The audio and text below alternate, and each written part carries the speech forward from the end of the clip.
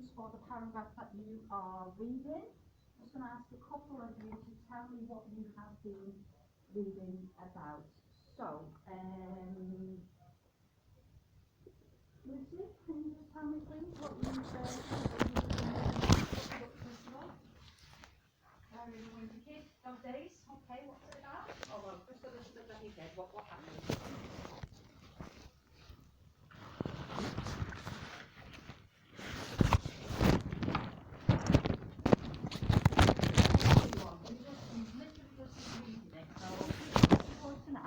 Right, I'll come back to you, Lucy. Lucy, you want to meet someone? I think really. Come on, Ruby.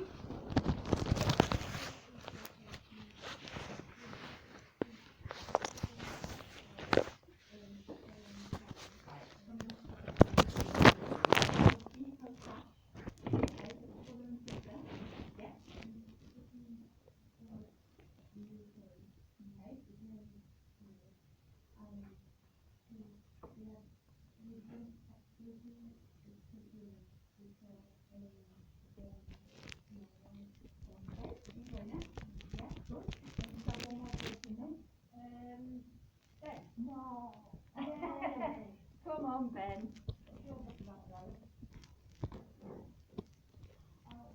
You don't want to? What's it called? Let's have a look. Top secret. Now that sounds really interesting.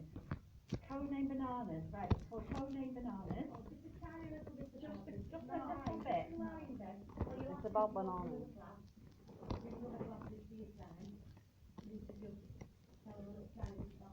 Just one sentence, Ben. What's it about? Just really quickly.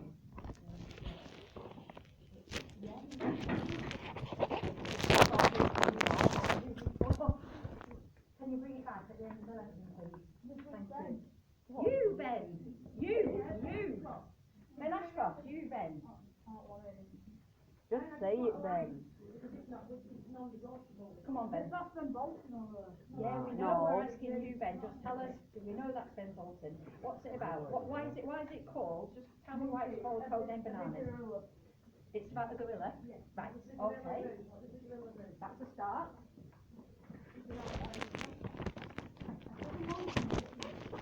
If I was a teacher, I'd already be doing in half A an hour. monkey, right? So it's a monkey, not a gorilla. Right.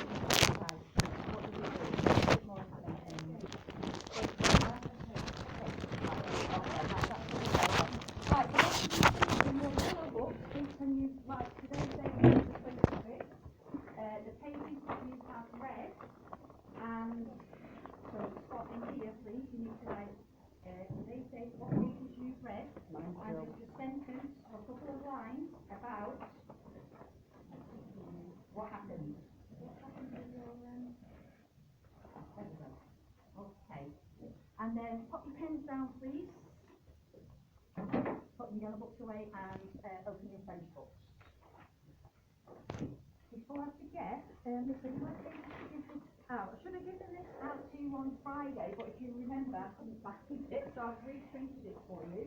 Thank you. Isn't it? Yeah. Right. So this is the new, this is going to come back with the new word that we looked at on Friday.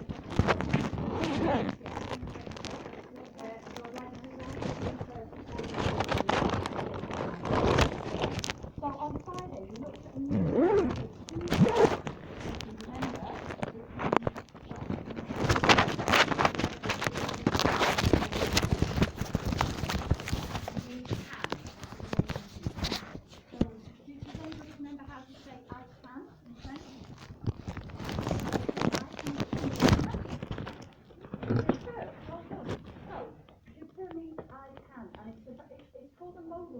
And it's a very common verb in French. So we're going to have a look. This is what we looked at on Friday. So I'd like to stick that in your book first of all, please, on your next theme page before you write today's date and title. And also today we're going to have a look at another modal verb, a new modal verb, which is devoir, which means must. We'll look at that one as well today. Has everybody got one now? And then I've got the connect. Thank you. Yes, please. Stick it in the slot, please. That needs to be stuck in your book. Next thing, right. Just a reminder about presentation in your books. No wasted space, please. So stick that at the bottom there, Scott. Yes, that's fine. Oh, God. No wasted space. Within space after it. Yes, once we've done the date and title. Okay, so. No, I can't put it in it. Back to the date and title. Put that one in there, put that, and then put it. Right, today's date and title, okay, is. No, we can, still got place. Yeah, We do. right, so Today. I tell you what, stick that down there, Ben. Okay, and then you can write your date and title there. So, Helena Dax, audio read is on the board, if you've been looking. Who is Helena Dax, audio read? Lundy, okay. Lundy, okay, Comedy on 25. Comedy on 25. How do you say 25 in French? We looked at this on Friday. What was it? Someone told me. Who told me Friday's date? Someone did. Okay, let's go through. Right, so how do we say 20 first of all? Somebody's on 20. We need to know these numbers. Van, okay? So, somebody's on 5. Someone said it. Was it you, Dee? Yeah, put your hand up though. Brilliant, well done. So we know that 5 is Sank. So if we put that together, then 25 would be Van Sank. Okay, so Andy, Van Sank, April, April is April.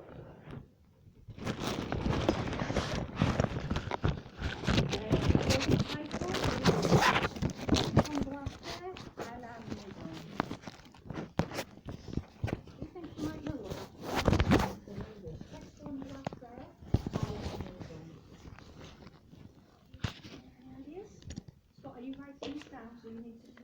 you need to write here. Can you write this down, please?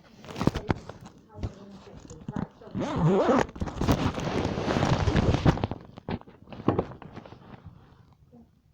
black there.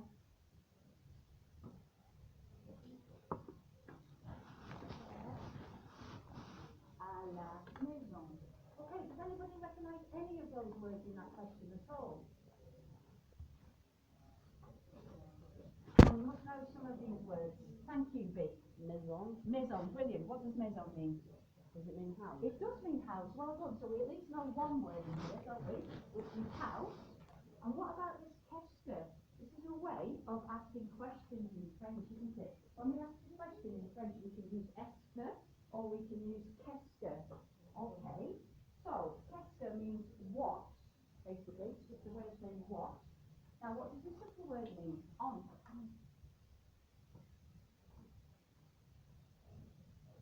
Into two things, really. It can mean we. So what do we, or it can mean you, or one, as in a person. So what do we, or what must we, actually, because this is a new word that we're going to be looking at later. What must we? Now, we should know what fair means. We've done this lots of times. Thank you, B. At least you're... Does it mean father? That's pair, but good try. It's go on, do that.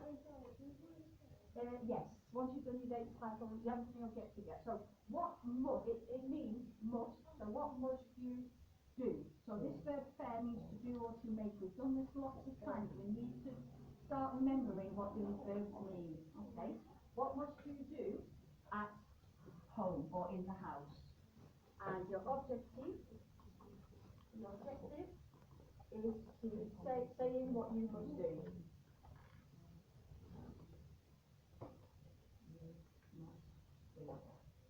And what do we need to do with our objective, everybody?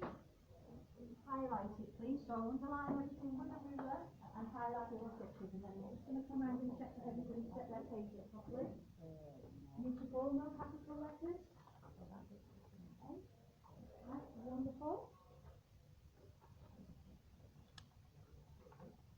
So Miss and I are going to come around and check that you set up your page properly. Then we put aside heading, connect. We are going to do a bit of revision to our connect about weather, retrieval. In fact, you don't need to write this is on the sheet already, but retrieval just means like revision of the weather, okay? So, to help you, so you don't have to do as much writing. I have printed some weather, I've printed it off with the weather phrases in English for you.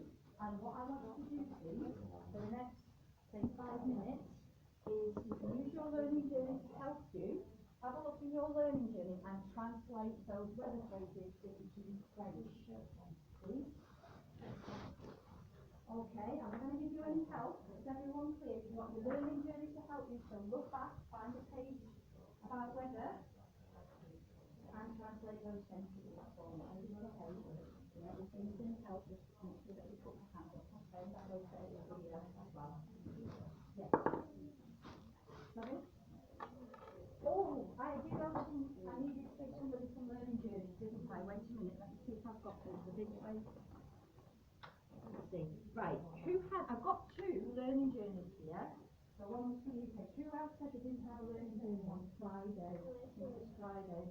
Was it you? It was Lacey, wasn't it? Right, thank you. So does that mean everybody else now has got their year 8, unit 4 learning journey?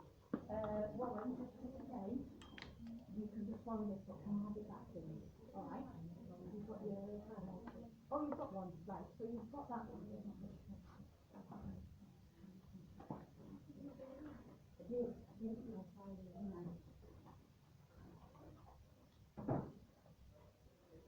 So, okay then, can you translate those sentences for me?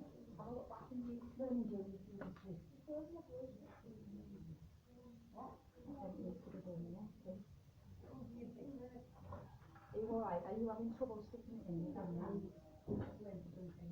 Right, okay, some of you are sitting there, not doing anything. You need to look back in your learning journey and you need to find where it's the page about weather. Have a look. What page is it? Page, have you found it? So, it's right on page 3. There is some something about weather on page 3 in your learning journey, so that will help you. Page 3 top. You've got some words in there that will help you with that. Okay? Page 3. Page 3, bottom of page 3, you've got some weather expressions on there.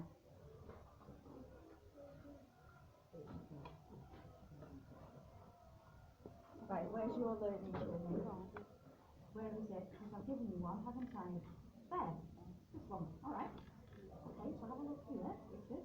See all these weather expressions at the back, they will help you. You done it? Right, you're doing it. Okay. Right, so find that one, the weather is nice. Or the weather is bad. Don't worry if you don't know all of them, it's just so you've got this hot. Right? So you can do that one, can't you? Okay, it's hot, it's short.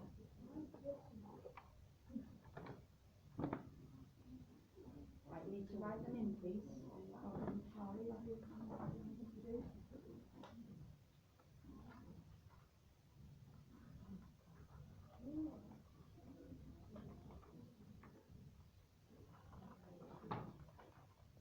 Are we okay?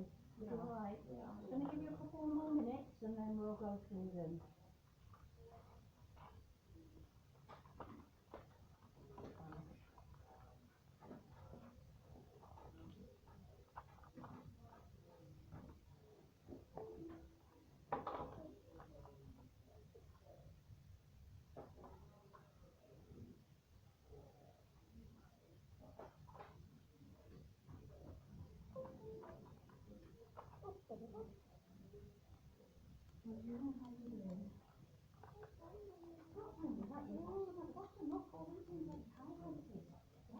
So, beautiful means it's nice. Right, okay, not that one, but image, it snows, or it's snowing, that one, write that one down, yeah, image.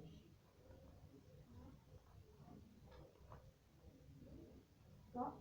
How many have you done? Right, okay, keep going, couple more minutes.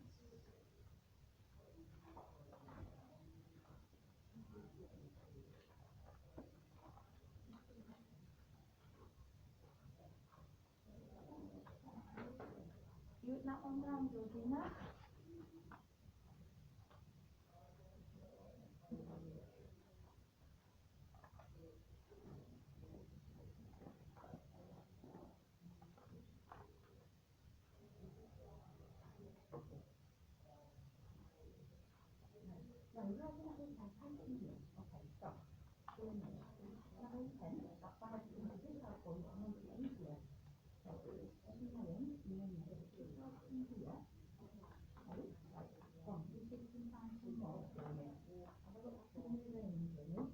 Ben, have you finished?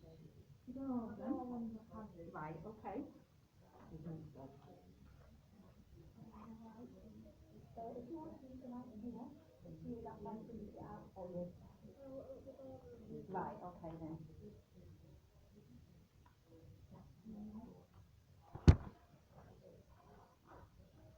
Right, one we need to try and do a few more. So we've got, so this one here is blue. That one is blue, it's raining, it's raining, so it's raining. So that's one of the ones you can do, isn't it?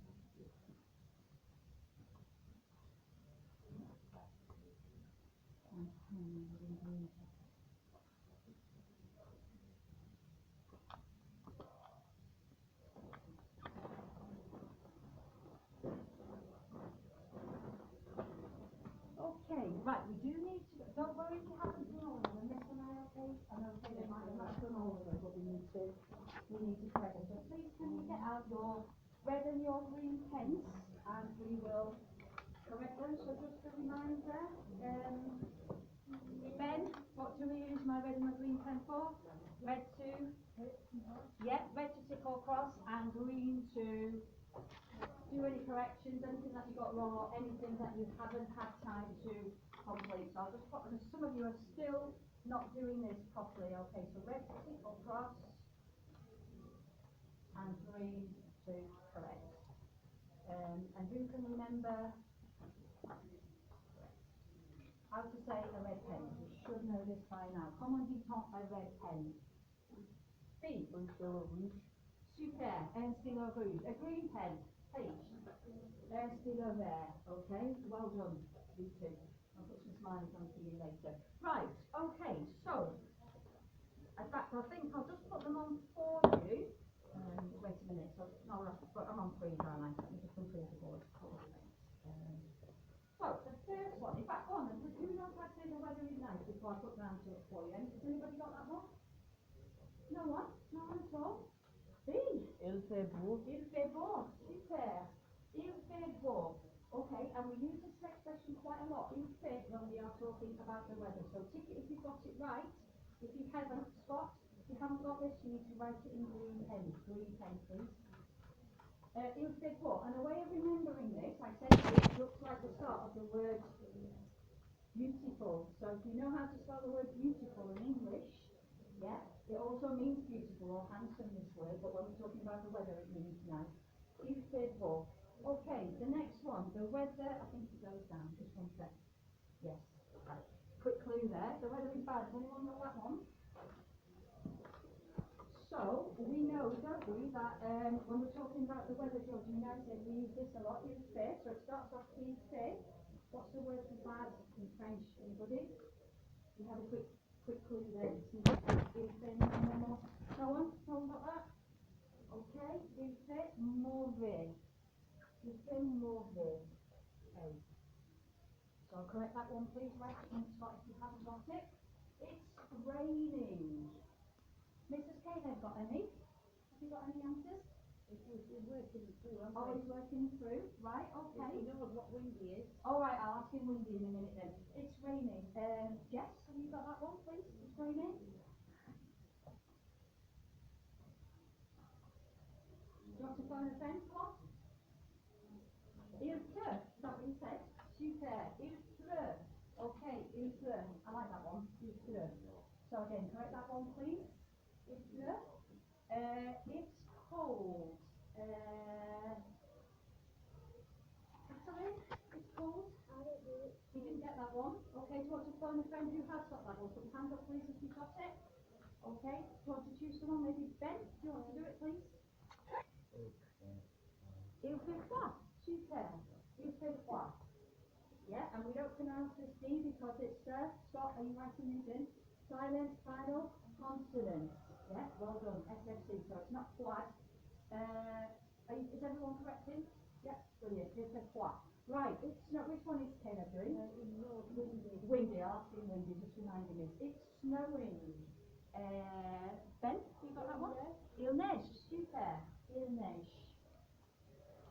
It is sunny.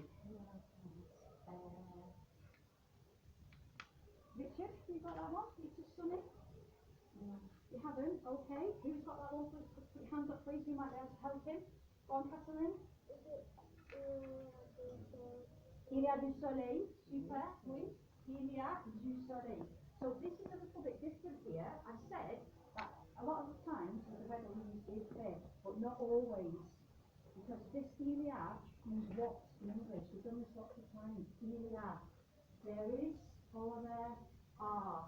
So here it's literally saying there is some sun. That's how they would translate it word for word. Right, it is hot. Jamie, you got that one? Il fait chaud, super. Il fait chaud. Okay, and again we don't pronounce this D. Why not? Ruby, why don't we pronounce the D? Silent final consonant, but it's another SFC. And then the last one I'm going to ask Caleb, because he wants to answer this one. Is that right, Caleb? Il fait du vent, super. Il y a du vent, right, okay, yeah. Is that what he said? He said il y a. Brilliant. Il y a du vent. So there is, again, some wind. Il y a du vent. Okay, so please give yourselves a total out of 8. Total out of 8, everybody, please. Right, Scott, what did I say? What colour pen did you need to use if it's a correction? Have you not got a green pen? Right, so you should be using it. Please, please, please, can you be really careful when you're doing this? Because if not, this is part of the pride in your books. Yeah, Mr. Corbley wants to see the corrections done in green and you're ticking your cross done in red. Okay, so Scott, next time please, just make sure, I just reminded you, didn't I? Yeah, that it needs to be in green. Right, anyone get 8? Louise, hands up. Oh, well done then, super. Set. Super, that's very good. 6, 5, 4, 3, 2, 1. Okay, so those of you who only got like 2 or 3, is that because you didn't have time to finish? We need maybe to try and speed up a little bit next time, don't we? Okay, right, so we're just going to move on. Is am I okay to move on? Is anyone still writing? Please let me know if you are. If not, I'm going to move on. Okay, so I said at the beginning of the lesson that today we are going to have a look at a new verb, which is the verb devoir. Now, if you were listening at the beginning of the lesson, I did actually tell you what devoir meant. Must. Okay, it's a new verb. Must. Again, can we look at the board, please? Yeah, can we all put our pens down for now, focus on the board because this is important, this is what we need to get. Use the verb devoir plus an infinitive. So, like at the beginning when, I think it was Paige, you told me how to say I can, didn't you? I think it was you, wasn't it, Paige? Who told me how to say I can at the beginning? You could. Someone did. It might have been Georgina. Georgina, right. So, je peux travailler, for example. What does that mean in English? Comment dit-on je peux travailler? Go on, Georgina. Oh, close. You're close. The I can bit's right. Does travailler mean to travel? No, Caleb, it doesn't, does it? It's a false friend. Yeah, doesn't mean to travel. What does it mean? To work. Right, so je peux travailler translates as I can work. And this, we know what type of word is this, please, like, track me, please. What type of word is this? It's Catalan. It's not masculine, it's nothing to do with masculine or feminine. It's an infinitive, and what do I mean when I talk about an infinitive? What's an infinitive, Paige? Yeah, it's the verb before you do anything to it. So, in French, normally, most of the infinitives in French, like some of you not looking, please, that maybe you're looking down or you're looking around the room. Okay, most verbs in French will end in ER, so the infinitive will be ER. There are other verbs, like IR verbs and RE verbs, but most of them end in ER, and they are called infinitives. So, to use the verb do more, which we know means must, plus an infinitive to say what you must do and how often you must do different things. Okay, so we're going to do some phonics today, so we haven't done any phonics for quite a while. Oh no, what do you mean oh no? Lucas loves the phonics. No, right, okay. Right, so our phonics of the week, so we're going to listen first, then I'll get you to write them down in your book, but we're going to listen first. I'm hoping we'll have the sound. So, let's see, it's not coming up with the sound, because this is a problem. Right, okay. Never mind, I will say it for you. So, listen Owen and I together, and it's pronounced like a W sound. So this will be pronounced wa. Okay, can we all say that? Wa. Wa. Does anyone know what wa means? To see. Oh, go on. Who's going to say that, Ben? Oh, right. So wa, the verb, the infinitive, wa means to see. Okay. So wa. So I said an Owen and I together like a wa sound. Okay. So what sound is that? Wa. Yeah, but when we say it, it's a wa, isn't it? Yeah. So it's like a WA in English. Wa. So répétez. Wa. Wa. Can you repeat? Wa. And what does it mean, Scott?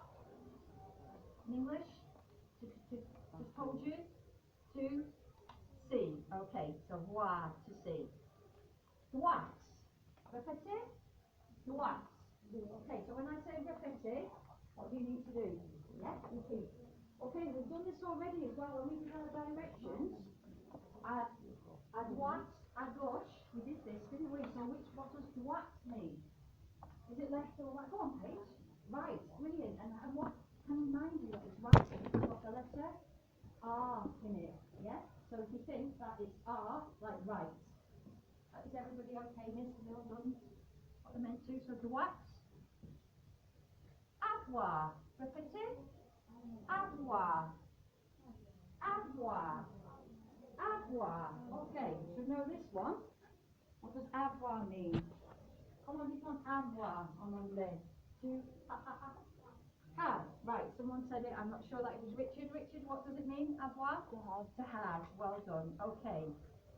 So then we have au revoir. Okay? Au revoir. Au revoir. Right, what does that mean? Hello. The opposite, goodbye. Yeah, so bonjour is hello, au revoir. Yeah, exactly. So it literally means till we see this word through the day. There's one to see, don't we? So if we put work in front of it, it means to see again. So au revoir. Right, next one. Pourquoi? Répétez. Pourquoi? Okay, then you need to say it. Pourquoi? What does that mean? Oren, pourquoi? Quoi? Why? Is that what you said? Well done. Pourquoi? Why? Brilliant. And this word quoi also means what? But yeah, pourquoi means why. Toi. Répétez. Toi. Comment on dit comme toi? What number is toi? 3. Okay, so toi is 3. And moi. Répétez. Moi is me. Brilliant. Okay. So what is me? Right, I'm just going to get you to write these down in your books, and then we're going to have a volunteer list to do the phonics. We've not done that for a while, have we? No. Okay, I don't want to put the sound on, I'm just going to say it without the sound. Okay, so put in your books a side heading we'll just put francophonique.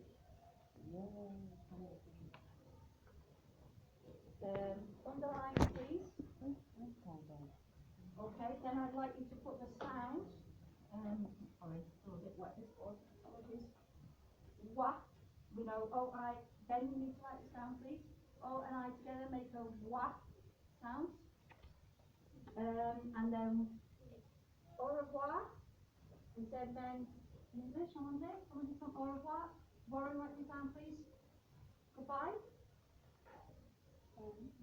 Au revoir, then we've got what. If you're writing them off the PowerPoint in a different order, then that's absolutely fine. What is right? Avoir, to have.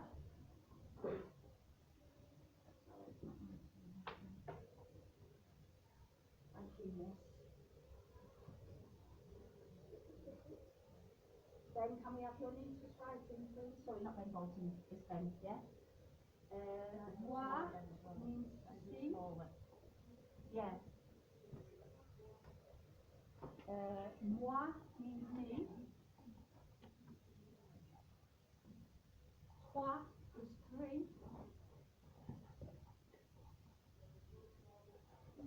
And pourquoi is why.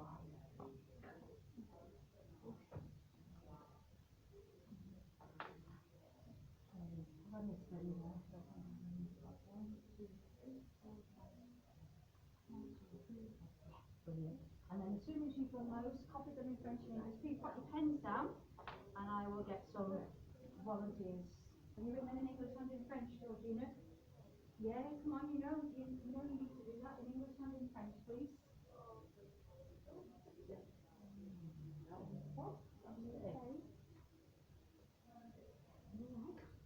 First stop, then French.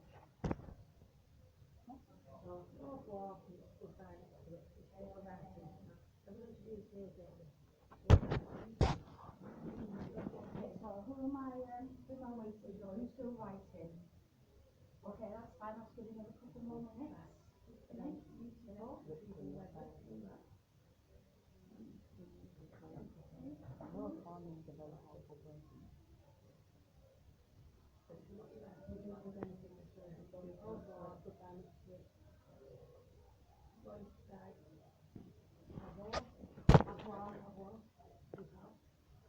Okay, don't worry if you are still writing, that's absolutely fine, but I am going to take some volunteers to read out the phonics. Okay, let's see, we'll do our phonics champion. We haven't done that for quite a while, have we, Catherine? Right, so, who would like to volunteer? Anybody? Worth a smiley, or maybe a couple of smileys, depending how well you do it. Georgina, only if you finish copying. If you haven't finished copying, please carry on writing. So Scott, you need to carry on writing because you haven't finished, I don't think. So if you have finished and you want to volunteer, please put your hand up. Come on. Show me again. Thank you, B. Wonderful. Right, B. So I will point here. Yeah, can you see that? And then you can just say them, or if you prefer to say them in which order you want to do it, then that's fine. It's up to you. So if you just say the sound first, do you want me to just go through them one more time so you can hear it once more? Sure. Yeah, okay, so we've got, remember this is a wa sound. So we've got au revoir, what, avoir, voir, pourquoi, moi, and toi. Okay? Yeah, alright, B? So am I starting off at avoir? You can start wherever you like, but just say the sound first. Say what. What? Au revoir. What?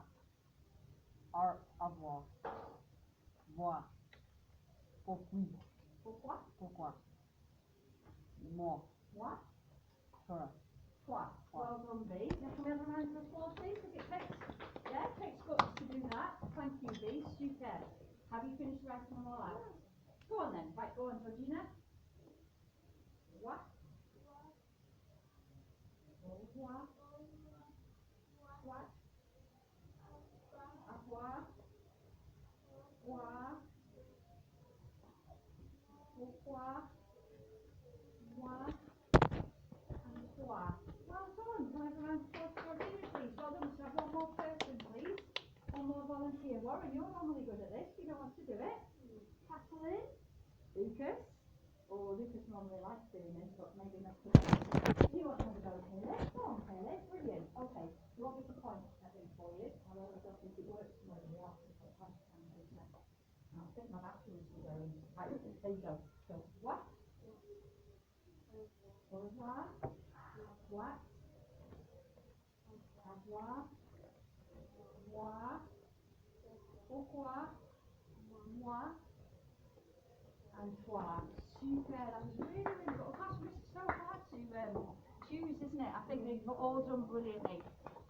So, Miss, if you don't mind, maybe writing down who you think is the smiley. Is that all right? Well done, and you'll get a smiley for participating there. Fantastic. Right, so we need to move on because we've still got quite a few things that we need to get through. So we're going to skip through the phonics. Actually, right, this might be quite fun.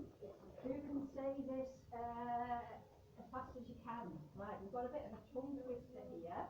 So it says, je dois voir le roi ce soir pour avoir trois joies. Say one more time. Yeah.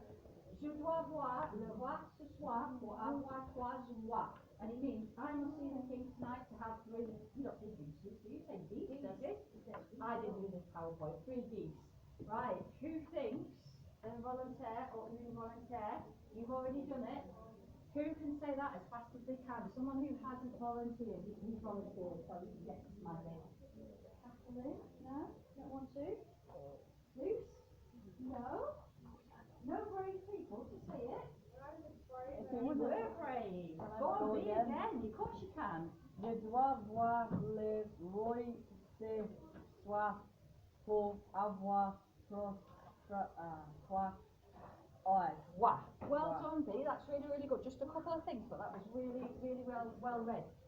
Je dois voir le roi ce soir pour avoir trois rois. Because we know, don't we, these O and the I together makes a wa sound. Go on really, really quickly, and then I need to move on. Go on. Je dois voir le roi ce soir pour avoir trois rois. Well done, Georgina. Super. Right, okay. We do need to move on because we're going to have a look at our objective was to learn about what you must do in the house. Okay. So, qu'est-ce qu'on doit faire à la maison? And I told you what this meant at the beginning, didn't I?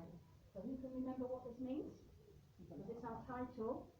What must you do in the house? So like jobs in the house, like housework, that's what we're going to be looking at.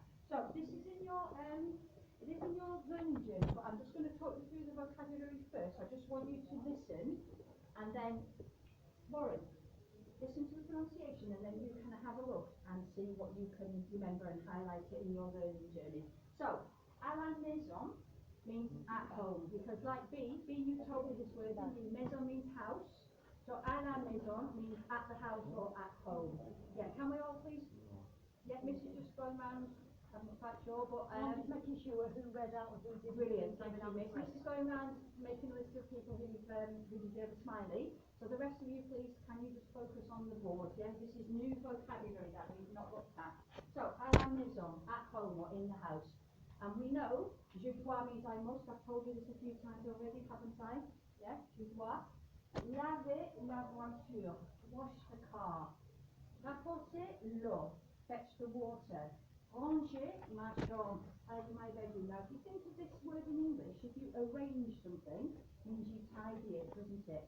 So ranger looks a bit like arrange. So arrange my bedroom, tidy my bedroom. Garder le bébé, look after the baby. Again, that's quite similar, sounds similar, but it's got accents on it. Nourrir le chien, feed the dog. And again, who's heard of the word nourish, if you nourish something? Go on. Oh, go on. Yeah, what does it mean then? Feed, you nourish, or nourishment? Does it mean like eat? Yeah, to do with food, isn't it? So it's feeding. So nourrir means to feed. Faire la cuisine, to do the cooking.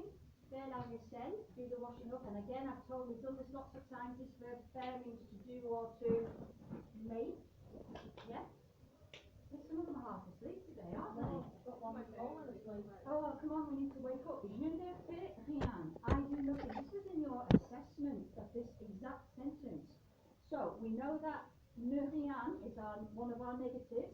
So our negative overcoat goes around our verb, and it means I do nothing or I don't do anything. Tous les jours, every day. Okay, so the word jour means day and tous means every. Souvent is often and quelquefois is sometimes. Now, some of those words we have come across already. Some of them are new, some of them aren't. Okay, so what we're going to do is, very, very quickly, we need to have a look at this. I'm going to get rid of, oh, sorry. Right. Should we do it? No, we'll do it in English. We'll do it the other way around, I think. Oh, sorry, I'm going a bit mad here. Right. There we go. Right. So, Miss is going to play a little bit of a vocabulary game. I'm just going to choose someone. I'm going to get you to say one word, and then you're going to pass it on to someone else. So,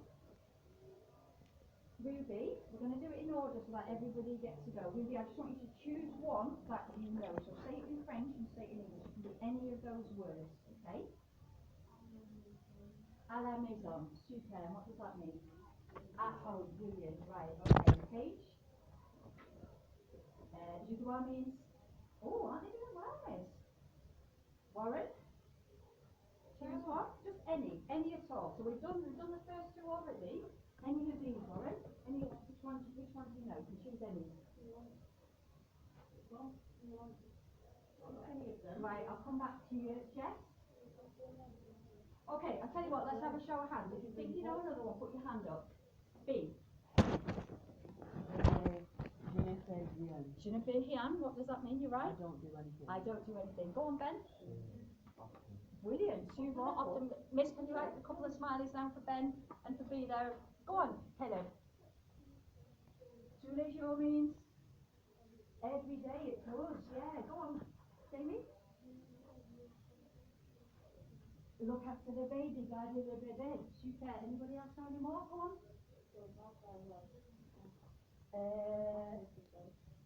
Which one? After je dois, laver la voiture. What does that mean? Wash the car. Brilliant. Does anybody know any? Go on, B. Ranger ma chambre. Yeah. Does that mean like make my bed? Oh, you're close. What did I say? Ranger means it looks like arrange. And if you arrange something, you to tidy. So tidy my what? My chambre.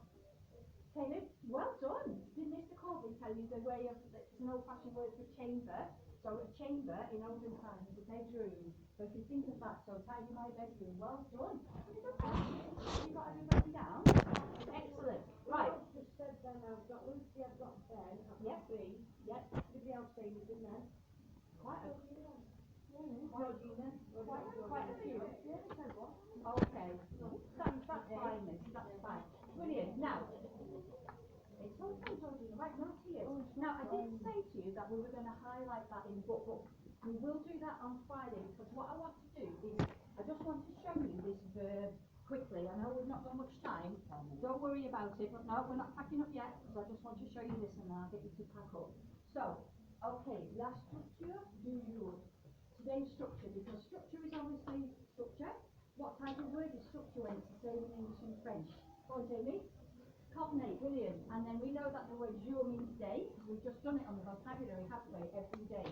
So, this is a new verb, and what I'll do is I'll print this off for you and you can stick it in the book on Friday. So, je dois we know means I must, okay? So just look at the ending, je dois, ends in an S. Il doit means he must, elle doit, she must. On doit, and I said this is the word on can mean a few things. It can either be we or you must. And then we have the verb in the infinitive. Now what's an infinitive? I've just reminded you of what an infinitive is already. Richard, what's an infinitive?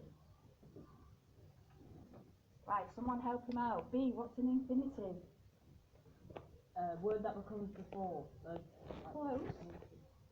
Right, so I said an infinitive, so we used the verb what was it, je veux travailler, didn't we? That was an infinitive, and it's the word before you do anything with it. And in French I said most infinitives end in ER, don't they? Okay, so an infinitive is just a posh way of saying a verb before you do anything. Right, and then the negatives, so with our negative overflow, we just put it around our verb. So je ne dois pas, I must not. Il ne doit pas, he must not. Elle ne doit pas, she must not. On ne doit pas, we must not. So we've got an example here. Je dois écouter le prof. What does that mean? Je dois écouter le prof. I must listen to the teacher, right? Okay, and I realise I've gone through that really, really quickly because we had dear time. We didn't quite have, but just so they've got it, and then we'll go over it again on Friday. You've been fantastic today, haven't they, miss? Really, really good. Well done, everybody. That's good. So please pack up quietly and stand behind your desks. Got a few smileys to put on, I think. Thank you, miss. You'll see.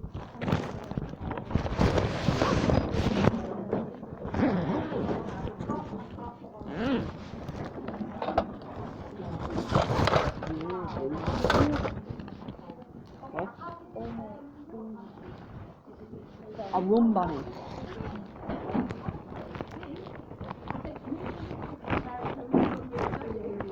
I guess, I don't know.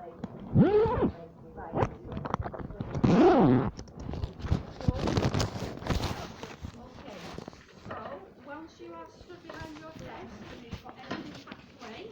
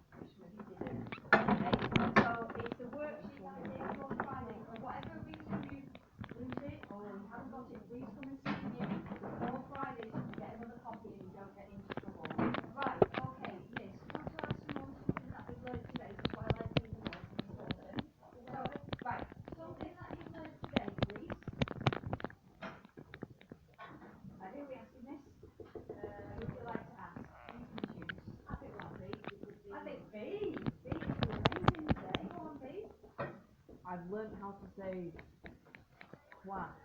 okay, so the sound, right, so you're right, so what letters in French make that sound, B? Q and I. I is one of them, what was the other letter? So we have two letters that make that one, that which is coming to us. Come on. Oh, sorry. O and I, well done, so an O and an I together as you said is a what sound, and you gave me an example, didn't you? What's the example you gave me? One of the words from the phonics. Quack. Quack, which means True. three. Super. Right, okay. Someone else?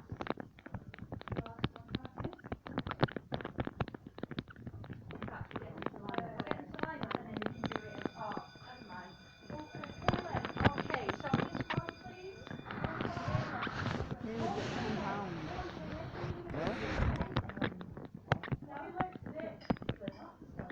Okay, au revoir. Au revoir. It's been really good. Is it all right?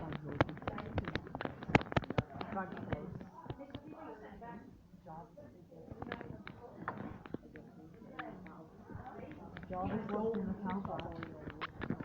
Do you know what the fortnight is about? You want to do anything like that?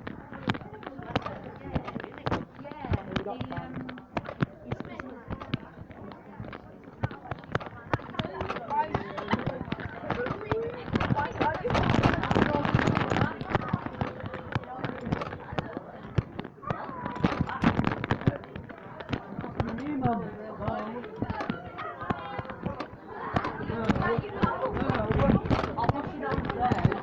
Oh, right.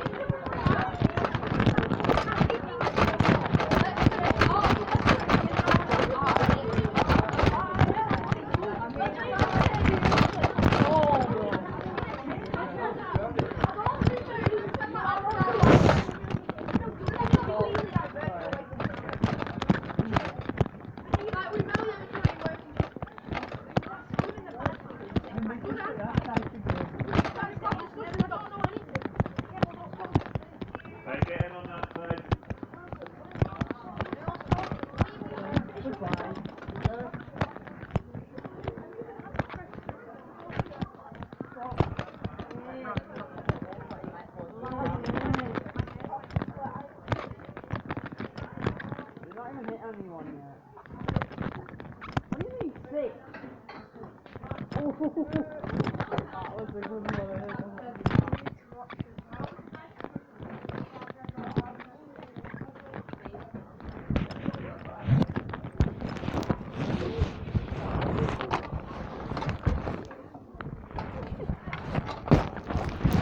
No.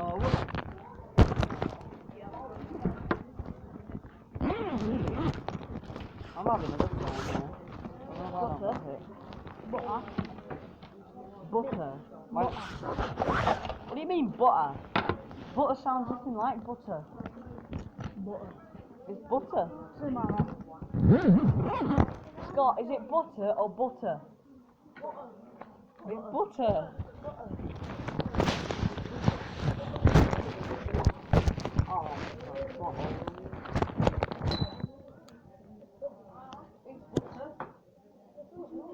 It's not butter, it's butter. It's butter.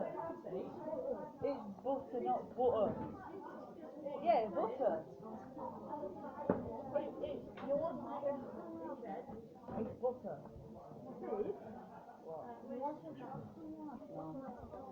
I want to get you money. Right. Now, we need to sit ourselves down. I've made a slight mistake. I took your books and those assessments with it just from some I've forgotten all your stuff. So unfortunately, we're going to have to do a little bit of a repeat for a few minutes to start the lesson because you started to fill in last lesson this sheet, but unfortunately they're in your books, which are sat on my front room table right now. So what we're going to give you these sheets back out a second time. We'll put your name on them today, and then we'll fill them in together because we lost some of the lesson. I know we didn't do last lesson because of that assembly.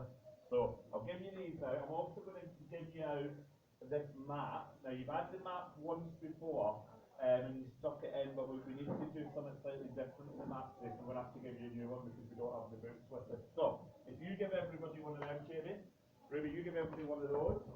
Everyone get a pen ready. We'll start in a minute. What I want you to do while you're waiting is I'll take register for your Connect today. I want you on your whiteboards try and answer those two questions, right? What do we mean when we talk about countries having allies and making alliances? And why do you think alliances? Right, hurry up. What's he done? Fractured your thumb. Might remember my terrible finger injury from a few months ago. Had my sympathy and I broke my finger. Remember that day when they stopped me into playing football? That was a disaster. Yeah. Oh, you did, right. We'll check that later. Steve Richards, I'll have a look at yours. I think you got full marks, didn't you? Yeah, well done. Excellent.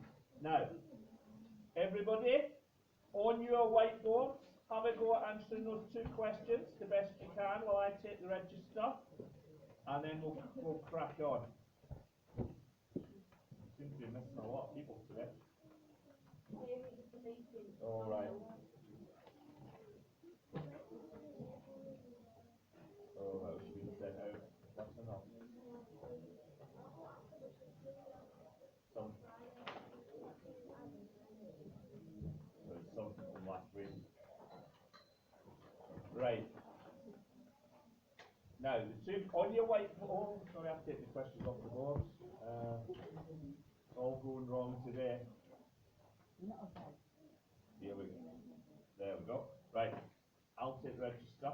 So all I want you to try and do is, what does it mean if we say a country has got allies?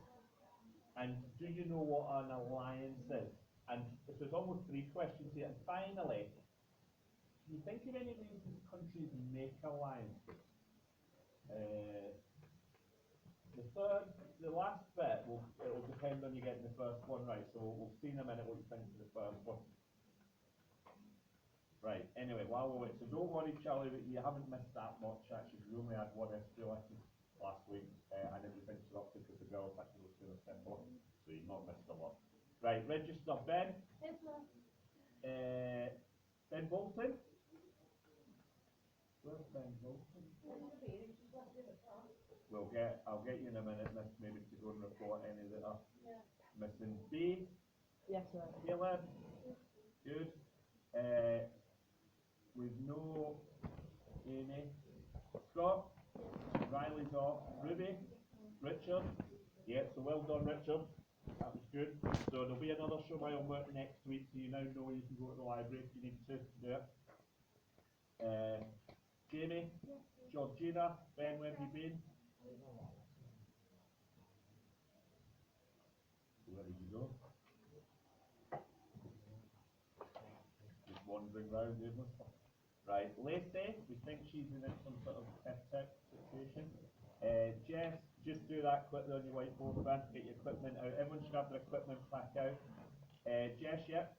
Warren, yep. So well done, Warren, on the quiz. That was good. Caitlin, Paige. Are you alright then? No, you've got Jack. Do you need to sit any closer? Are you okay with your start? You alright? Charlie, Lucas, and Lucy. So I actually did, in a very rare Mr. Pugh remembered moment, I actually did give you some smileys. So those of you who did well on the test last week might have got a couple of smileys. I'll have a look at the couple of you did it late, and I'll give you a couple as well later.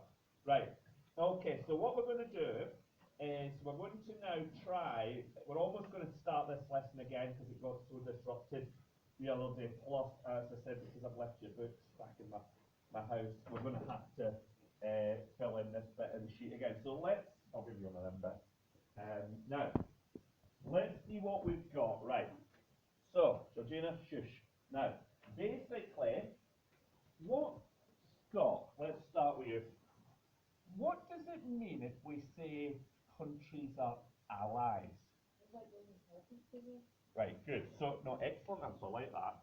So, allies are essentially friends, okay? So it means you're on the same side. You're somehow, exactly what you said, you're kind of working together, okay?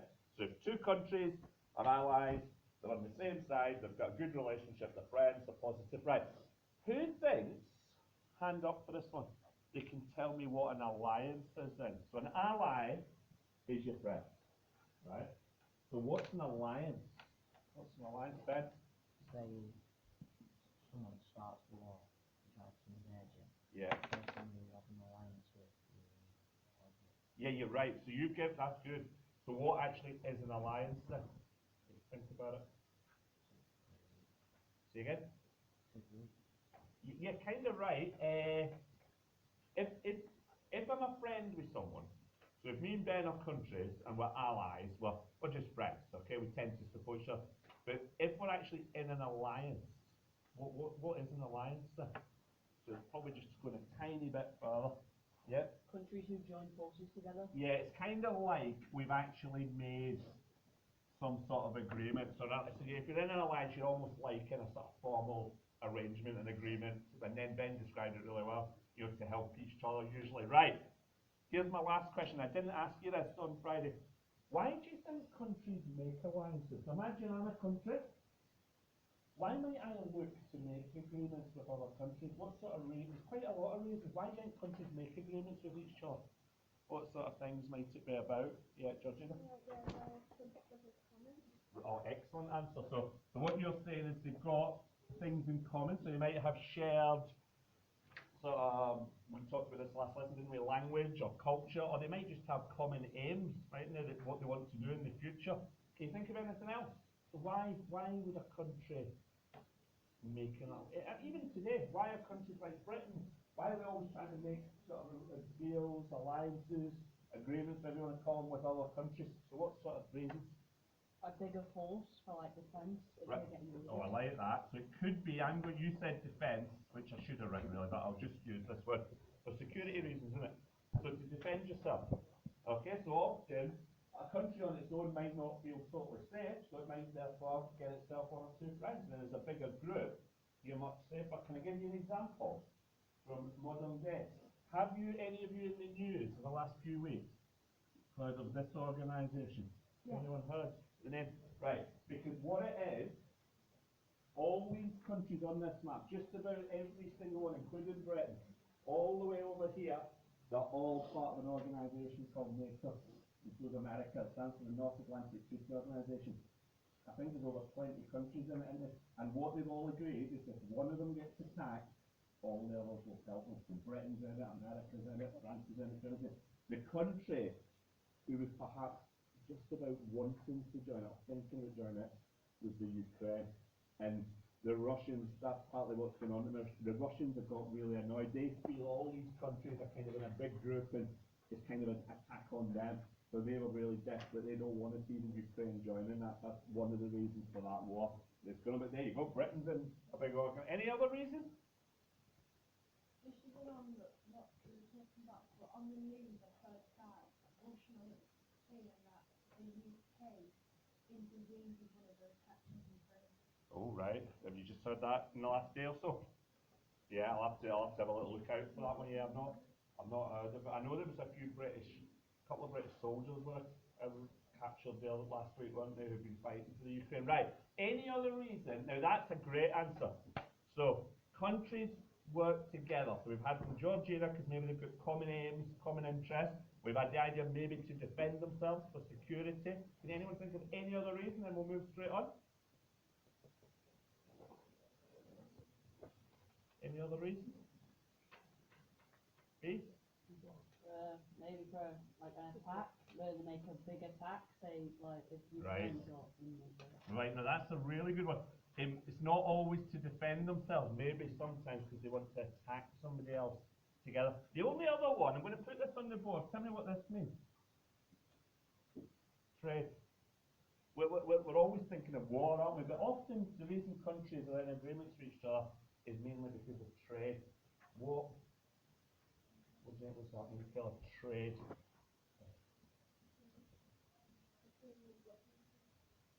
Okay, so all I'm really asking is what's trade? So the way you said it's quite good actually. Trading weapons is an example.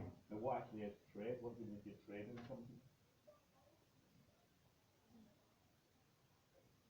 We all, you know, a lot of you will end up probably working in things like maybe the retail trade. So anybody want to help them out there? You listen carefully, Paige. Yeah, trade means buying and selling stuff. Okay, so like we buy things from other countries, don't we? Like Britain, for example, we can't grow enough food to feed ourselves all year round, so we buy lots of food from other countries, but we trade things that we make. You give an example of weapons. British Aerospace, near here in Lancashire, so we sell weapons, all over. So we buy things, we sell things. That's trade. So countries make that right. Good work, well done. That was a good solid start. What I want you to do now is I want you now to take this little sheet, because I'm going to need to keep it till I bring the books back on Friday. You need to put your name on it. So put your name along the top of that sheet.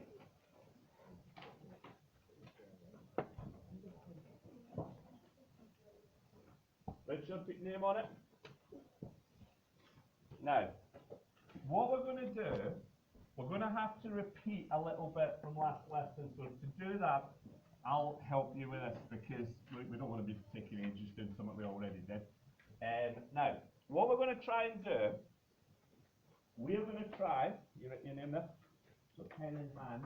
What we're going to try and do is basically fill in this sheet about two alliances that got made, if I can find my stuff, before the First World War. So what our big topic is at the minute, what we're now studying is what causes the First World War. Now we've done a lot of background about the different countries, and now we're going to look at these two alliances. Now we kind of did this just towards the end the other day, but just because we've got a different form now, we have to fill it in on this one. So we'll do it together. Everybody look what it says, the Triple Alliance. Here's an easy question, Jamie. How many countries do you think will there be in the Triple Alliance? 3, is that right? Whenever you hear the word triple, you think of 3, don't you? So it's going to be 3 countries.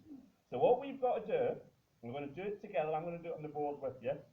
We are just going to fill in for each alliance that gets made, which countries joined it, when did they join it, why did they join it, what did they agree to. So who would like to start me off? This first alliance, so we're looking at this first box, Triple Alliance. what should I write on the board then? Which two countries joined together first, and in what year did they join together? Yes. Right, so in 1829. excellent. So I'll put it on the board. You all write it in the first bit of your sheet. Okay, so let's put that down. So Germany, everybody write this in. Germany and Austria-Hungary. Remember, you put a little dash for Austria-Hungary. Little hyphen. So Germany and Austria-Hungary, I'll put in 1879. Right. Okay, so these two countries are going to make an alliance. We're going to find out a little bit more about it in a second. Now, Jamie, by the way, that's only two countries, can I just point out? That's Germany. Austria-Hungary is just one country, but we're going to bring in a third one in a minute. Okay? Now, who remembers, once you've written that, impressed me, why did these two countries become friends? I think we did that one at the end of the last lesson. Why did these two countries go for it? Yes, no, you're nearly there. They're basically the same. Yes, same type of people, they're German people. Excellent. So, what we'll do, I'm going to word this way, so well remembered. Let's put this down. So we're now going to the why bit. So why are they friends? So let's put, I'll put it on the board for you, but it's up there as well. So just put this, same language. Okay, the Austrians and the Germans all speak German. Same language. And culture. Culture just means your sort of, you know, it could be, you know, your music, it could be your sort of entertainment, your theatre, your sport, your pubs, your everything. So the Austrians and Germans have always been historically very close. For most of the history, Germany was part of Austria. Austria was a huge empire. Okay, so they've just got everything in common. Okay, so same language and culture, and put this down, both were Germanic people. All in the same bit. Both were Germanic people. So it's all just one little sentence underneath where it says why. Okay? You got that? Remember, put that last bit as well. Both were Germanic people. Germanic means you're German. Okay? Now, that makes sense, doesn't it? So if you think two countries, big countries, right next to each other, this new country called Germany, this old historic Austria, Austria-Hungary, and basically they've got a lot in common. You know, they're all Germans, all speak the same language, etc. So it's quite natural they'd be friends, isn't it? They'd work together. Right, that seems pretty straightforward stuff. Now, Ben, coming to you, you described this 5 minutes ago. What did they agree to do? What actually was the alliance? Protection, good. You call that, begins with a D, what type of alliance? A defensive alliance, excellent. So let's put this down for our last bit. So we're doing this fast, because we did it at the end of the last lesson. So if we just go to where it says what now, okay, write this down. So what they agreed was a defensive, I'll put this on the board, a defensive alliance. And you said it, Ben, what that means is they'll help each other if what happens? Right, if one of them gets attacked, they'll help each other. So we'll put defensive alliance, and then we'll just put to help each other if attacked. Excellent. Right, so we've got our first alliance in place. Not a triple yet, it's just a double. So dual alliance. So I'll read you this last bit again. Defensive alliance to help each other if attacked. So if somebody attacks Germany, Austria-Hungary will help them. Somebody attacks Austria-Hungary, Germany will help them. So they've made that agreement. Okay? Good. Now, what we're going to do, we've got one last bit that we kind of covered last lesson that we need to put down on the sheet. So I'll leave that there for a second so you can catch up. Is everybody keep it up? You all on that last one? Okay, so I'll leave the bottom one there. I'll just wipe out the other two.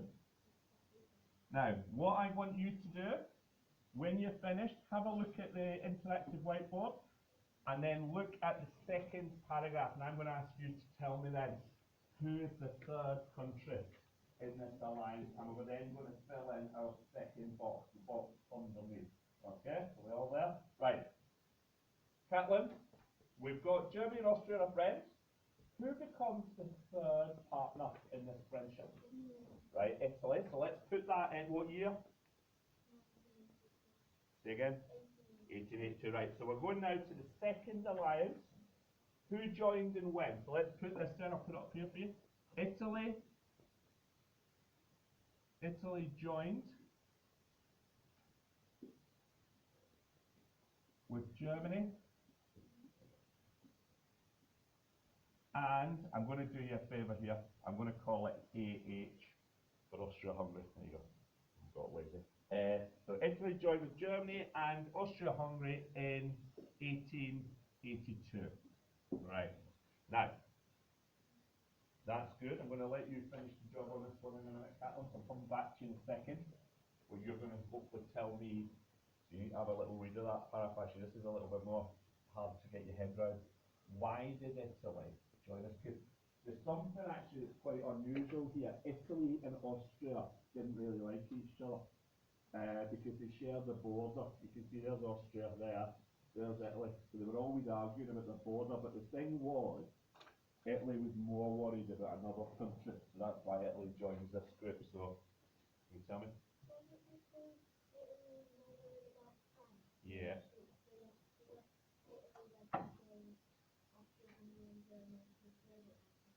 Yeah, you're absolutely on the right lines. Can you, I think it's on there, what was the thing France and Italy had a bit of an argument about, which is why Italy was a bit worried that France might attack them?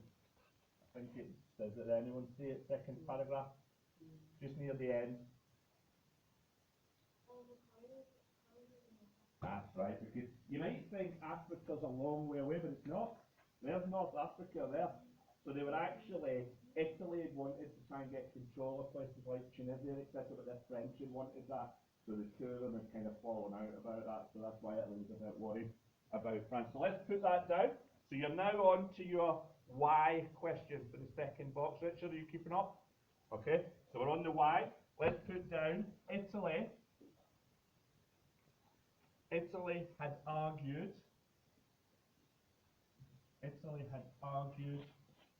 with France. Italy had argued with France over colonies. Now we're good, we all know what colonies are. Colonies are places you control in different parts of the world, your empire. Okay, so they'd argued with France over colonies in North Africa. So basically Italy was feeling a little bit worried about France and that France might attack them, so that's why Italy jumped in with Austria-Hungary and Germany. It's funny because the one country we never really come back to in this whole unit is Italy. And the reason for that is, can anyone guess what actually happened when the war started? Because Italy's not really committed, it doesn't really like Austria-Hungary. So can you guess, Italy actually is the one country, these alliances will stick together and this is how the war will start, but apart from Italy. Yeah. So Italy told this guy? Say again? So Italy told this guy? Italy. Told this little guy? It's not so much that, it's, I'm just saying to you, right, Italy's friends with Germany and Austria, it doesn't really like Austria, so when it all explodes into a war, what do you think Italy will actually do at that point? Yeah, you're absolutely right, Lucy. Italy, everyone's kind of surprised, stays out of the war, but then it changes sides and joins our alliance and actually goes for Austria-Hungary. You're absolutely spot on. So they end up in a huge war with Austria-Hungary. But we don't need to worry about that yet, right? So, can you put in for the last bit, the what? The what is already on the board. Just use that bit again. Defensive alliance. To help each other if attacked. So Italy joins the defensive alliance. So just put that down for your third and final question on that bit. Defensive alliance to help each other if attacked. Now, that pretty much covers what we had just about done before the assembly on Friday. So we're now going to look for the first time in the other alliance. So we're going to do the exact same, and then once we've done that, hopefully we'll have time to do a little bit with the maps before we finish. And then you're going to see next week how these alliances become a cause of the First World War.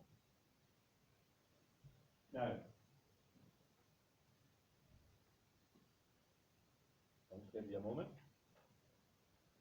So what we're going to do now, we're going to look at there's going to be two big groups in Europe, right? There's going to be the Triple Alliance, which is Germany, Austria-Hungary and Italy. We've covered them. But then there's going to be another alliance, a rival group, right? And the way to remember which one is which is actually the name. This rival alliance will be called the Triple Entente.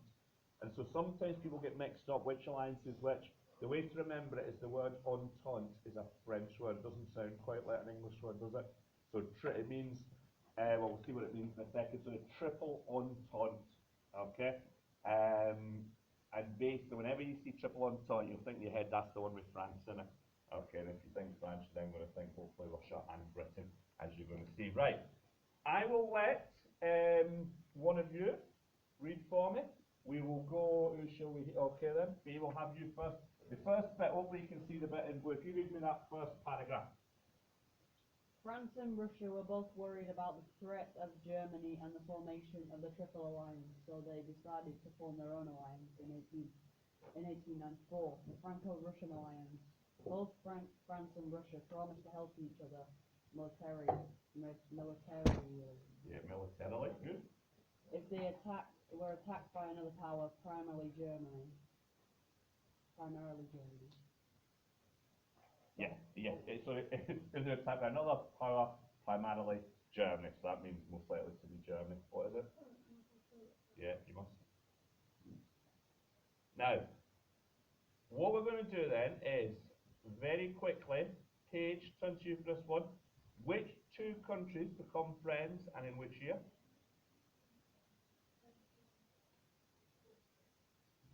Yep.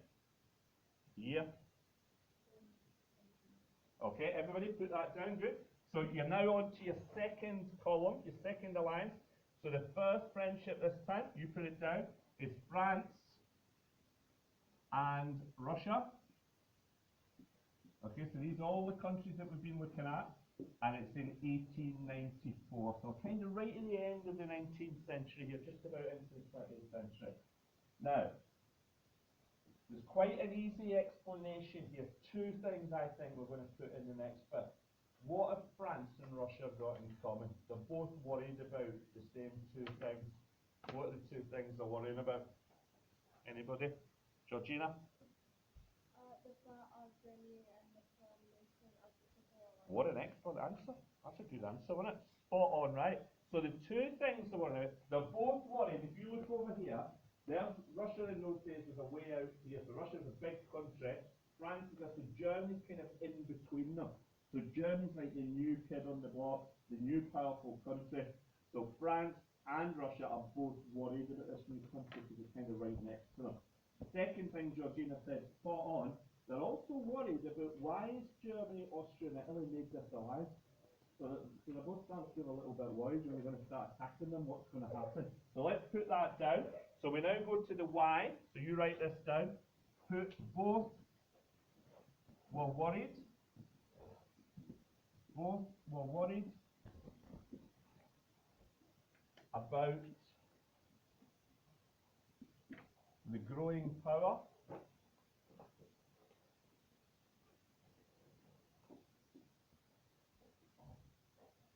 of Germany.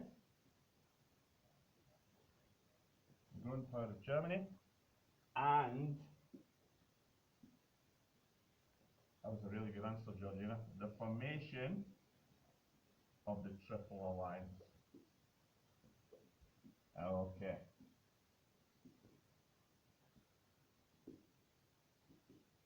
Right.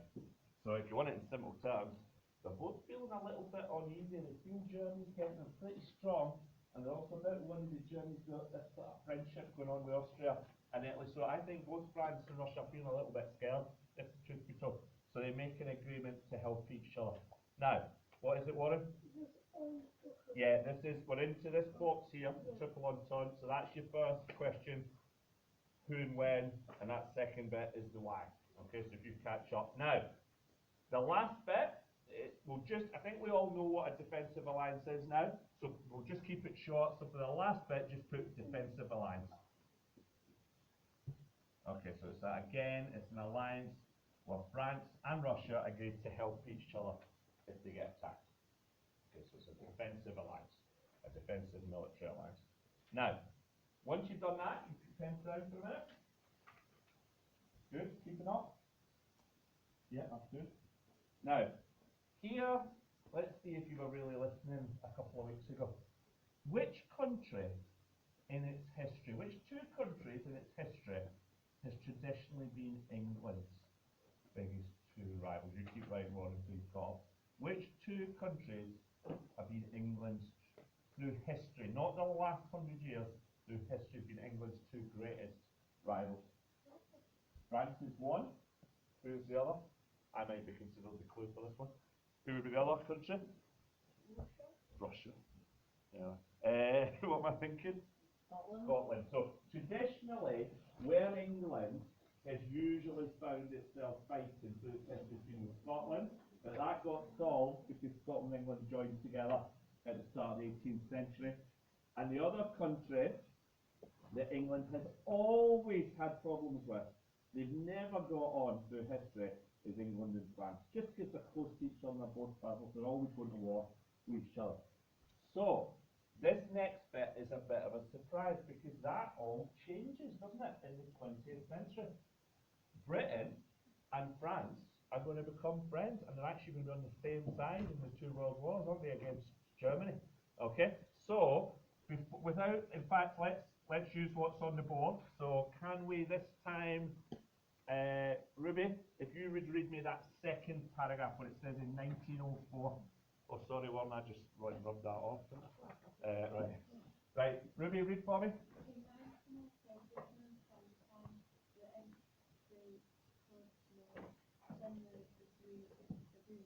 Yeah.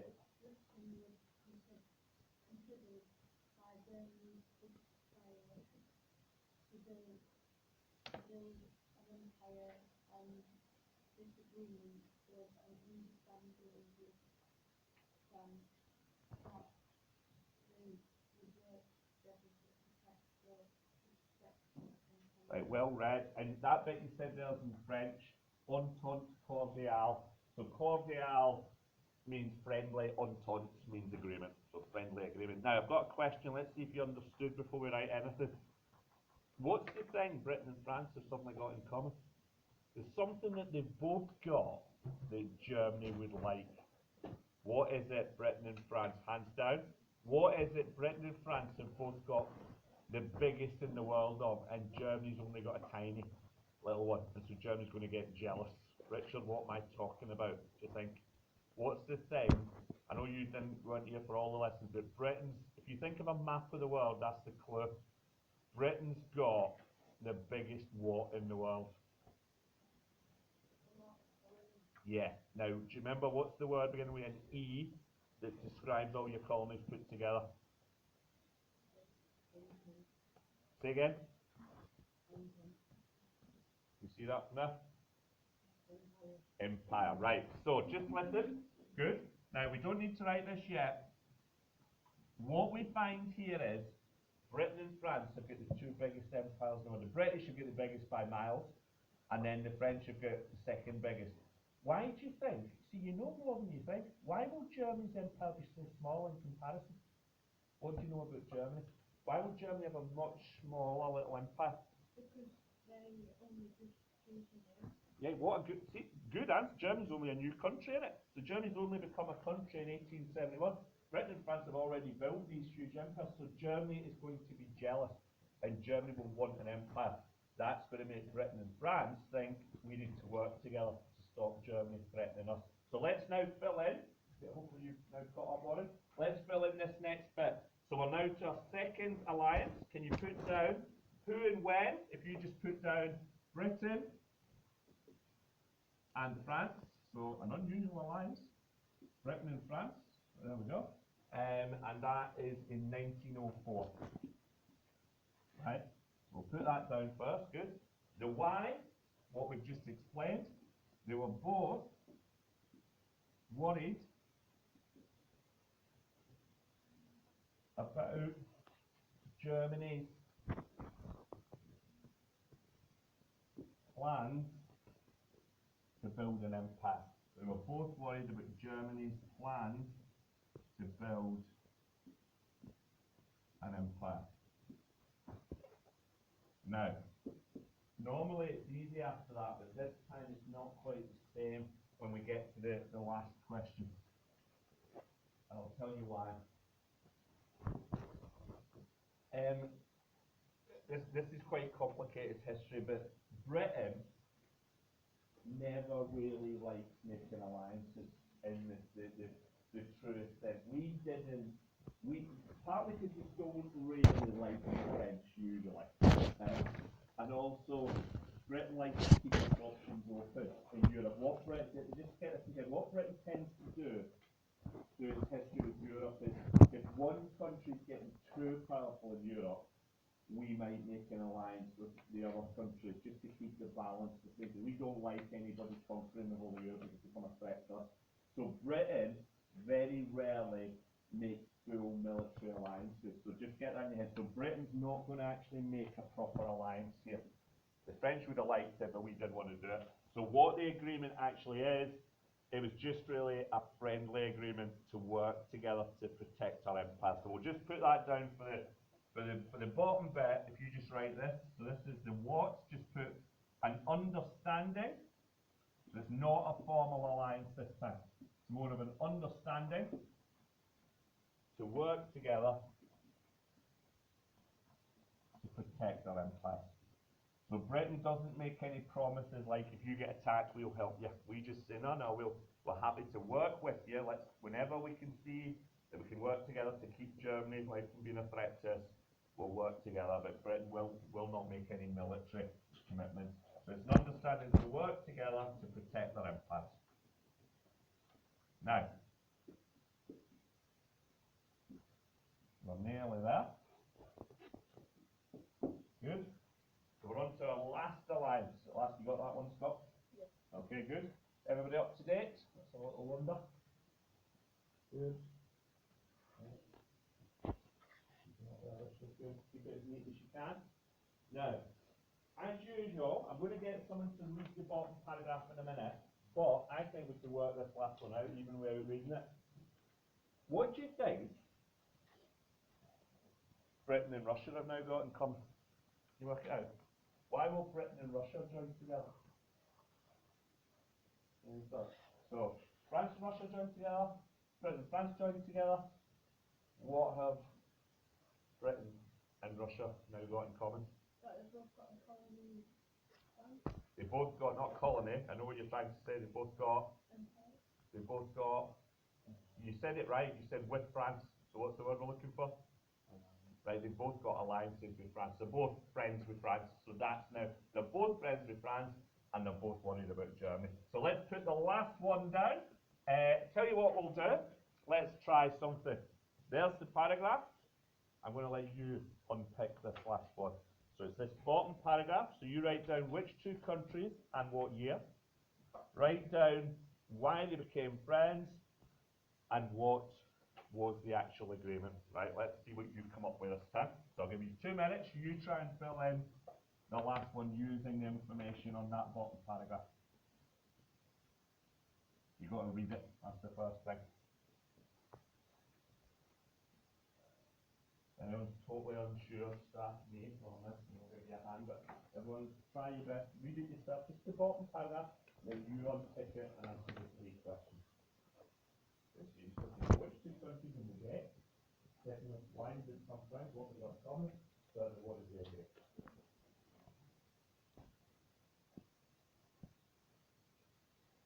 Right.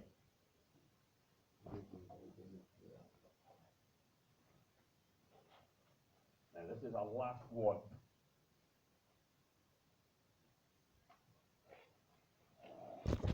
Expert to alliance. That's readable.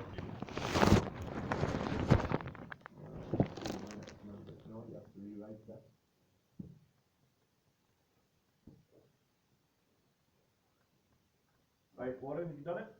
No, I'm on Y and what? Yeah, the why, you're just looking for what have they got in common, what's the thing that links them together? Yeah, with. Yeah, exactly. Good. Put that down. Yeah, so just where it says why, you could just put something like both friends with France, something like that. Both friends with France, and also if you look really closely as well, they both don't really like Germany, they're both worried about Germany, let's put it that way. Or suspicious, if you use that one. Okay? Now, tell you what we'll do. I'll give you, finish the one you're on, then we'll just check this last one together, and if you've got anything not quite right, you can alter it. Okay? Right, Scott, give you first crack. Who and when? When? Okay, good. So, Britain plus Russia, 1907. Lucas, what's the why? Why do they become friends? What have you written for it? So that second question is the why. You got it filled in? Right, no you haven't actually. Right, read it carefully. Help them out. Right, good. Something like this. Both friends, that's a good answer that. Both friends with France, get that down Lucas. Both friends with France, plus worried about Germany. Just add that bit in if you didn't get it. Worried about Germany.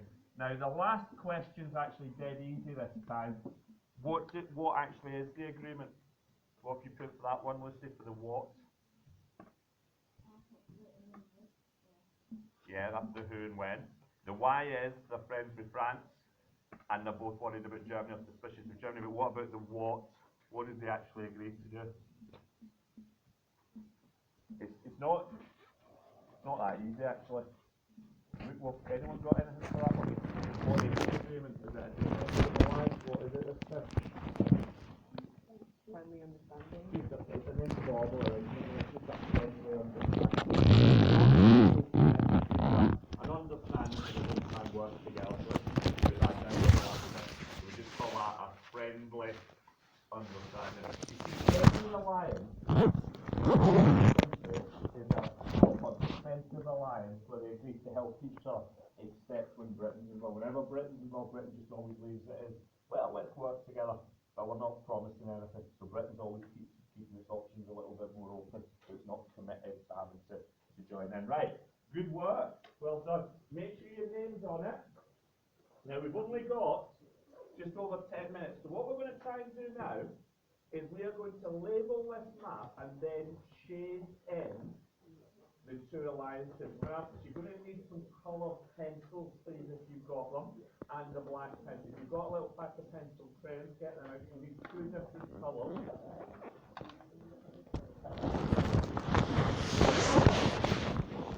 Anything on your map, though? On your map, can you put your name at the top? Just to remember who's the person who's sticking in on Friday. So put your name then on your map. You got a map? There's my map. Good.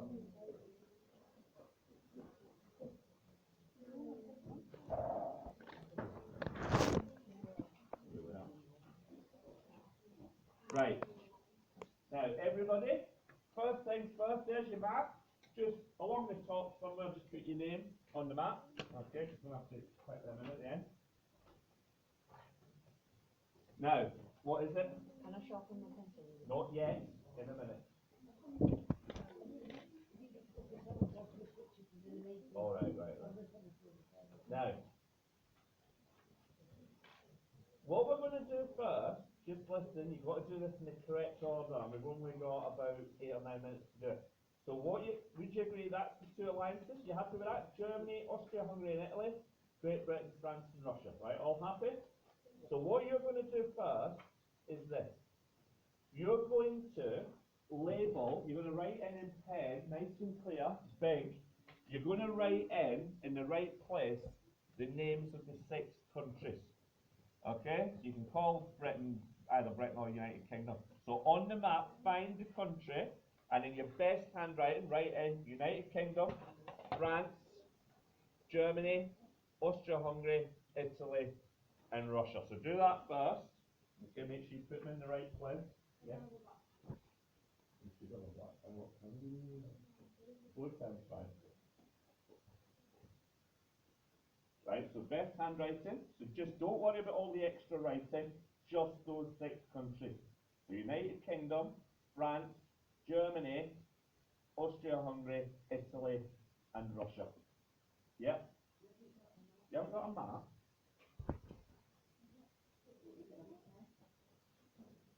See?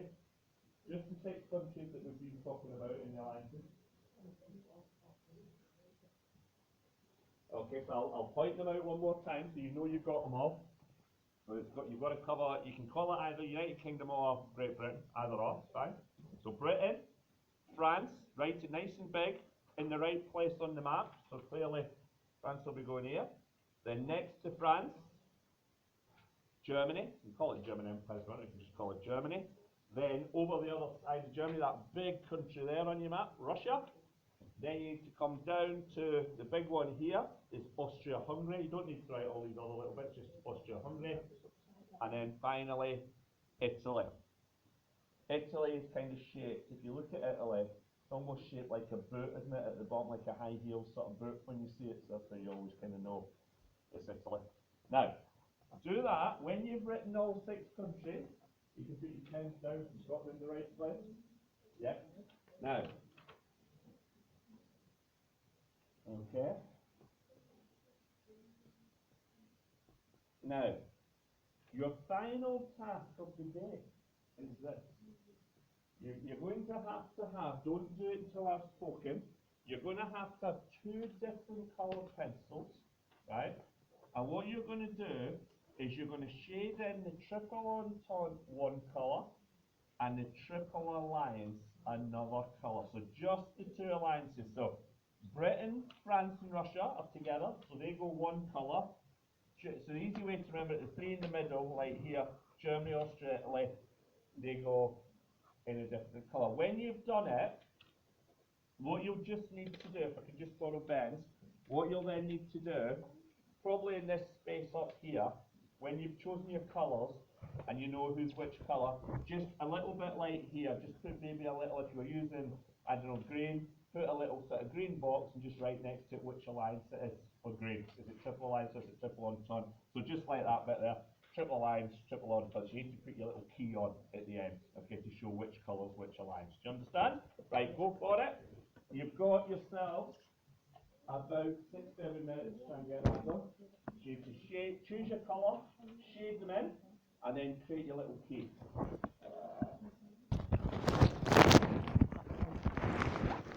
Bit of shading required first. You want to got 2 colours? You know about any colours? Any 2 that you want. I'll get it. Colour potentially, sure. Like what? It's massive. A lot of it's like empty though, but you know, it's like Siberia and all that. Right. Anyone who didn't have any colours, I'll stick them there. Come and God, do you want any 2 colours?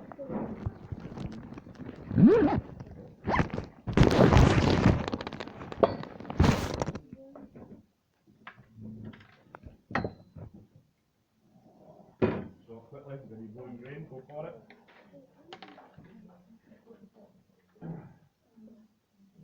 Depends there.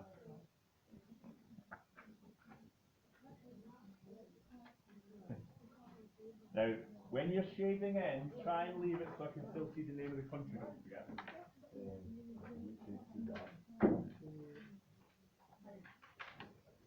Now, boys, get them pencils quick. We've literally got 6 minutes left, so we need to get shading. Don't you forget one, you'll need to put the names of the 6 big countries on as well. Alright, so it'll be like United Kingdom, France, Germany, Russia, Austria-Hungary, Italy. They're the ones we want. Oh, excellent. Good miss, thank you.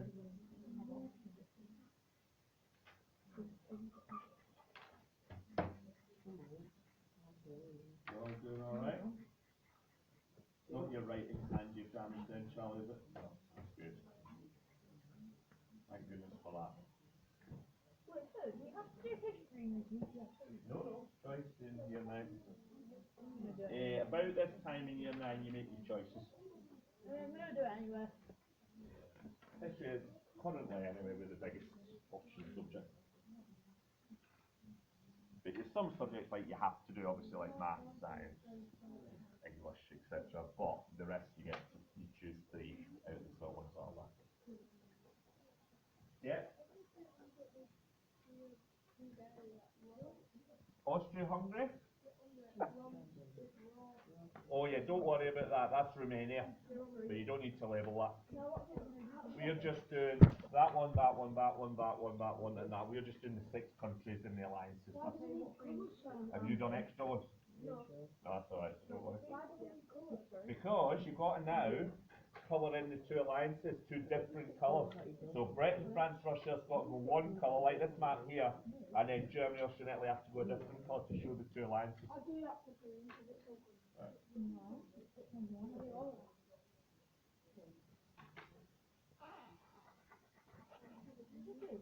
Now, I think what we'll do, we'll just keep going with your shading until we've got to pack up, and then if you've not done your key, we can put the key at the start of the next lesson.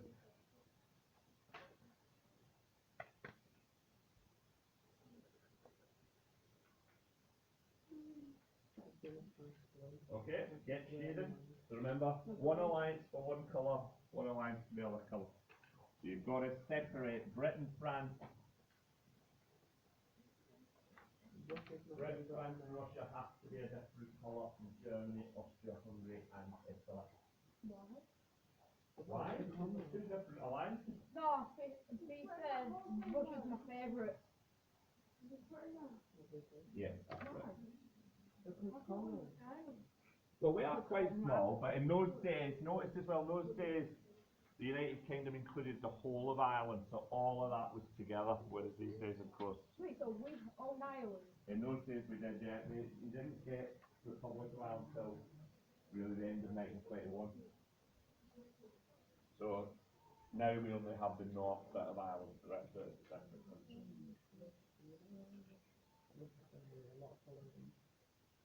Good work, Jamie. You done the key as well? Oh, you're done. Excellent. So what I'll get you to do, Jamie, as you're waiting, is you can go round and get one of these in from each person. Just make sure their name's on it when you click it in. So Jamie, you keep shading. Jamie's just coming round to click in your writing from earlier. Good lad, Jamie.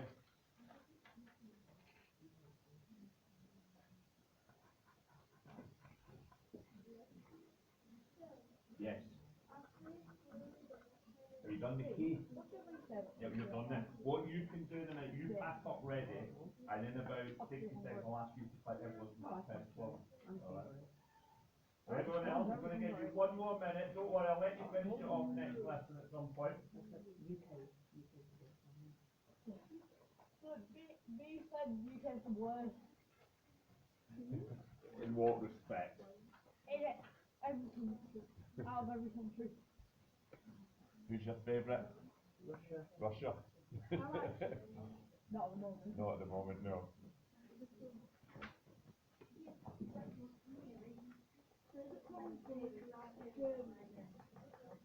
Say again? No, you can like whoever you want. Germany has always got on really well with Britain, apart from the 2 world wars. In the 20th century, which is quite a big apart from. Because if you think about the English, historically are Anglo-Saxons, which is North German tribes, so they've got quite a lot in common. A lot of our language is based on German. We are kind of more what you class as Northern European race, like the Germans. We do have quite a lot in common. Now, right, I want you to finish the little bit you're on. I'll let you finish that off on Friday.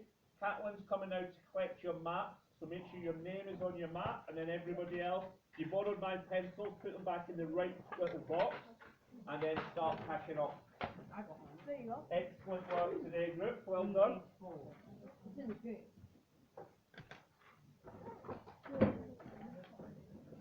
Yeah, make sure your name's on it, because we're going to have to stick all this into your books on Friday.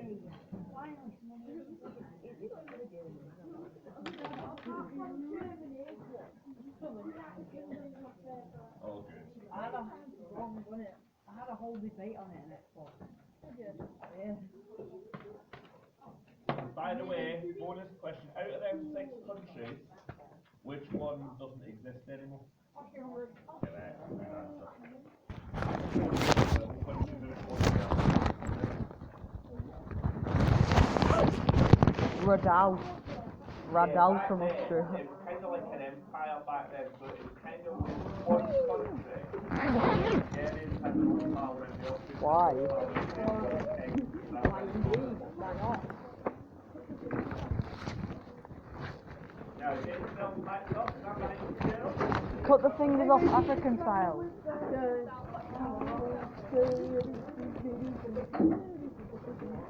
Cut the fingers off like it's African style.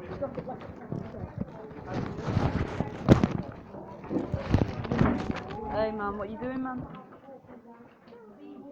I'll just open you back then. Thank you, Scott.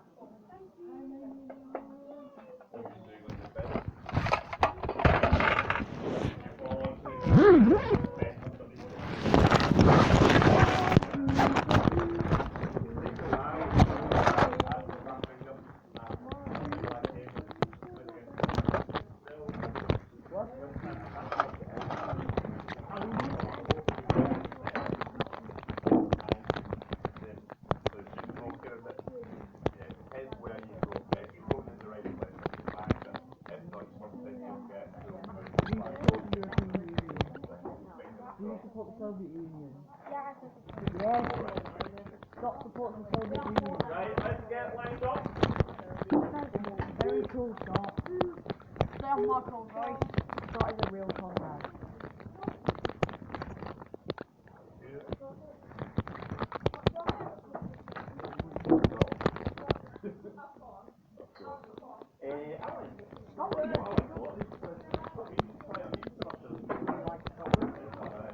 Ireland?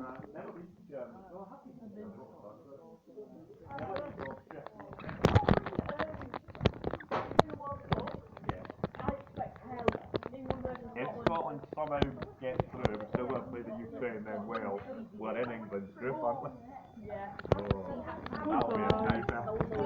I've got 3 words for you. It's coming home. Hey, we drew with you last time, don't forget. It's not coming home.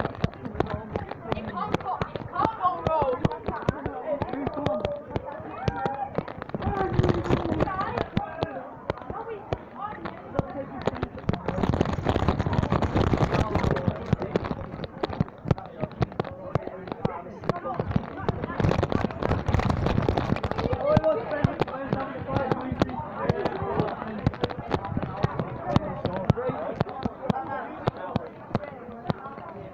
I smell good food. Smells like spaghetti bolognese. Yes, it does. Come on, Jim. Do your ball.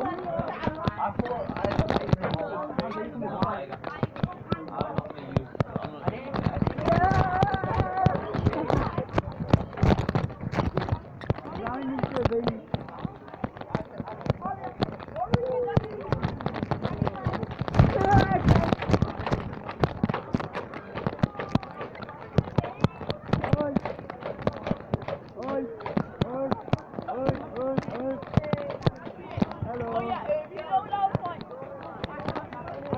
He won against England but lost to them.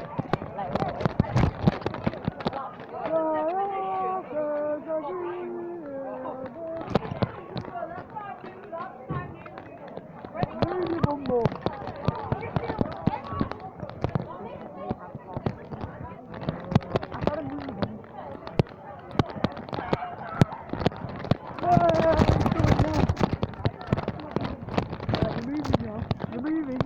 Why are you pushing that way? Come on. Deja vu is happening again. I told my dad about cycling with me. Yeah, cycle. It's the cycle of the fucking over and over stuff. Even Scott's a part of it. Yeah, it was this morning. It was there this morning, you idiot. You're not here because you're too busy sitting at home with your fat bum bum.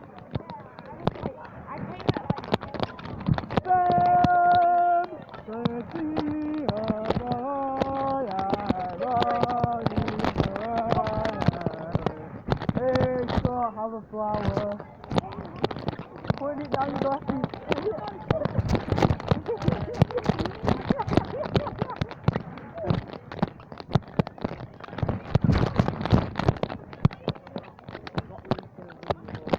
Yeah.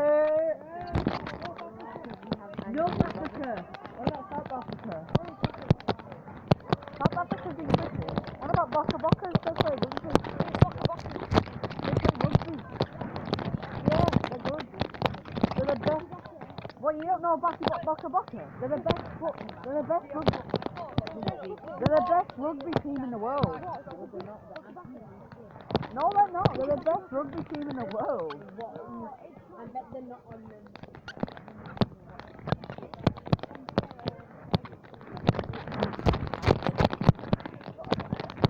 That's American football, not rugby. It's not the same thing. Rugby, you throw the ball up. Yeah, rugby. I said rugby, you throw the ball up. I know, you just said that.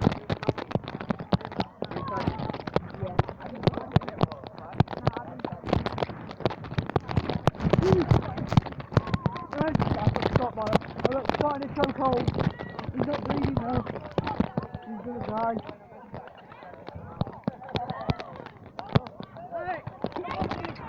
Close his bag.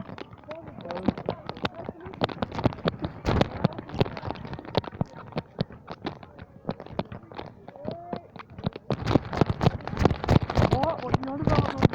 Oh, he's going this way now.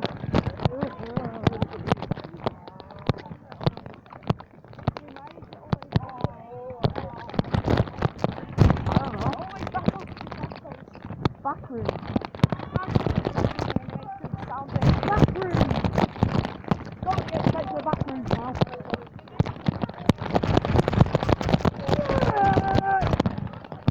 Jamie's getting sent to the backroom. Come here, now, you go to the backroom.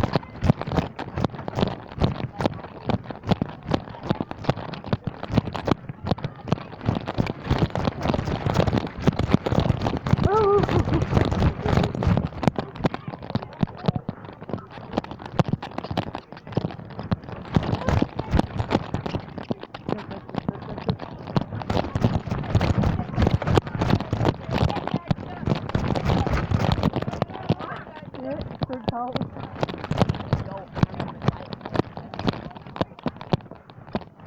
Hey, Dream Hole! He just ran off. Where you going, Liam? Why are you over there?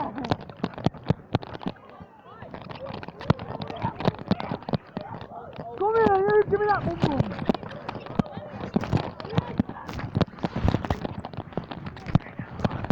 Give me a phone.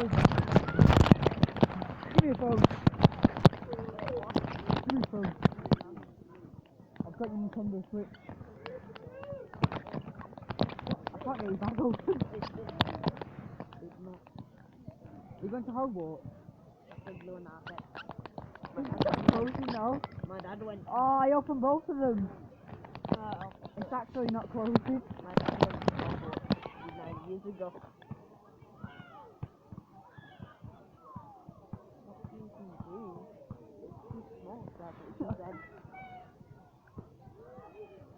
It's some random kind of face.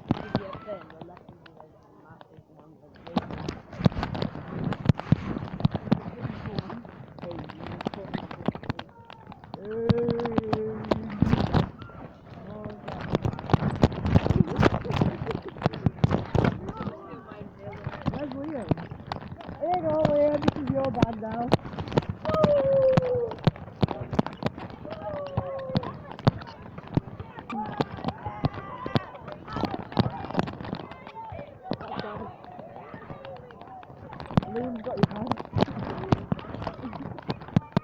on the floor.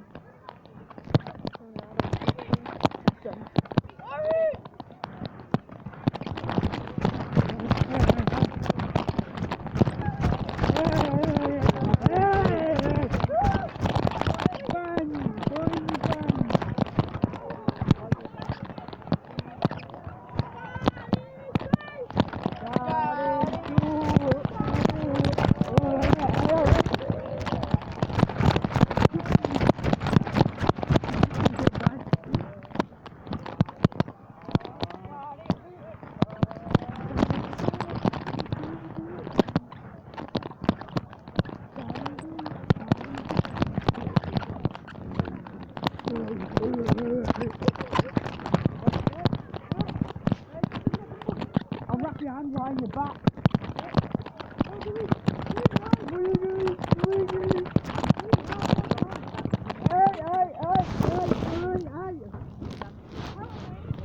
Help me! He's on me! He's on me! Stop holding me! My blanket!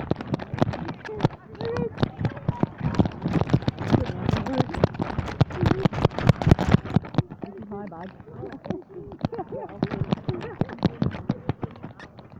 Video.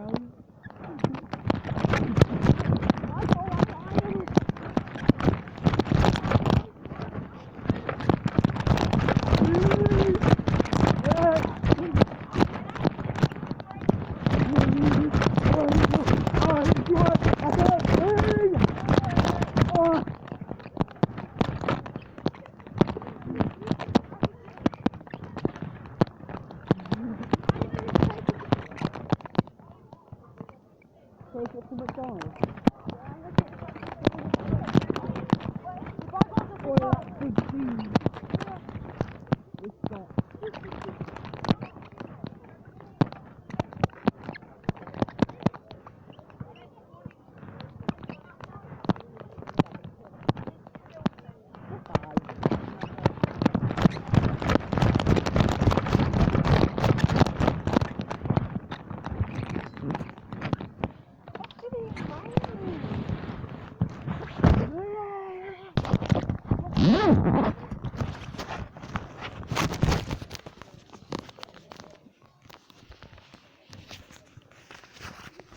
Uh-oh.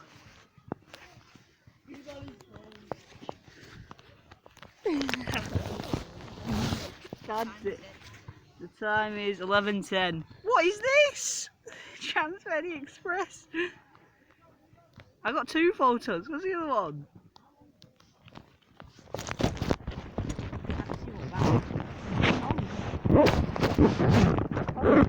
I only one game. Come on. I'm gonna go back and start.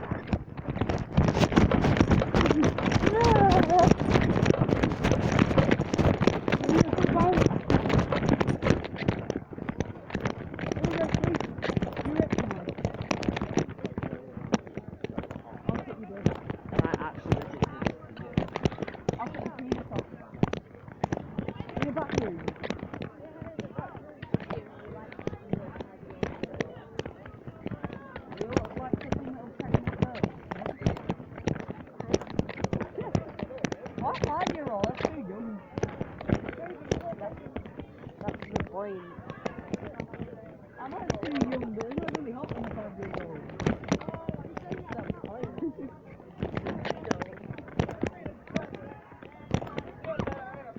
Stop a tail, it's kind of hot.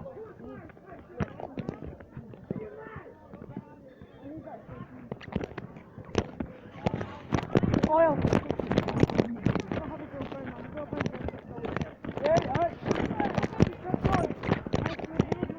You know what's going to happen now?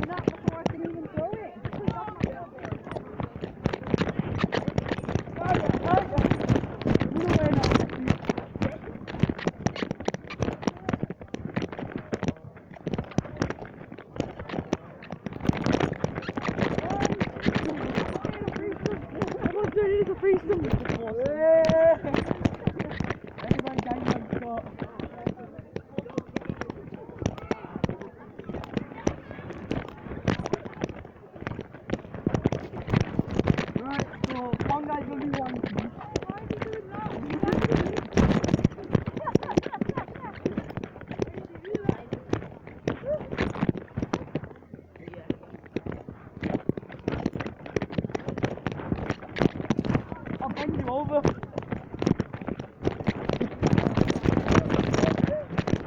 Keep mold. Keep mold.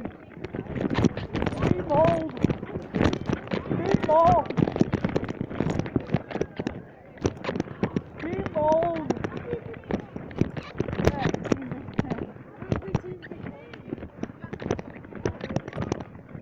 Turn him around.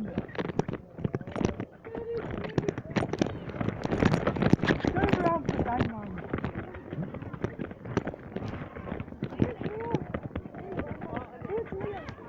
Right. Turn him around.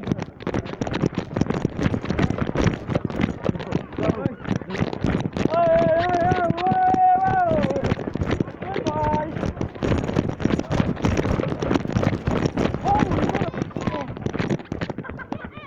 Okay.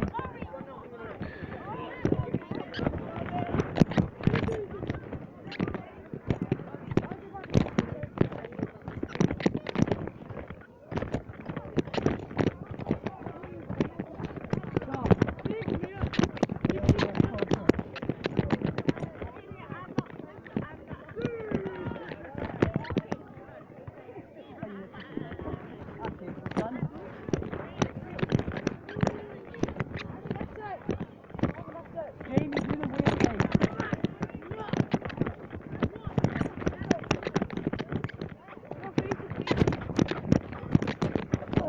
That's not me.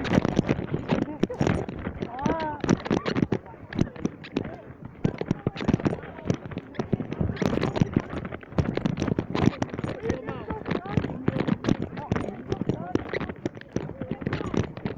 Oh, give me your money, man. Give me your money. Oh, get hit. Look who's got me like this. With the ball. Right, I got his hand.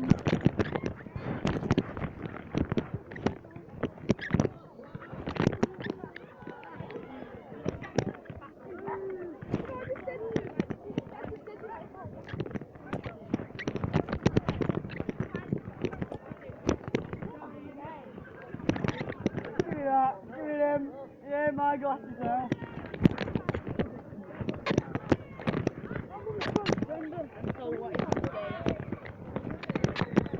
Yeah.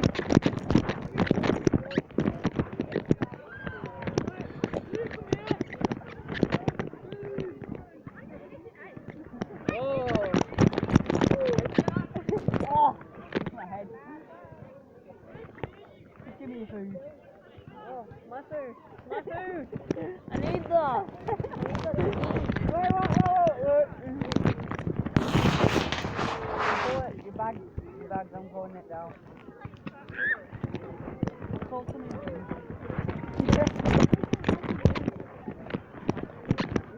Got your biscuit. Oh, what's it? You come down there and give me some.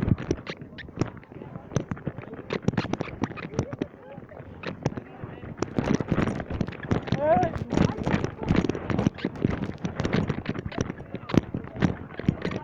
Turn him around.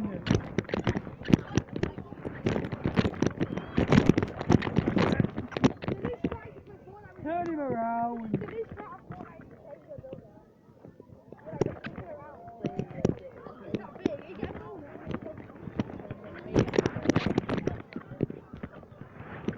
Turn him around.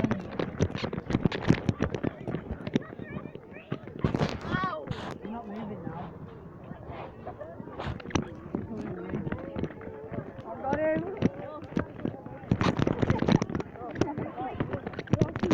Stop putting up resistance. Going on to this wall. There you go, that's your new wall. This is Scott's wall. This is the first all you want. You're big Bill. Here, come on, Big Bill. Oh, yeah, I'll take pictures of you.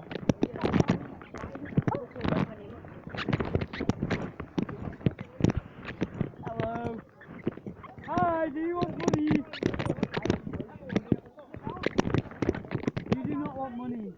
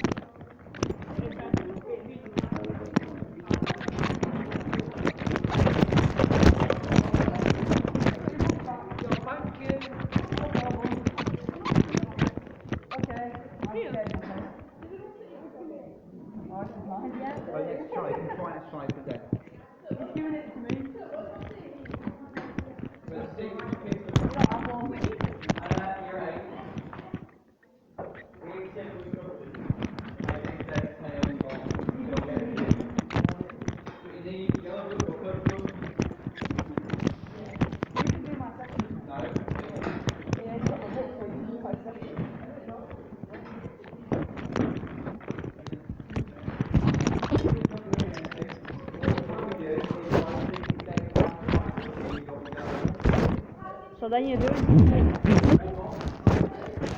10 out of 10 points.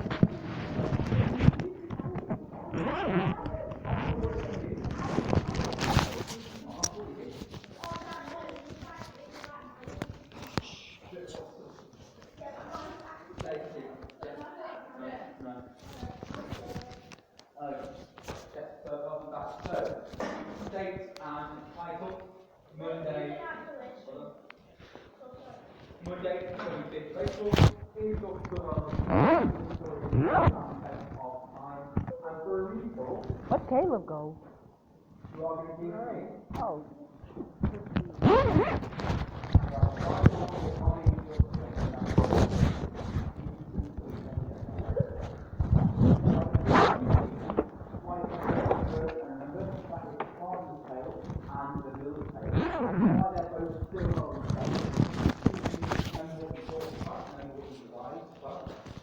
And then in these three persuasive techniques, what you can include to make sure your articles are really are as persuasive as they I know you write out the middle.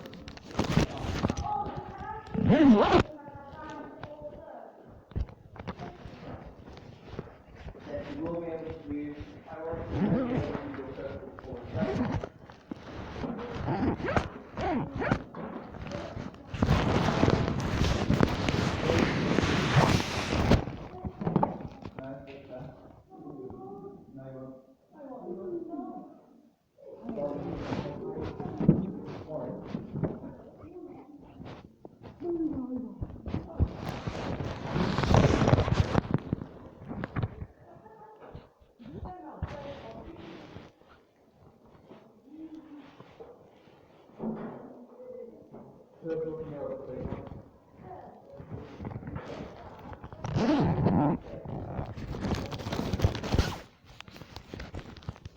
Okay, so you start by writing the date and title in your yellow book. Both there. Divine date. Going to give you two reasons why you think it's worth if they're relevant. Okay, not like just a starter. Two reasons why you think it is so relevant. Okay, and then three reasons why you technique. Two writing techniques you'll need to make it the way to the pilot. Purple and yellow, please.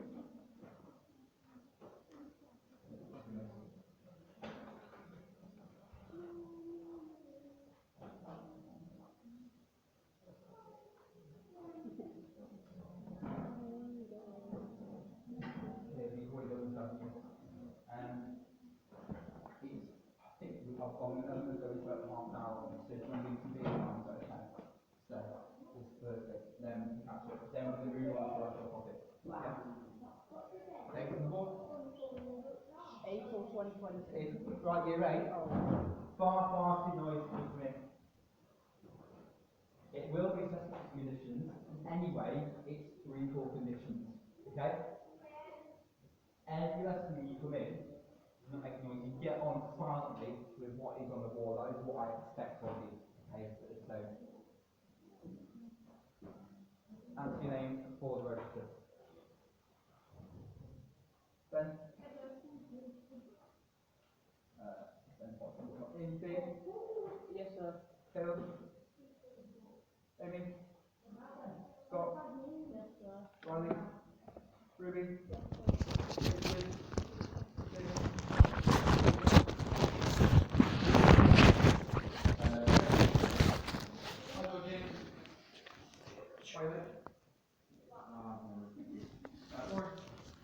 Oh, that's what I should have done. Oh, flip.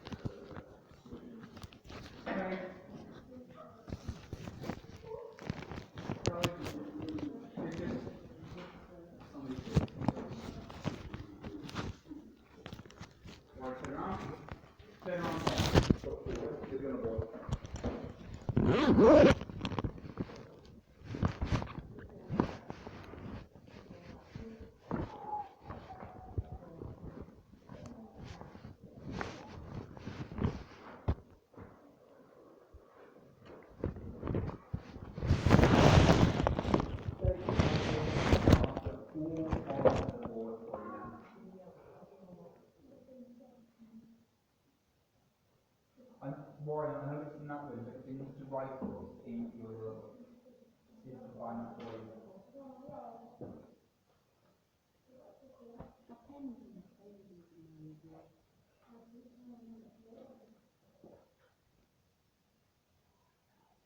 I can't find Warren your yellow book, so you go to write it down on paper for me.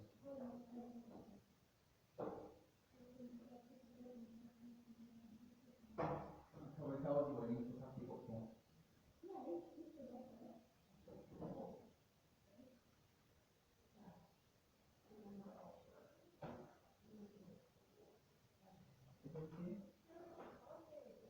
Charlie, you sit, where is the book for you? You sit next to the book there.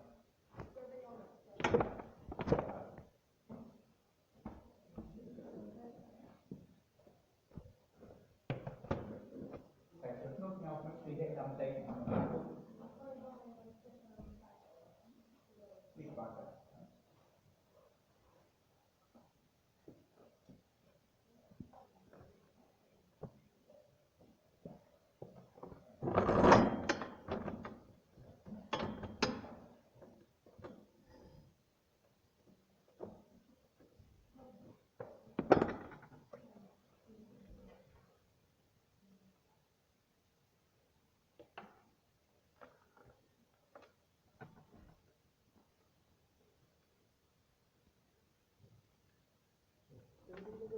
Yellow book for the purple one. That's very much matters. If you can, please help it go book. But make sure you are going to take the time to enjoy it. Okay, another one or 2 minutes for the room tour. See what kind of answers you get. Yeah.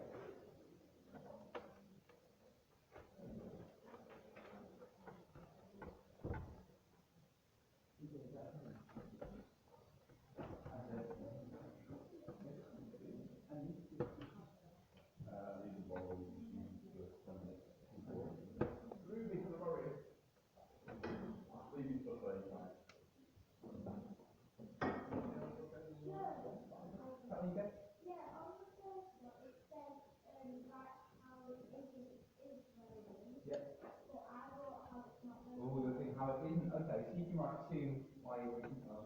In fact, let's start. Yeah, you can do if you're assessed, you can pop it out. Let's just go through this for now then. So, 2 reasons why it is still relevant, and you said it isn't still relevant, Adam. So give me 1 reason why it isn't still relevant.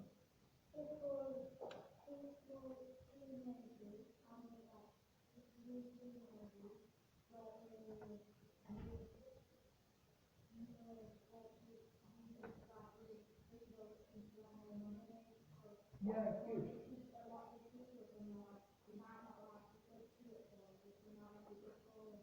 Perfect. So, in one way, it's hard to understand because it is an early English text, the Middle English text, isn't it? But also, it's hard to understand because maybe we don't relate to anything. Maybe it's about things that we can't relate to, that we can't understand. Does anyone disagree? Thank you so much. Does anyone think that we can relate to it still? Does everyone think that it is still relevant and it does stand the test of time? Or is everybody arguing against? I'm with. Sorry, big one? I'm with. You're with. Why are you with me? Give me the reason. Because you can still learn morals first day.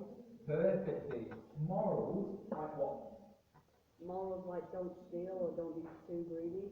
Perfect. Morals like don't steal and don't be too greedy. You can all include things like that as well. And finally then, what are you going to use to make your writing, to make your assessments really stand out? What kind of techniques? So after 3 techniques, I'll ask 3 people. Richard, what's one persuasive technique you're going to include? Perfect. You have a rhetorical question in there. Jamie, do you know? Simile, perfect. So we've got rhetorical question, simile, and maybe one more persuasive technique.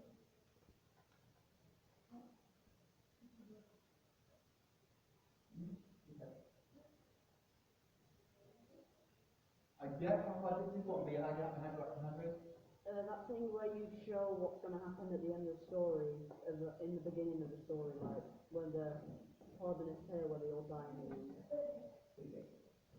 Yeah, it's good foreshadowing, Yeah, for sure. and they're my way to do that. But remember, we're not writing story, we're writing a persuasive letter. So maybe less so foreshadowing, but certain things like good adjectives, yeah, certainly things that involve things like that. Do you want to sit for me? Just here, behind Jamie. The first half lesson or so, we are doing an assessment. We didn't quite get around to last term. So what I said to Caleb is, do you mind doing the outline for a little bit? Is that okay? Yeah, perfect. And then we'll catch up. But halfway through the lesson, we'll begin the next topic.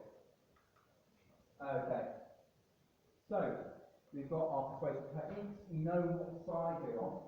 So I'm going to give you now your assessment time now. Okay? I'm going to give you, I think, about 20 minutes. And then we'll see how we get on.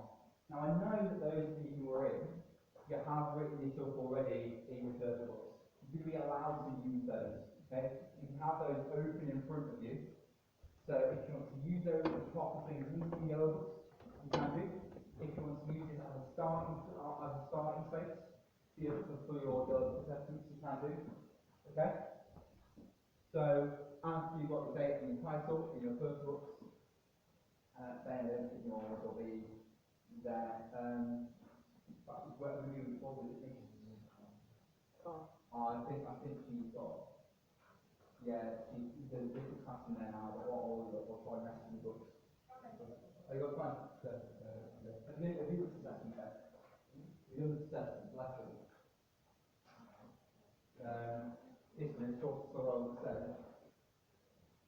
You get around to it. We're here on Friday. We're prepared for it. You were in. Yeah, so you didn't prep for it. Yeah, but you haven't done the investment. No. Are you in a position now where you can start it? Okay. Yeah, just sit down and go. Yeah. I'll give you some paper from my school and go.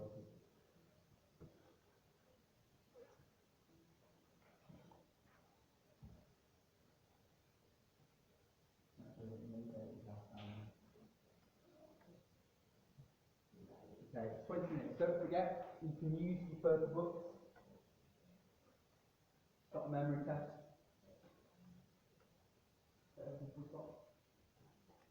Yeah, there's loads of work on Friday.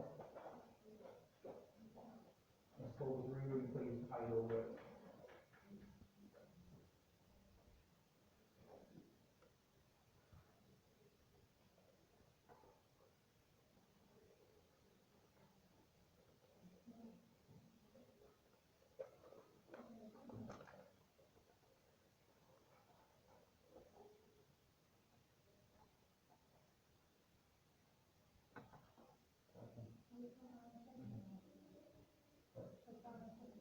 Yes, it started to get that's the condition. The whole lesson? Yes, lesson. So you hear on Friday? Yes, you can use the further book. And we'll find out with that.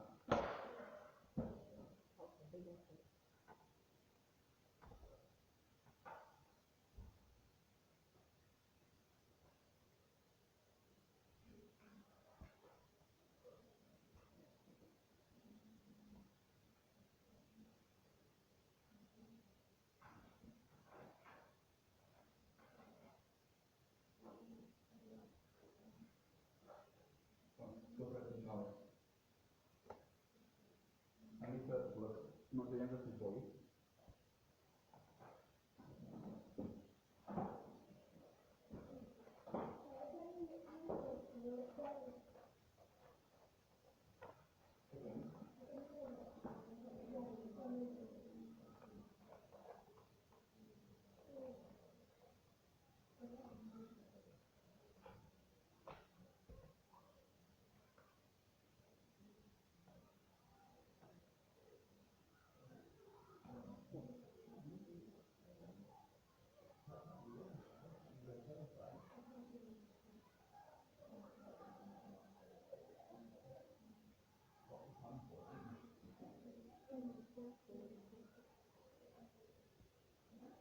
So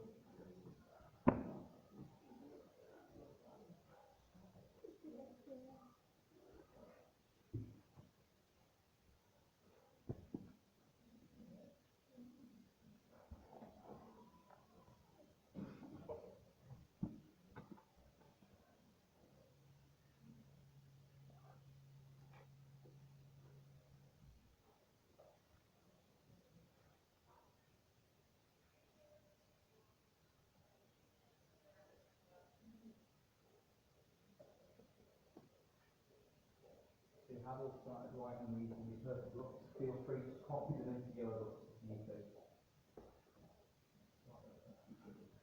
Copy it down your perfect book.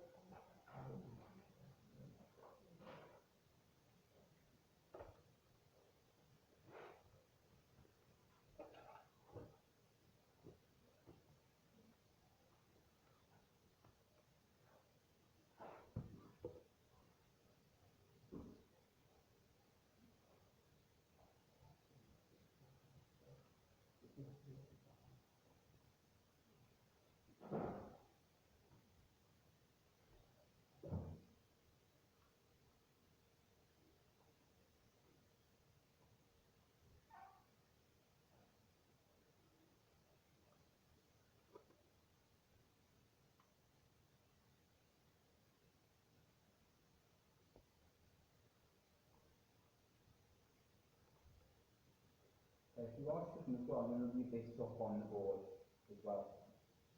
Okay? This is all about doing two things. You are giving me your opinion to say whether you think source of work is or isn't relevant. You can talk about morals, you can talk about society, you can talk about class, but also you make it persuasive. And in each paragraph, I've given you ideas for how you can do that. So paragraph 1, open a rhetorical question, follow with an opinion.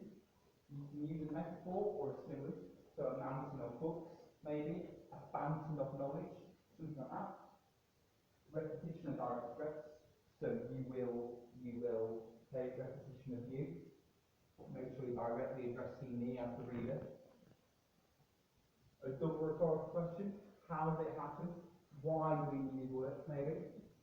Okay?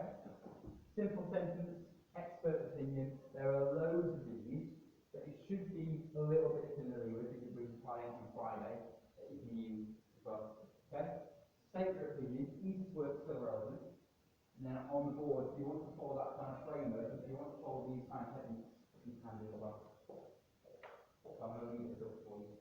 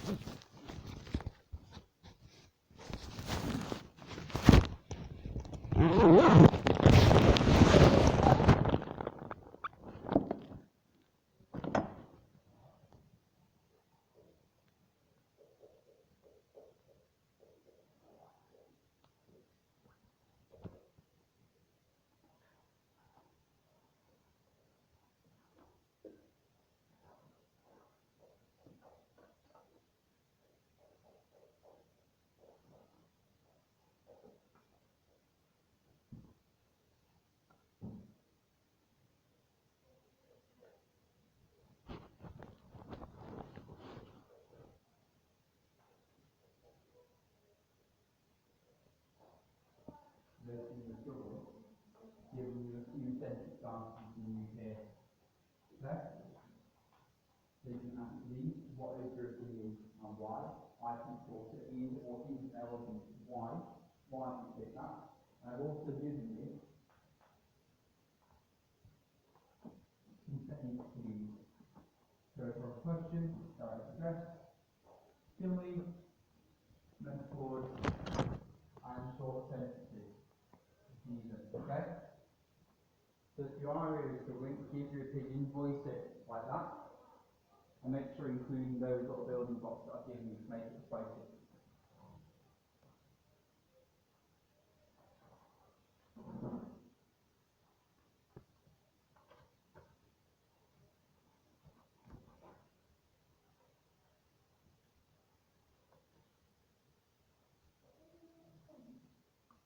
Then flip it over, and then a little bit, to get the bit out. You are going to be moving on.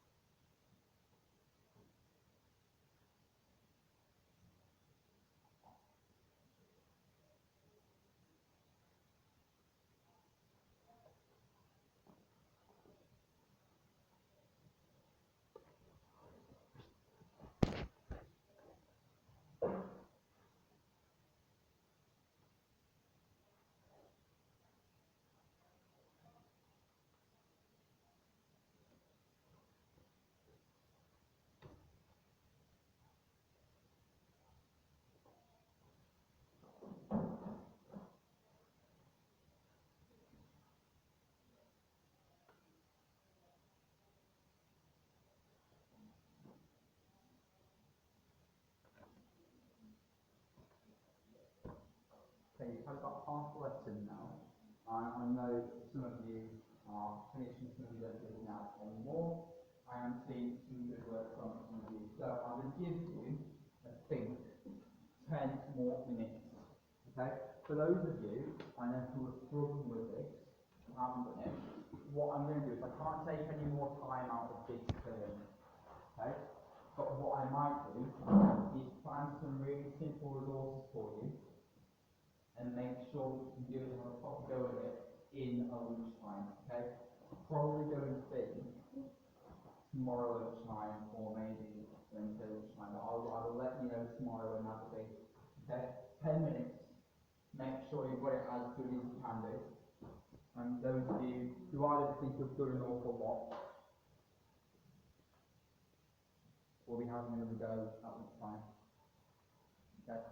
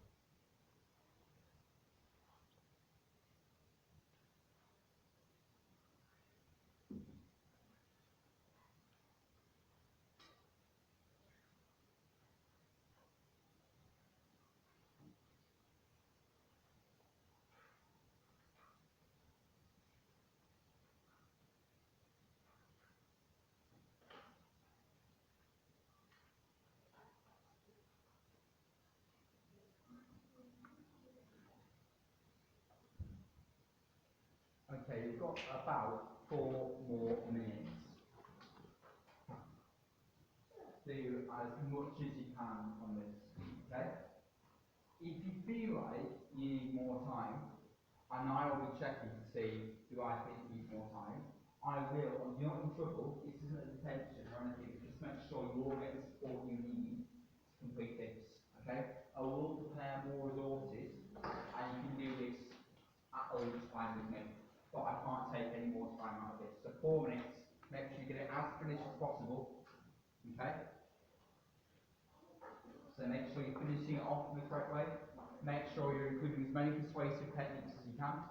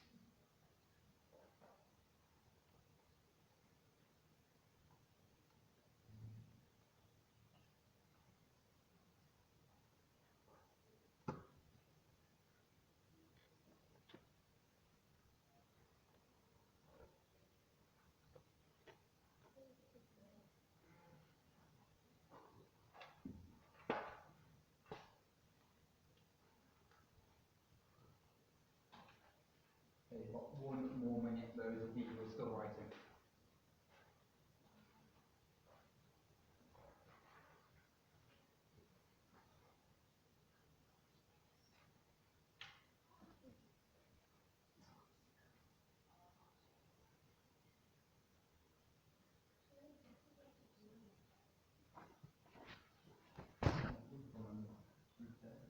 Not now. Instead, we have to go to the shops and get them. Have to go to the shops and get them.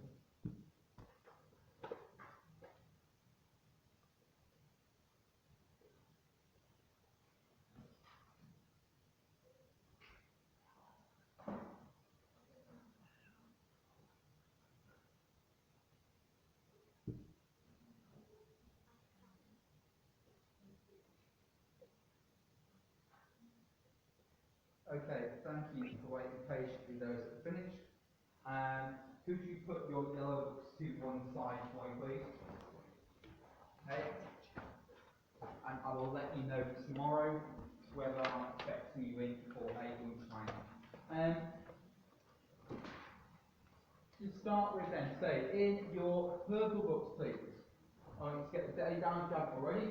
So the date is Monday the 25th. And your title is Toxic Masculinity. Saying we're going to work out and find out together what that means. Okay? So all you need to do at the moment is just get the title, date title, Toxic Masculinity down. Monday, 25th of April, Toxic Masculinity. It is, but it's also really, really relevant to a book that they're going to start reading really, really shortly. It's called, well actually I'm not going to give it away yet because it's a big discussion question we're going to have. The whole title is a big discussion question that I want to have after you've done this.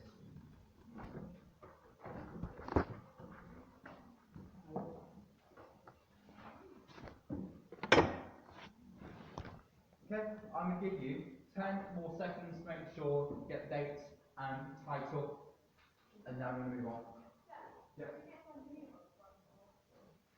You don't need it yet. It's fine, you don't need a new booklet yet.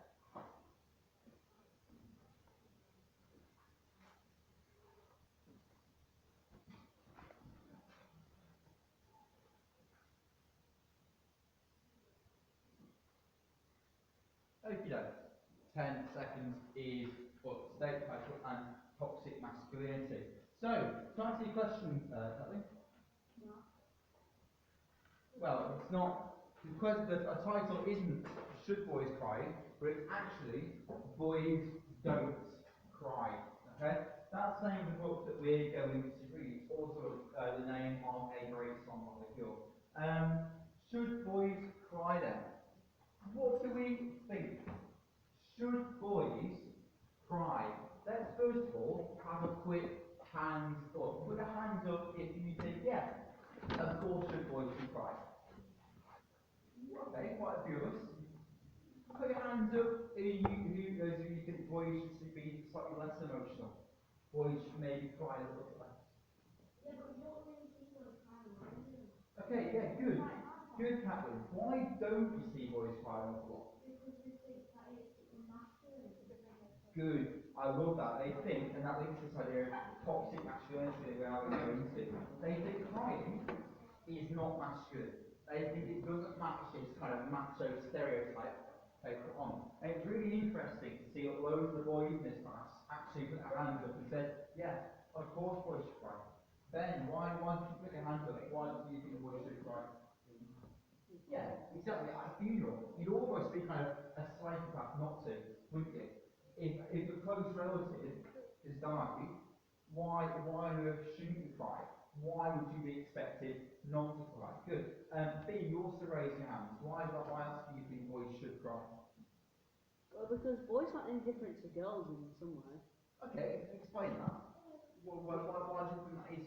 How are they similar?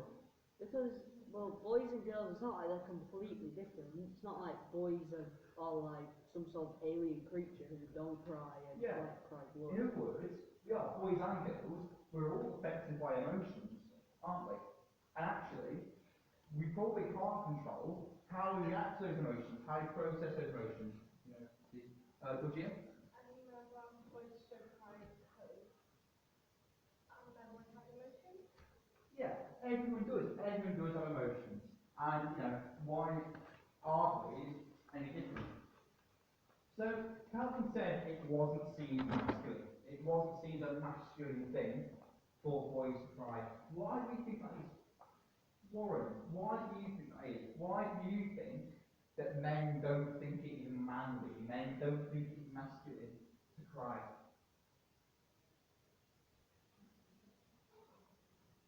Why do you think men think that way? You don't know? Excellent, Warren. They think it shows weakness. They think it makes them look weak. Do we agree with that? Do we think it does make them look weak? Ben, do you think it makes them look weak? Crying. Kind of. Why kind of?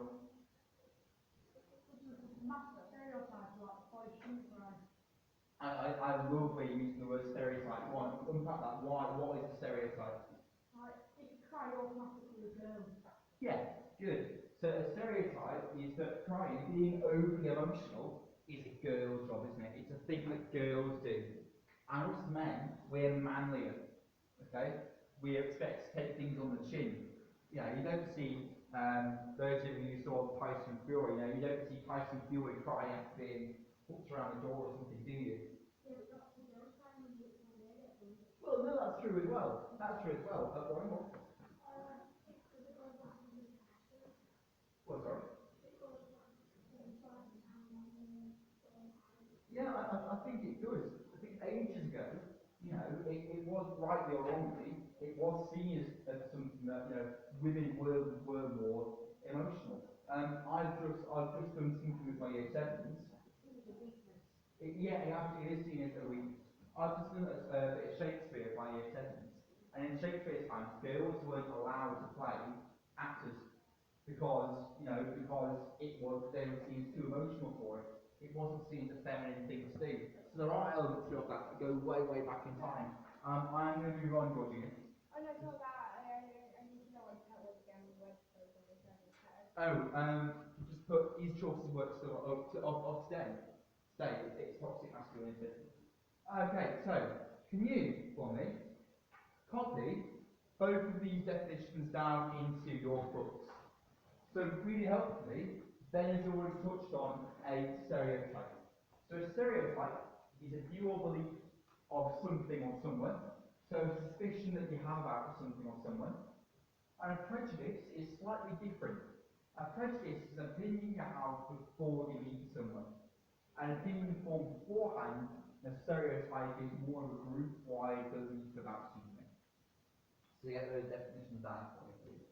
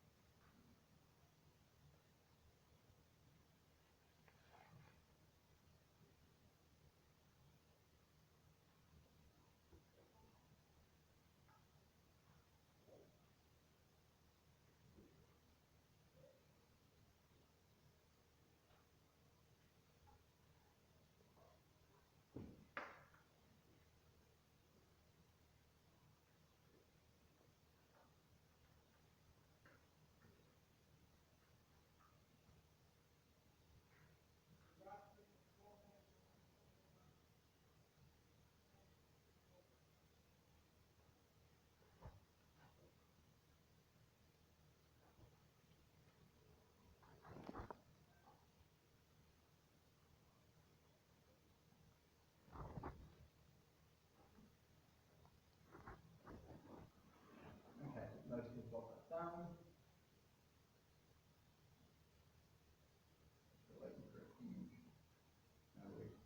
These are important terms to know. And again, we're already using these without even thinking about them. Ben, I think, used the word stereotype without even knowing it was right around the corner. Because it is a stereotype that boys shouldn't cry, that boys don't cry. And actually, it's one of the things that, well, it's one of the many stereotypes the book we're going to start reading won't be this lesson, could be next lesson, but it's one of those stereotypes that this book that I think we're going to really enjoy because I really like it. It's something that challenges and it does it in a really quite imaginative way. So, you've got the difference now between an opinion and a prejudice. Stereotype and prejudice. So, speaking of stereotypes then, what do we think about this? What words do I think of? What describing words do you think of when I say the word man? And then we'll compare this to, so I'm actually going to clear some space here, and we'll maybe get to the bottom of why we don't think it's manly for men to cry, for boys to cry.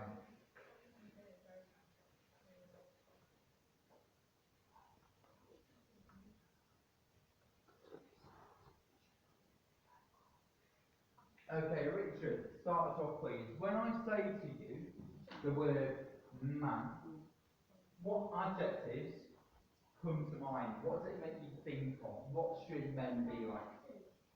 A describing word. Manly. What does it mean to be manly, Richard? I know what you're trying to say. But what does it actually mean?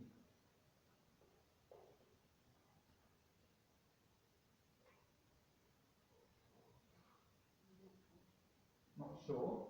What does it mean to be manly? When we say manly, what kind of characteristics are we thinking of? Caleb, any ideas?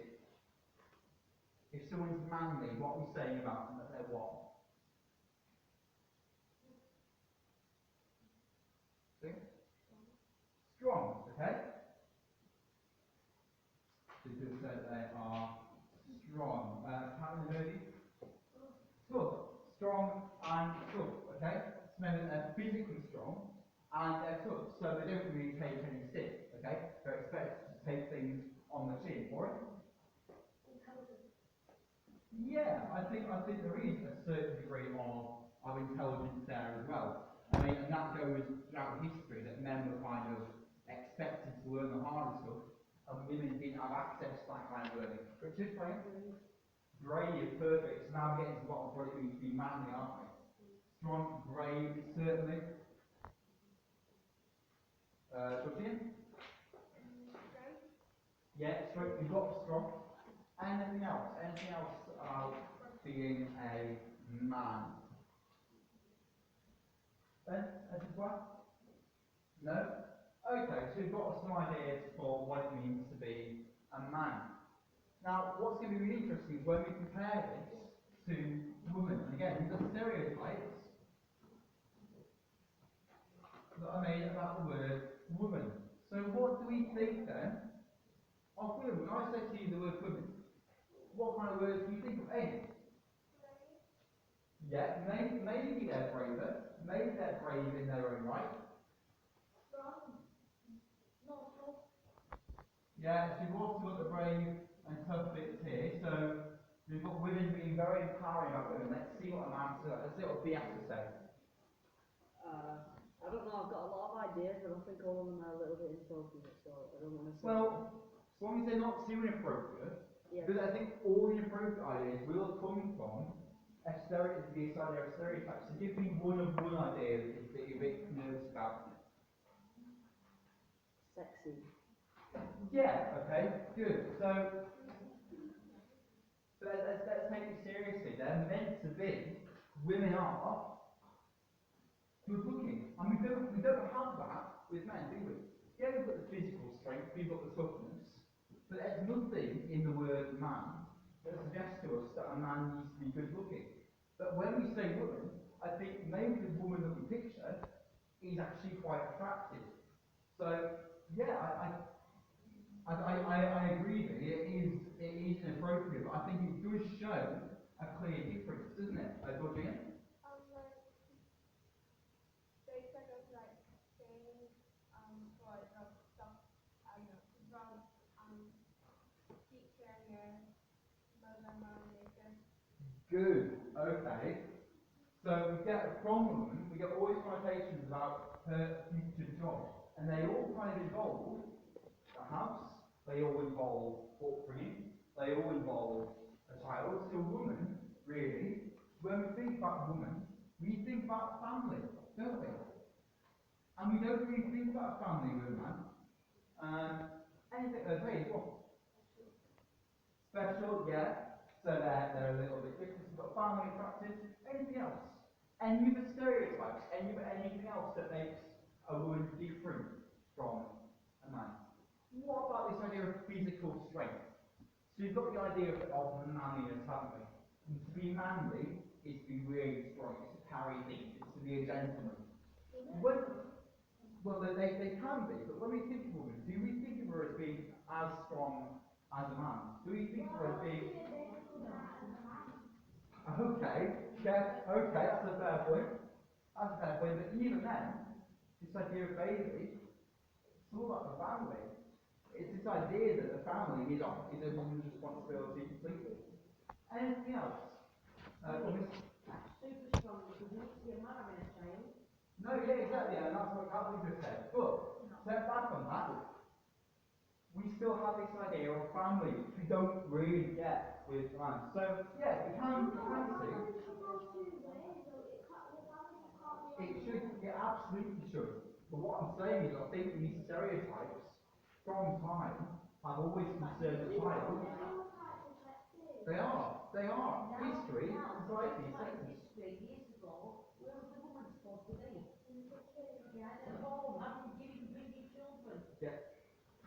And it's that thinking, Catherine, it's that thinking which has given us these stereotypes about women. Okay? So you can see that how stereotypes are working. Exactly, sure. It still hasn't changed. The only thing that changed is that women can have jobs now. Yeah, It's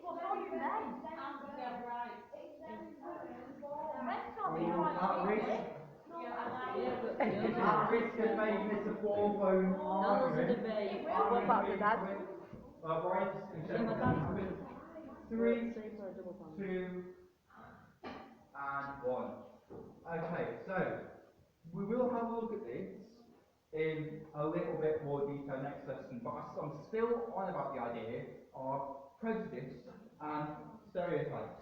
So, here are certain job titles, okay? So they're titles of people who do different jobs. Now, I haven't given you pictures of any of these, and that's because I want you to tell me what you think each of these people look like, okay? And again, the first one, I can take it at Christmas. So, as a teacher then, what do you all think a teacher looks like? If I say to you the word teacher, who would you imagine in a suit standing at the front of the class? And don't say me.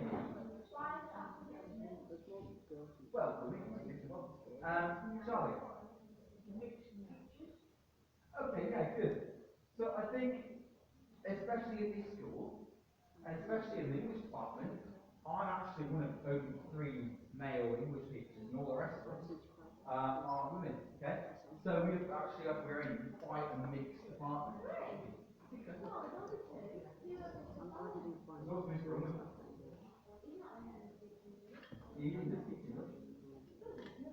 So yeah, I think teachers, because of your experience, we can see us as male or female, okay?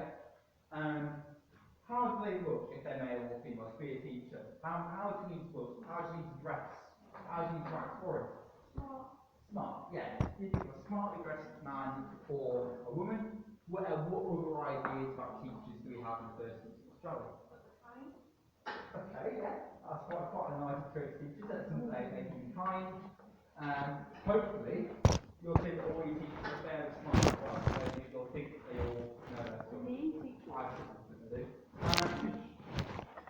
So, we don't really have prejudice, we don't really have a stereotype about teachers, because we're at a school where teachers come in all shapes and sizes and sexes as well. But, what about a farmer? What does a farmer look like? Amy, what does a farmer look like? Big guy with a shotgun.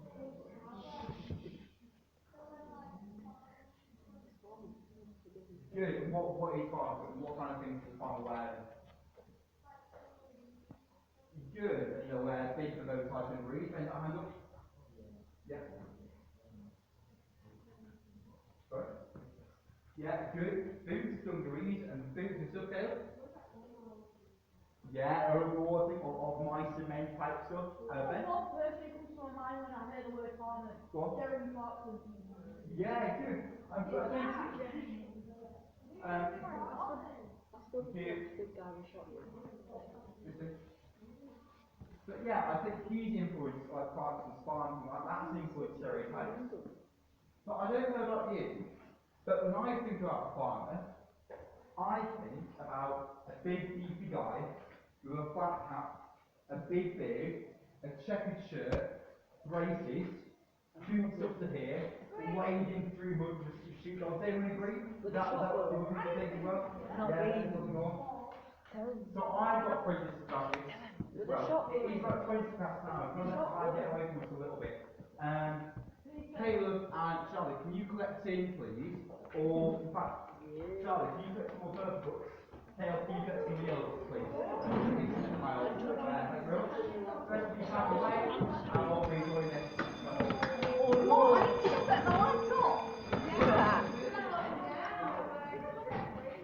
I forgot!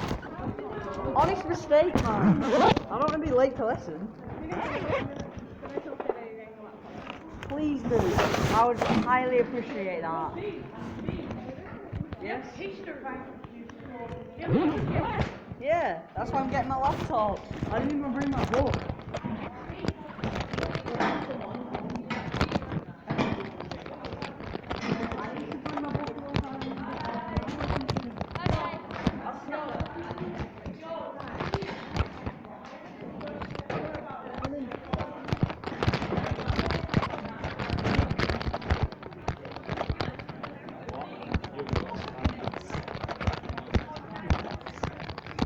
Let me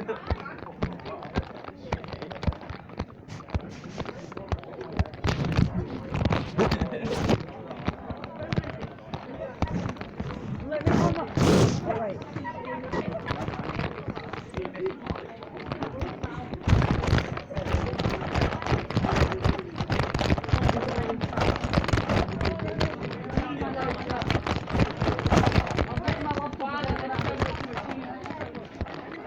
Richard, I shot you. Zip my lips.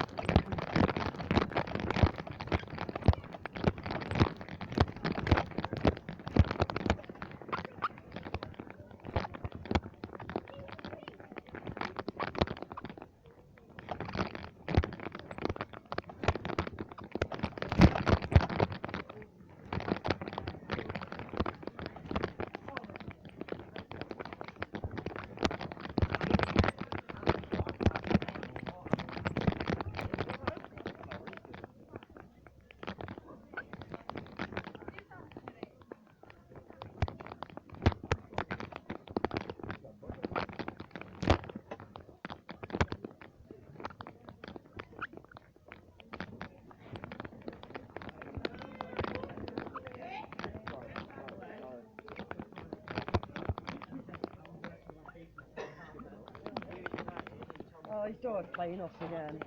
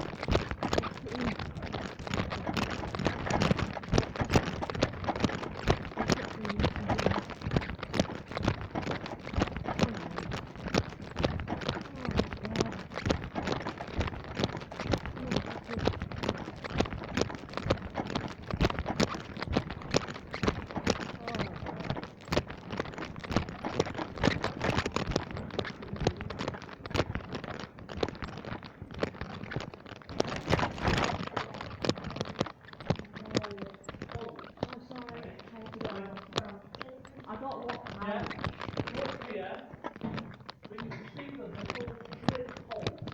Those holes allow water out, and land here, there's enough water that passes from the pipe to allow the plant to grow. Why do we think they're only allowing a small, a small amount?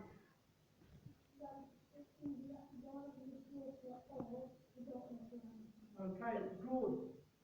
The reason they're only allowing a small amount of water to drip from the pipe is so then they can manage the water, the limited water supply that they have. Okay? So that will allow them, it's enough for the plants to grow, yeah? So the plants will grow and hold the soil in place, and they are also preserving their limited water supply. Yeah? We can get something about that down now. Yeah? Okay? So the drip irrigation system, the pipe, allows just enough water to drip from the pipe to allow the plant to grow. Yeah? But it's only a small amount of water, so they're preserving the water they have, they're not wasting it, that's sitting. Yeah? No, it's just enough there, just enough. Okay. And I'll come to the second one in a moment. Do we know what we're doing here? Yeah, I'm plugging in.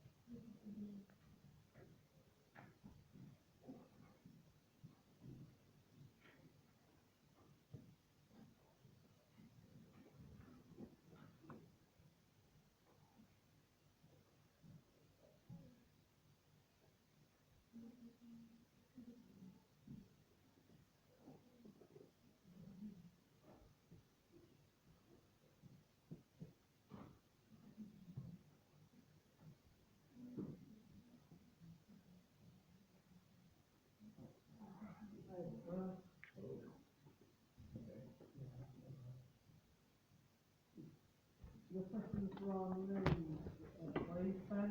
Yes, sir. Ben. Lee. Yes, sir. Caleb. Amy.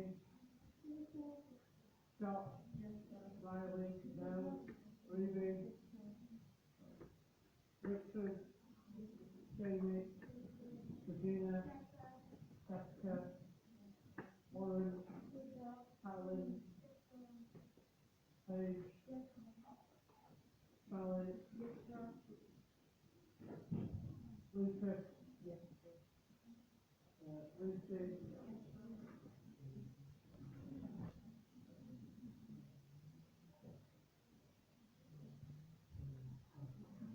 So, for the second question,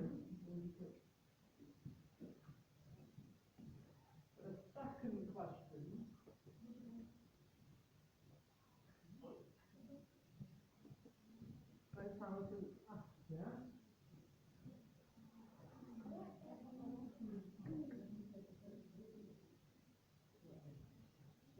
is you got that in your bag? You have to work in on paper.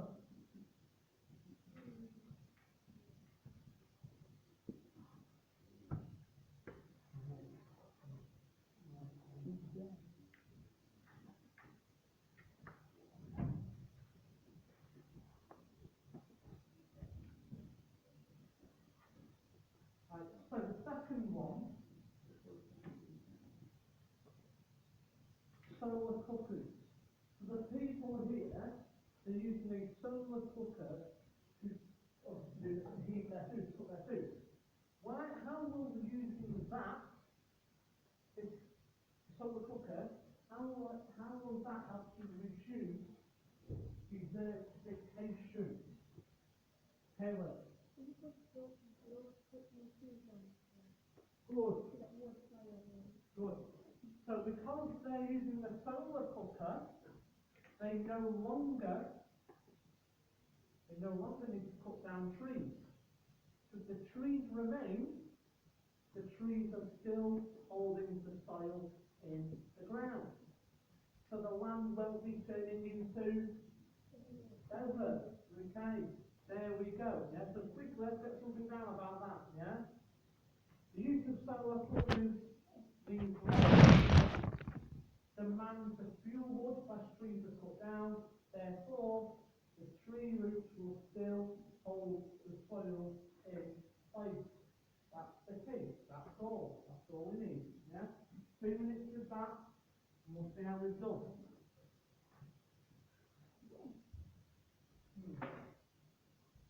Okay. Can we have a go on to that second one now? From what we just said.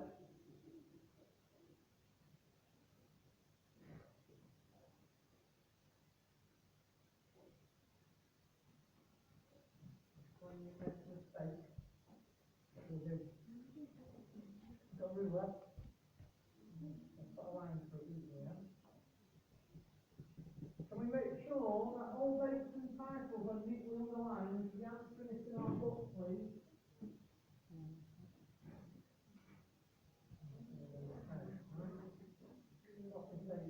When did the water go through the pipe, okay? Push the rope so the plant will grow. Yeah?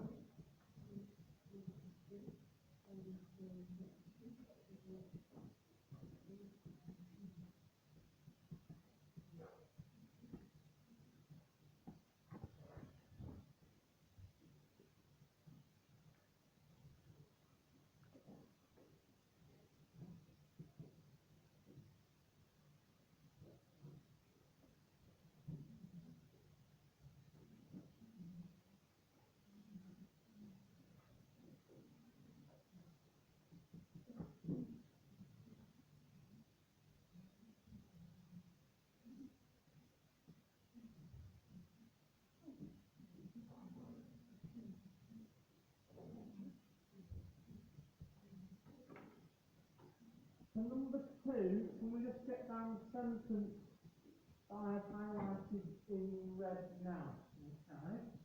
It says, but when people do cut down trees for fuel, it kills the roots which are then not there to hold the soil together.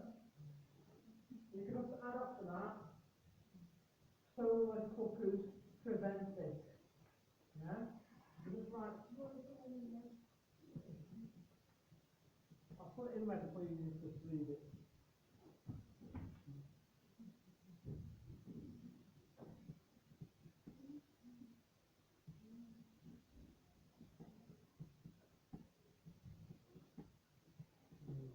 That's order. Yeah?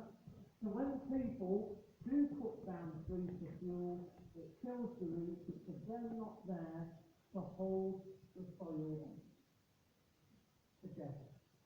Yeah?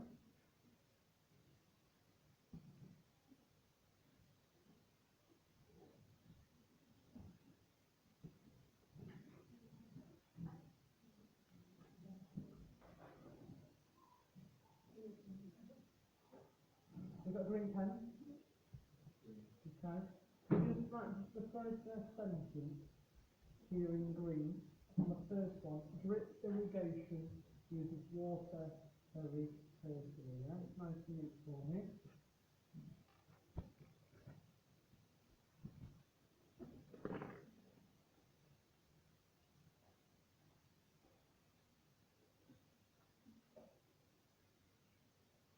So put full stop there in green. Can you start the first little bit for me? Just the first one.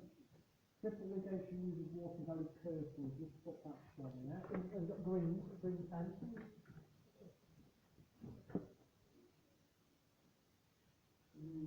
Move it over and I'll do it.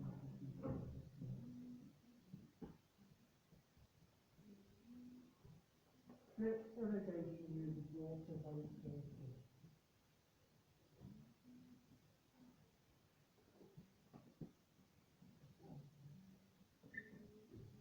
Let's make sure that we're answering these in full sentences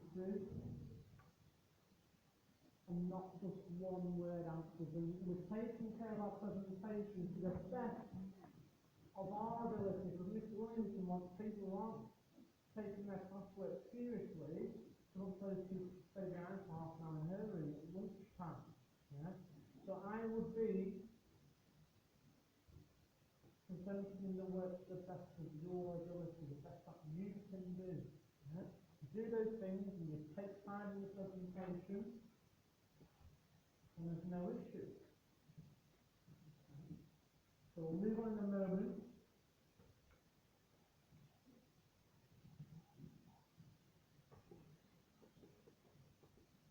Julie on Friday.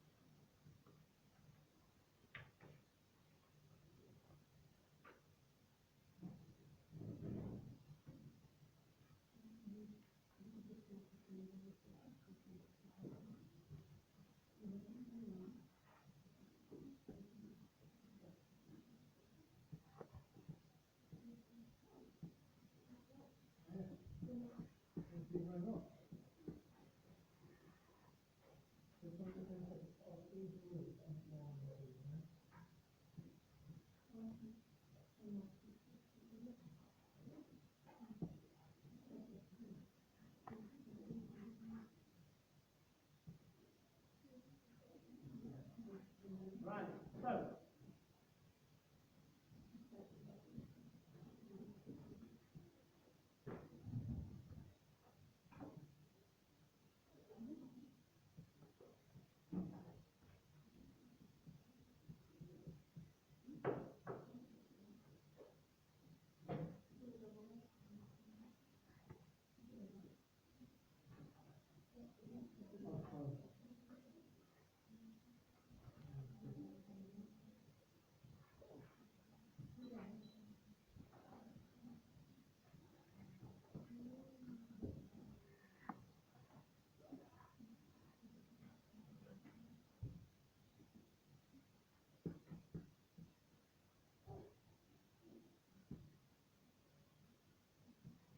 so we're going to go through this together. So we all need to be paying attention. So there's a few statements. I'll go through them one at a time, yeah?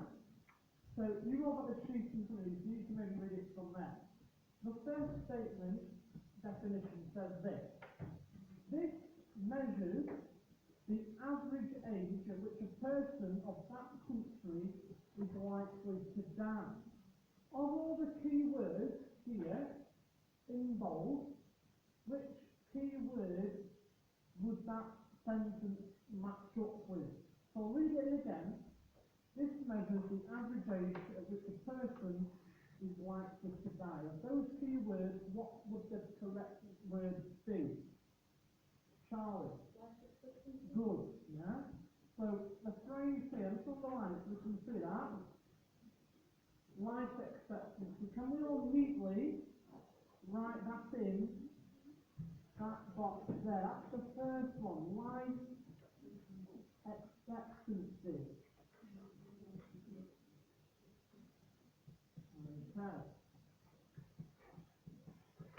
We'll do the second one together as well. Well, I want you guys to have a go at reading the remaining 4 key definitions here.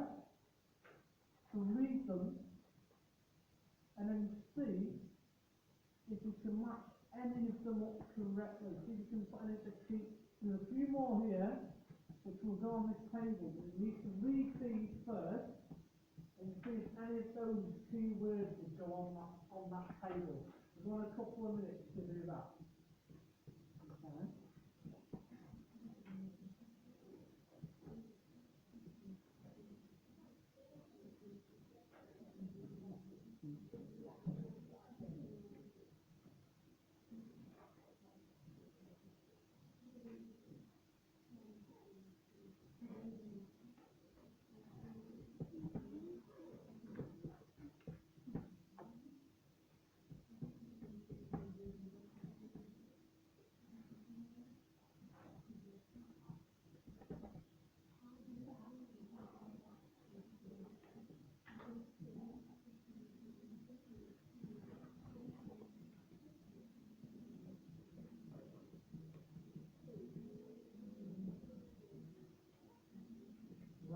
Okay.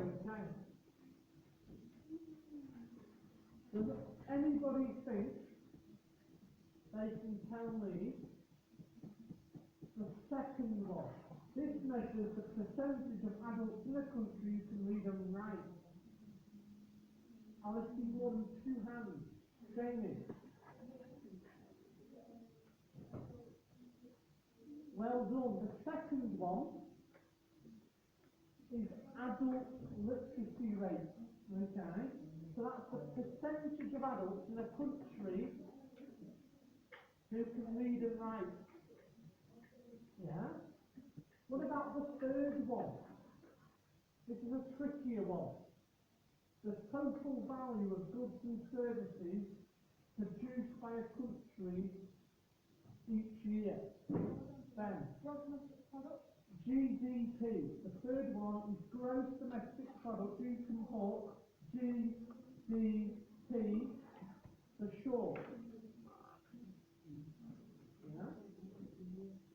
GDP. What about number 4? This measures the number of people that can be seen by a doctor at any one time. What's that one gonna be? Somebody else. Lucy, have you got the 4th one? No? Somebody else. Go on, Regina. Yeah, the 4th one, people per doctor.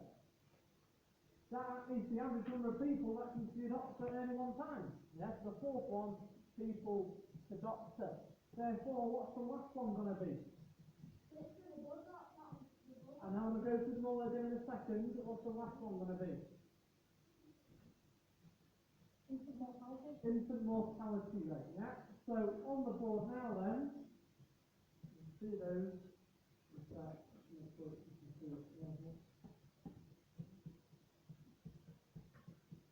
The top one we did, that was life expectancy. Second one was adult literacy rate. Third one, GDP. 4th one was people to doctor. And then the last one was infant mortality. So that's the number of babies who unfortunately won't see past their 1st birthday. Quite sad, obviously very sad. In some countries, so it's only an average number to 1,000. So in some countries, infant mortality could be as high as 100 infants per 1,000. Why could that be the case?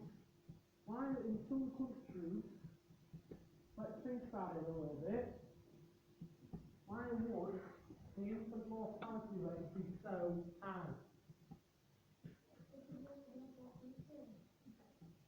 So why would that mean so many children dying very young?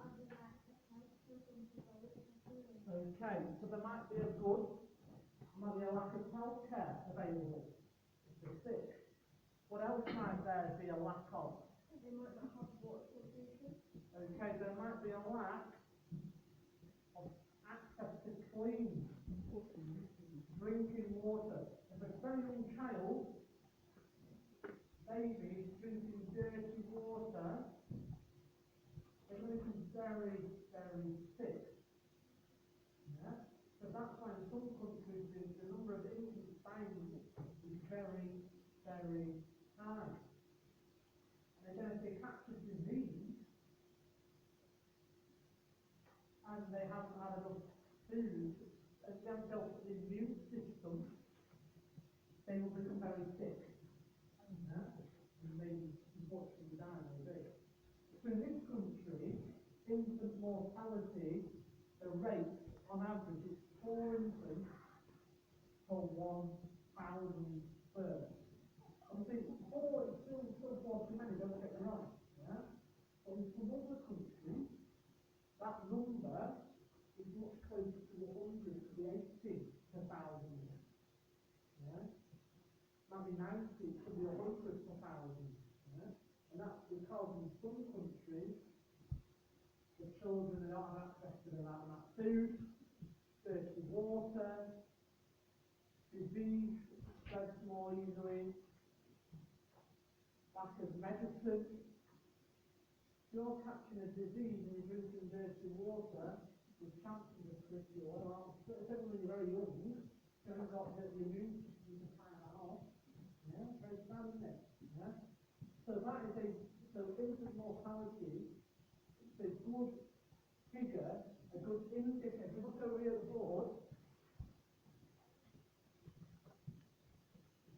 display infant mortality rate, the number of infants dying before the age of 1, it's an indicator of development. Okay, it tells us, it might indicate how developed the country is. So what I'm saying, in the UK, the infant mortality rate is 4 per 1,000, that must mean that most people must have access to healthcare, must be access to medicine, clean water, yeah. Obviously, unfortunately, sometimes some deaths are on okay. So maybe that number might never get to 0 or 1, but 4 is certainly better than 100, isn't it? Okay. So, but over time,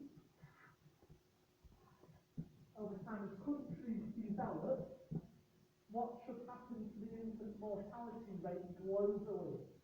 As more and more countries develop, what should happen to that number of infants dying before the age of 1? What should happen to that number? Say it again. It should go down. Yeah, it should decrease. That's the reason. Yeah? So the country becomes wealthier, but everybody should at some point still have clean water. There should be more vaccinations, there should be more medicine. If that's the case, then hopefully that infant mortality rate keeps going down globally. And in some countries still very high. We need to bring that down. So,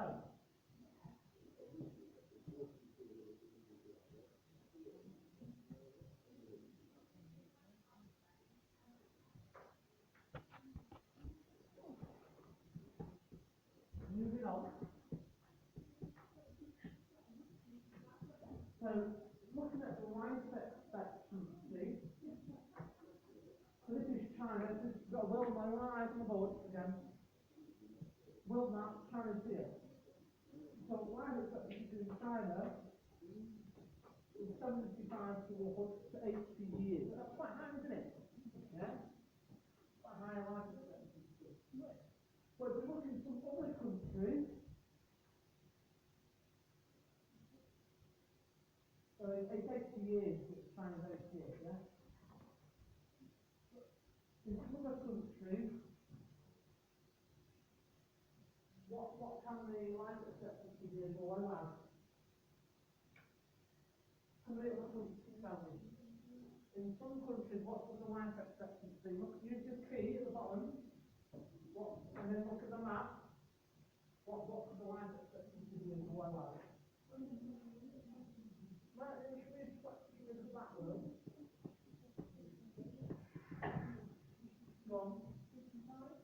life expectancy high, then you might see better. Yeah? Okay. Somebody else then? Somebody? Go on. 55, yeah? If you look here, 55, that beige colour, yeah? So in some countries around the world, life expectancy is still as low as 55. So maybe in those countries, the infant mortality rate is very high. There's a lot of children, unfortunately, dying at quite a young age. So the overall life expectancy in that country is only 55 years. Yeah? So that doesn't mean that the second you turn 55 you die. It doesn't mean that.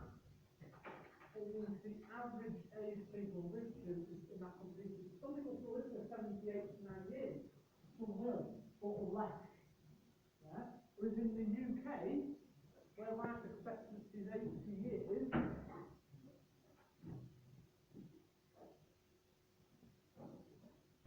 more people are living to that age and beyond, aren't they? The average to be that high, a lot of people live to the age of 80, 81, 85, 90, whatever. Yeah? More people, not everybody, but more people do. Yeah? Okay. In Japan, life expectancy in Japan is 85 years. Okay. And that's because there's a very healthy lifestyle, good diet, exercise, yeah? There's a lot of things which influence that, yeah? Clean water, yeah? There's various things going on. Okay? So, China's life expectancy, I'm just going to put this to find the actual precise figure.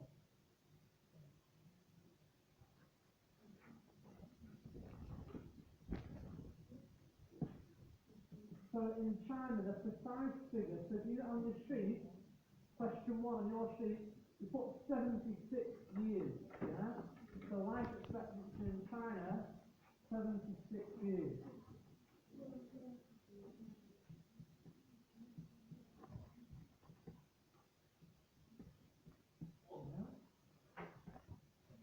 So from what we've talked about, I want everybody to have a go now at answering question 2 on your sheet. So where it says,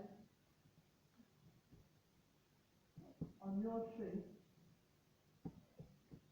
explain how a country's life expectancy can tell us if a country is developed or not. So think about it this way. If in a country like Japan, life expectancy on average is 85, why does that mean that that country, Japan, must be developed? What's it telling us, yeah? And then when we said some other countries on that map, life expectancy was only 55, what does it tell us about development in those countries? Yeah? So let's have a go. We can definitely answer that question now. Yeah? So explain how a country's life expectancy can tell us if a country is developed or not. Yeah? So think we're a country with a high life expectancy, what does that tell us about life there? And then where a country has a much lower life expectancy, maybe what does that tell us about life in that particular country, yeah? Let's have a go, yeah? I think we can have a go.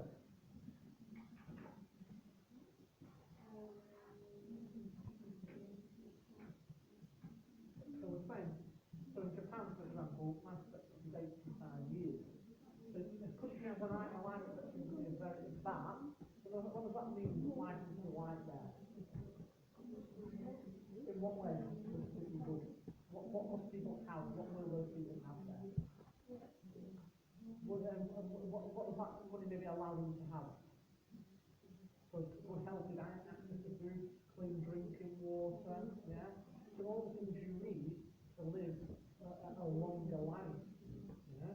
But when we said some countries are life expectancy 55, what must those countries not have? So they might have less money, and then therefore it's going to be less clean food available, yeah? Look at that then, okay? I'll let you do it, I think you'll do it. Let's just take care, please, of our presentation. So we're saying, right, so, we're going to have a quick glance at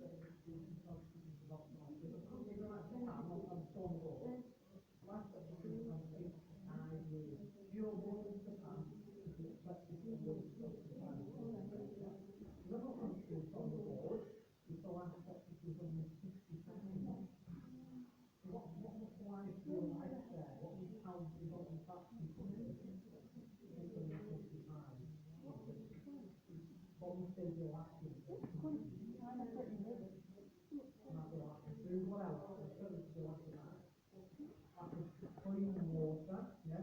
So the quickly has a highlight expectancy, so money, access to food, healthcare, so it's a situation low life expectancy, then food, a lack of food, yeah, a lack of water, yeah. Let's have a go at doing number two now. What we just said there, I think we can answer that. Do we know what we're doing? Okay, number two. You understand it or not? No. So, in just now, life expectancy if you're born there in this day, 85 years. You'll have that. In the poorest country in the world, the Congo, if you're born and live there, you're expected on average to be able to 65. What does that tell us about how those countries are? So did you have to take one? Is it going to be developed or not? Why?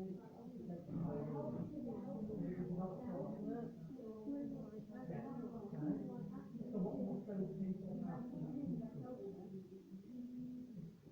They'll have access to food, clean water, good healthcare. If I'm going to get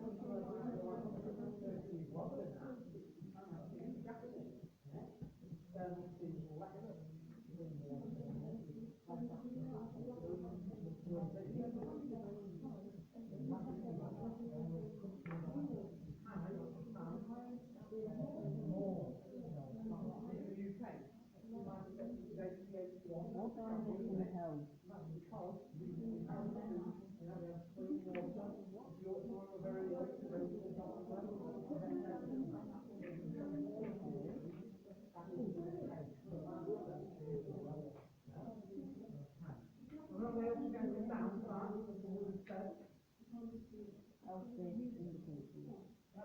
That rhymes.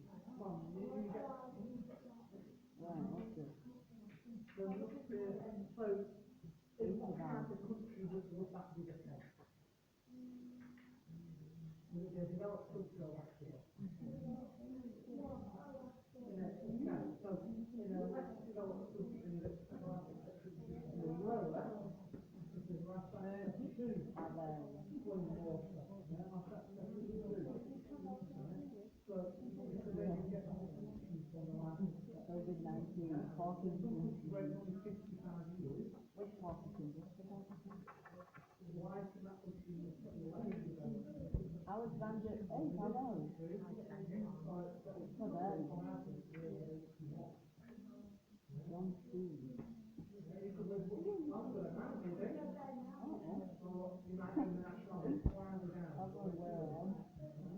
Microsoft Teams.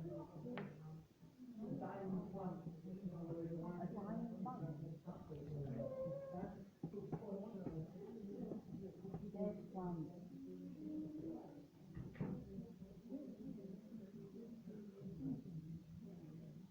I'll tell you what is dead.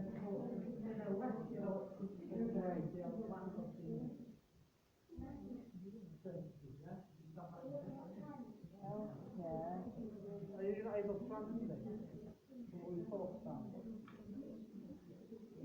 So if a country has a highlight expectancy, like this country, your expectancy was the age of 81, yeah? That's because they have access to clean water,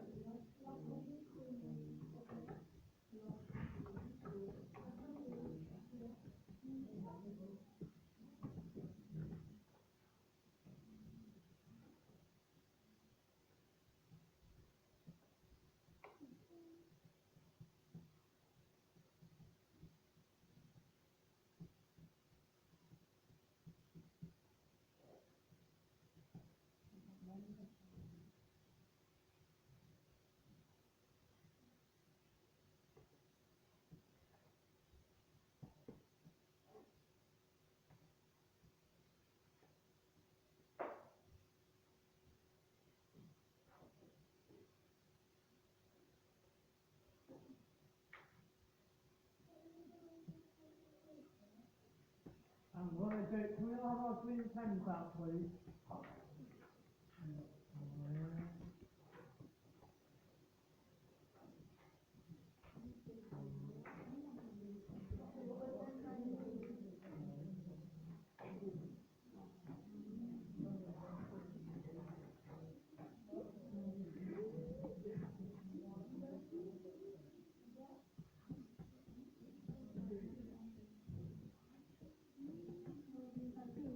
Right, so,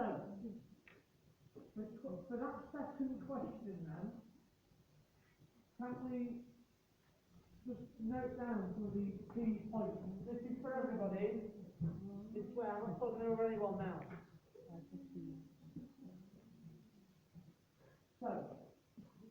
So gains in life expectancy at birth, so a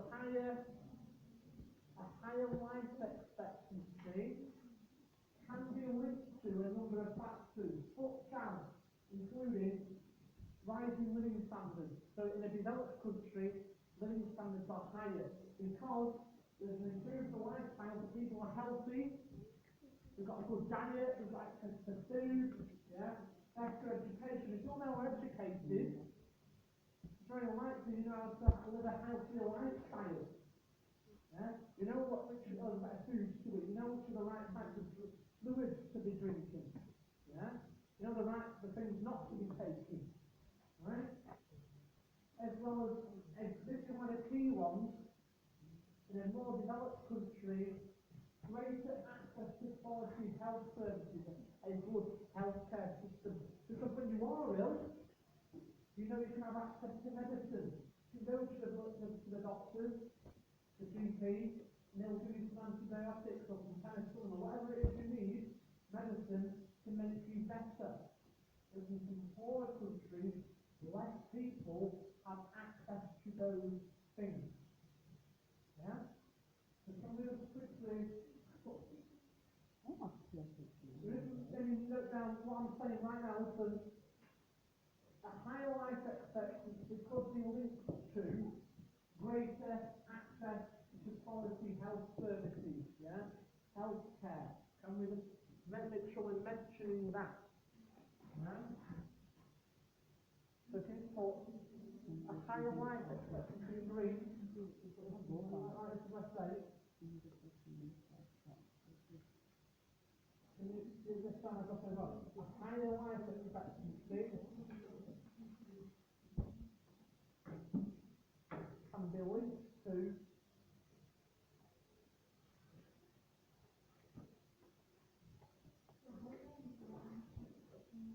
and then just the bottom bit on the board, which is greater access to quality health services, yeah? Just that bottom, just that there, yeah? Okay? Greater access to quality health services, that's all you need, yeah? Okay. Have you got that down?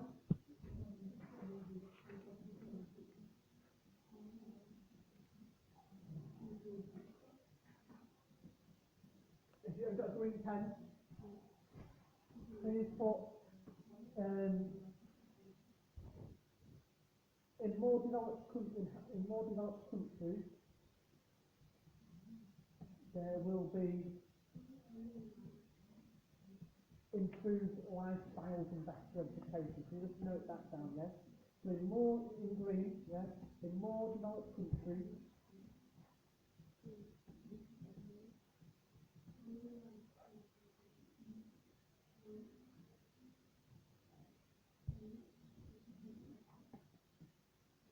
there is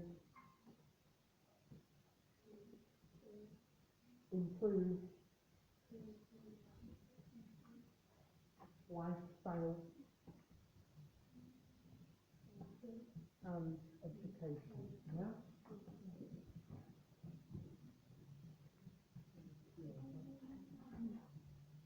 It's lower in lower income countries. They have urban needs, they have food,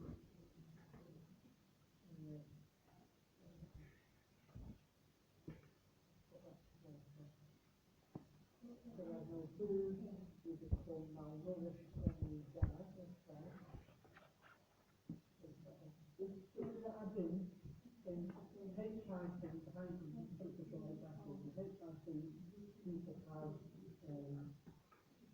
sort of lifestyle, yeah? Because we have that in there, yeah? So hitchhiking, people are making a certain amount of time, yeah?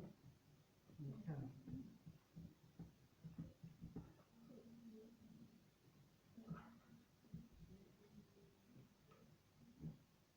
So, in question 3, you listen now. Listen now. So the question 3, it says, explain why access to healthcare is a useful indicator of a country's level of development. Can somebody really give an answer? Hands up to that. I think about it a moment. If a country, like the UK where we live, we do have access to the NHS. Right? If I have an accident now, I have to be taken to the hospital and I have to be treated. Yeah? Why does that mean then? Why is that important that we actually can have that? Why is access to those services important? What does it suggest about this country that we do have that? Is it available? Is that available in all countries? Not in all countries. Why?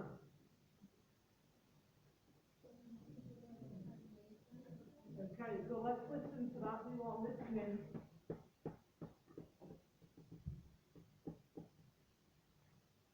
So in some countries there is less access to healthcare because it is not always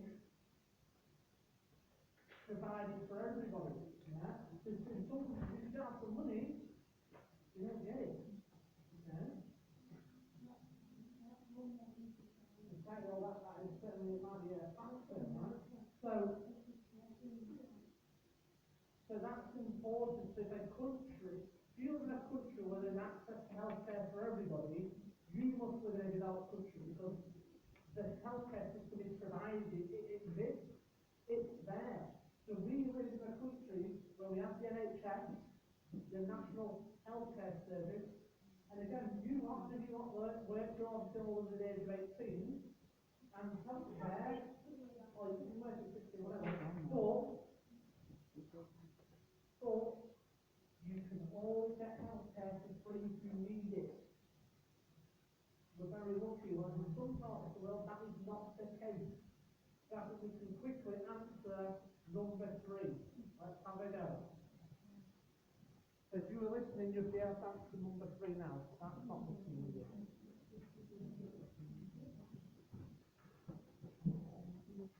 Are you being very rude? You want half an hour lunchtime, that's fine by me.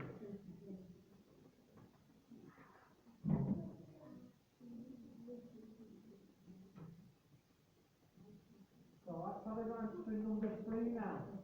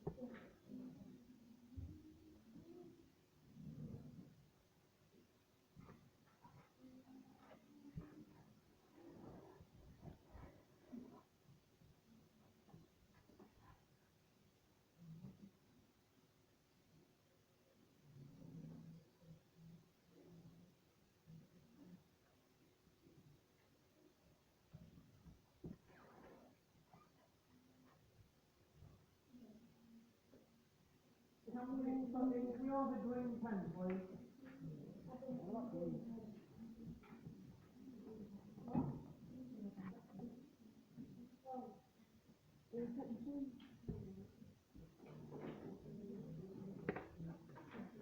So, let's listen up. So can we all add this in green now to question 3? So, in countries where there's a low number of people per doctor, it indicates that a country can fund or provide a good healthcare system. Yeah? So if a country like ourselves, we can provide a healthcare system to everybody, that must mean that country is developed. Yeah? Because it has the money to provide it, to provide and train. Well, that's also one thing. We've been able to train the doctors and the nurses. Yeah? Look at a good education system so that those people, those workers, can get the right training. Yeah? Before we keep saying to Ben, oh, you could be a doctor in the hospital tomorrow. We have no training to do it. You're not going to be a very good doctor tomorrow, are you? Yeah? I'm working in hospital. Well, I think if we put into the training, if we could, I'm sure, maybe a few years to do it properly, yeah, then we would have a good doctor or nurse, whatever it's going to be. Yeah?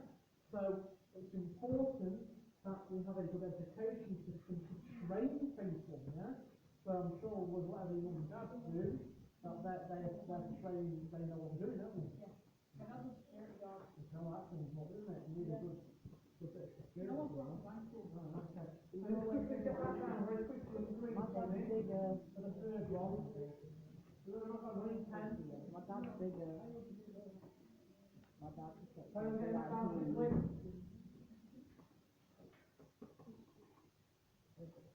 So because they will have a good amount of money for them to pay doctors every day. Okay, we're going to put in green ones for that place right very quickly. We've got a red or a green pen. Okay.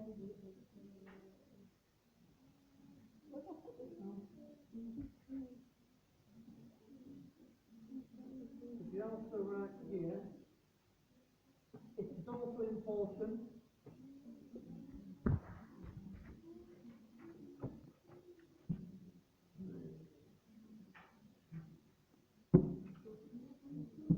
that a country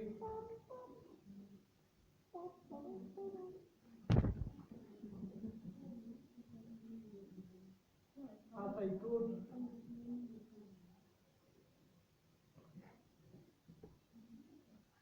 education system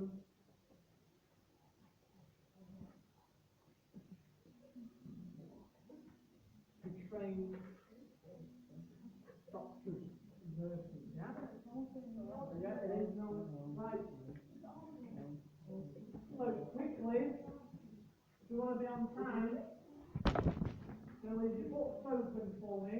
You're going to leave them on the desk. If I want to see your sheet. Have you got 1 minute? Okay. Got 1 minute? I'd work on this. What are you doing?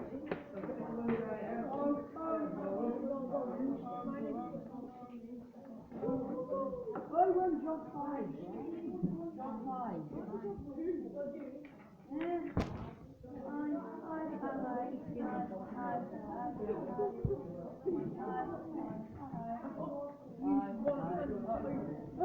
You burger head little boy.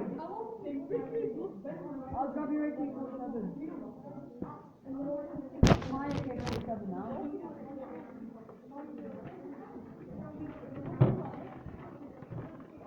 Take that. You eat salad, you eat salad. Pokemon.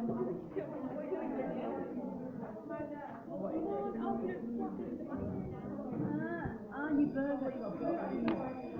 Nice, Ronnie. I haven't sent it. I'm stuck in my own country. Well, I've got no. Can we keep the book from the desk? Take that.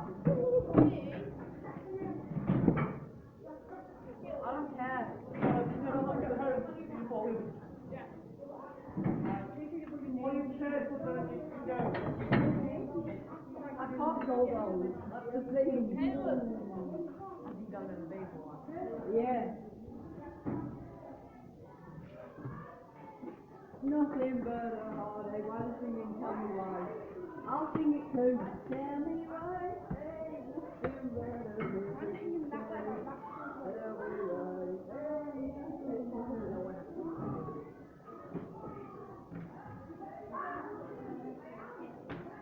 I'm gonna go in. Is going on? Yeah. I'm going to start soon, but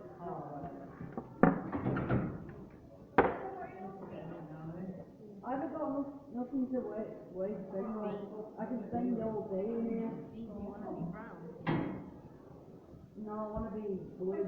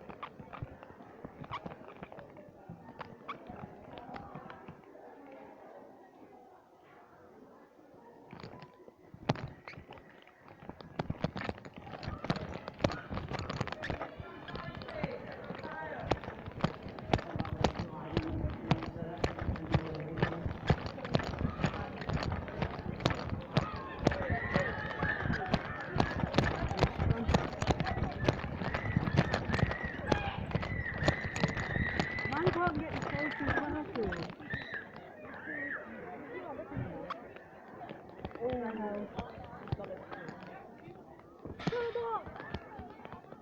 It's probably because I shoved everything in there because I wanted to know what flame holder it is. Cannonball! Leave me in! Alright, you can do that now. I'll put it back. There's stones all in it. Well, this is my fault for bringing it out of here. Thanks, Rachel. I appreciate it.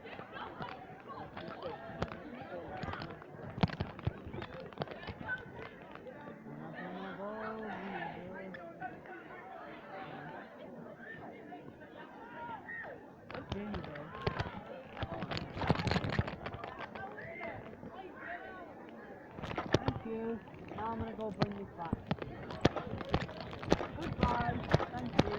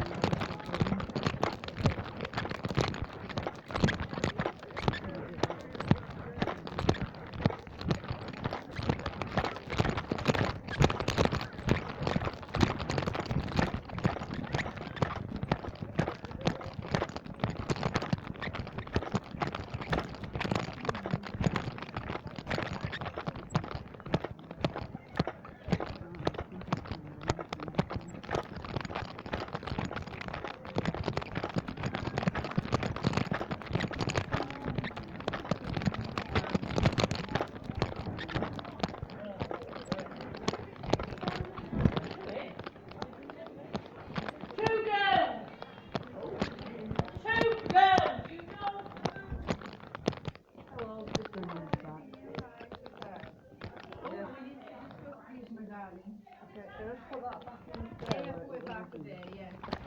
Are you going to have your lunch now? No, I have my lunch later. Are you sure? Yeah, okay. So you don't want this anymore? No. You don't want to be sitting in the front? Yeah. So, remember what's the problem with being distracted. So what's happening now? Are they sitting in the front at the moment? Only for French, and no one really distracting me with in that position where I was earlier. I just usually got on with it. In French?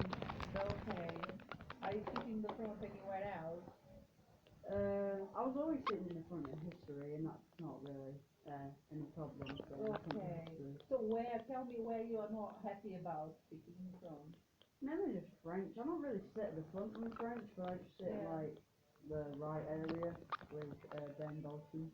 Right. Do you want to be moved? Yes, please. Okay.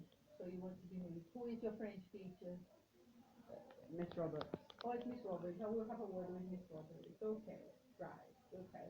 So are we okay with that? Work on the handwriting.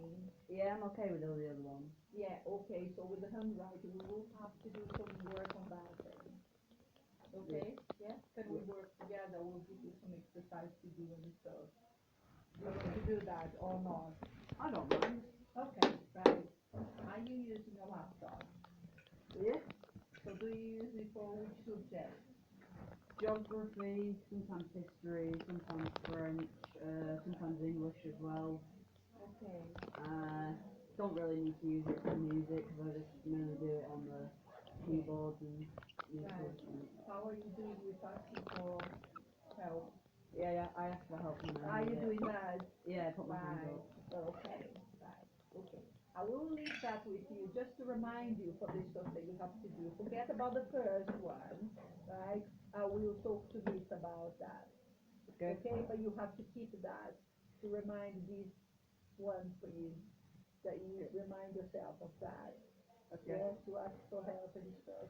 Well, we just Miss Parker said we to do that for you guys, that you remember that. Okay, so shall we book some time then for us to do some handwriting together? Yes, please. So would you like to do that? Yeah, that seems right. Okay, so I will let you know then. Okay? Yep. Yeah? Okay, brilliant. So go and enjoy lunch. So I just put this in my bag. Yeah, you keep in your bag. Okay. Okay? Just to remind you, it's much better. I'll just put it in my Forget timetable. about the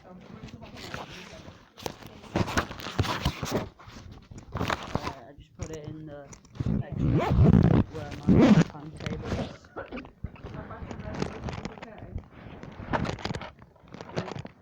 Is everything okay apart from that?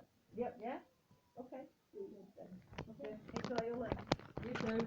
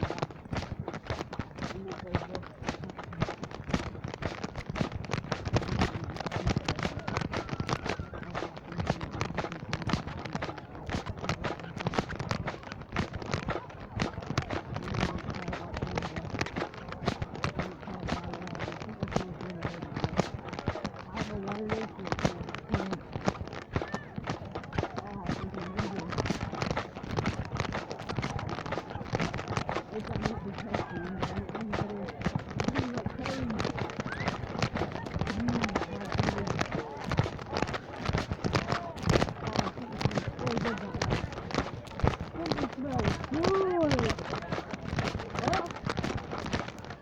This is already not interesting.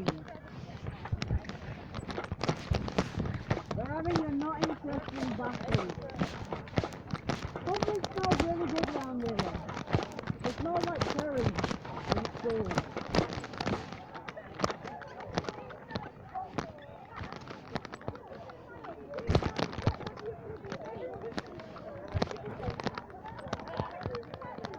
Look at you! You got a good chin.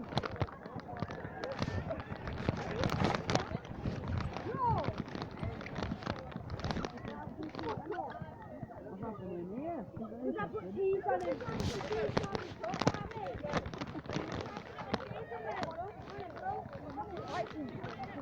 Or is it building in There we go, this is interesting. More interesting than William trying to punch you.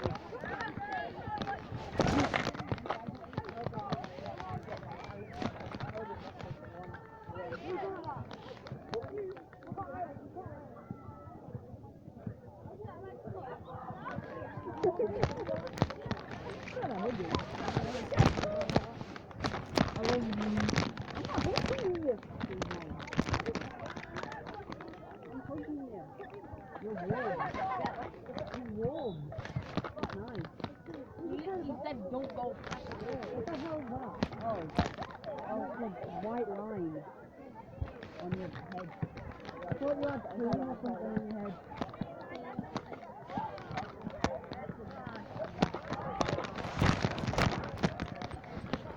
Sorry, beat up. It's really wrong, man. Go back to hell. I like it, couldn't be. I don't know why I pointed backwards. Hell's not backwards, is it? Hell's down there. Hell's down there. Right, so go back down there then. I like it.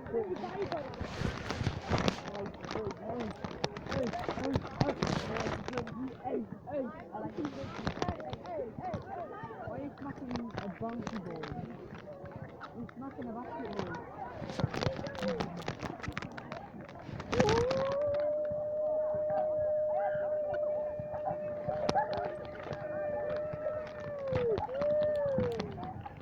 Now it's closing. I'm tired now. Oh shit, oh the whole barricade got knocked down.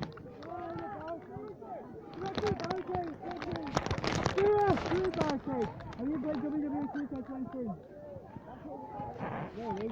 It's for me, really? No, it's not. We're not playing 2K20. Oh, so it must be a very bad year then. Because WWE 2K20 oh, big hairy ass as I put my video. I mean, it's a window. That's what some window is. You like it like a window?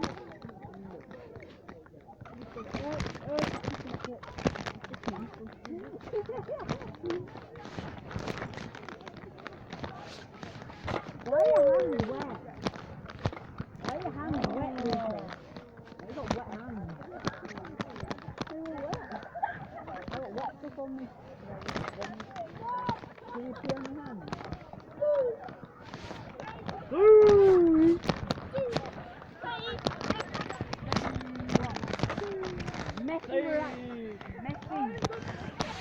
Messi and I can see all going.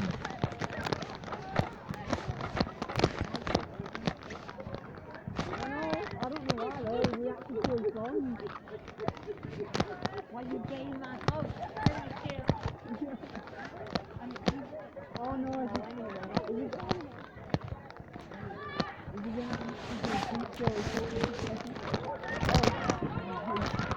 like yesterday, man. Good.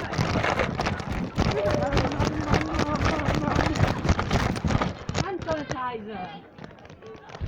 Didn't even work.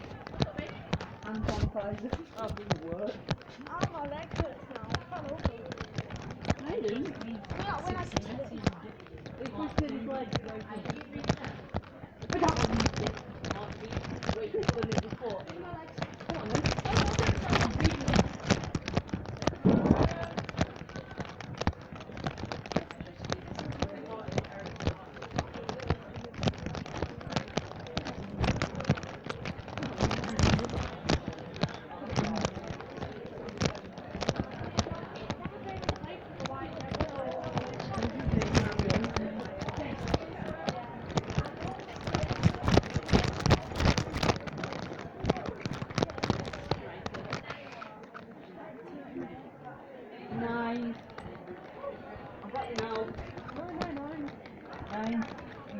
I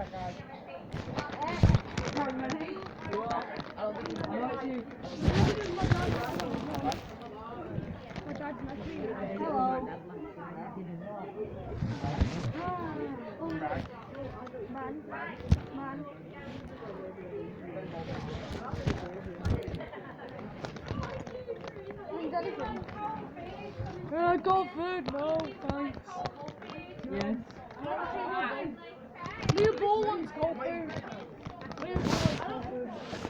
Right, if any of you getting hot food half an hour after school, I'm going hot food. half hour, but lying to me, you lot, make sure these lot don't go in the wrong queue. Off you go.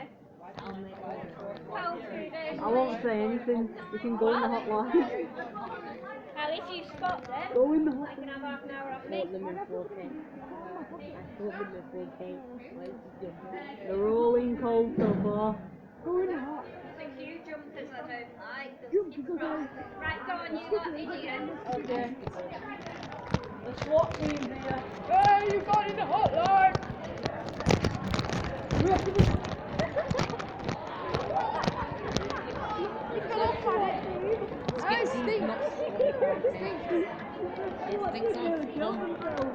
SWAT team events. Did you see that 97 reasonable warning for 20? I play a lot of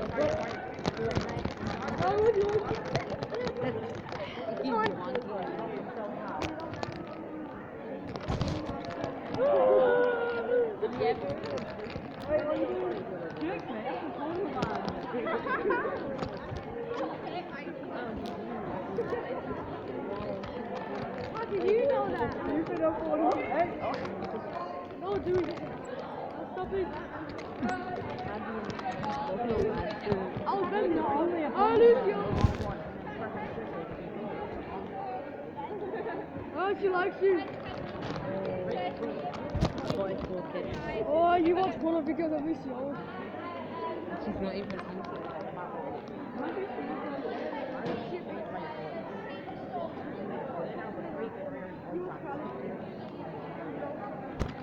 God, who wants so big?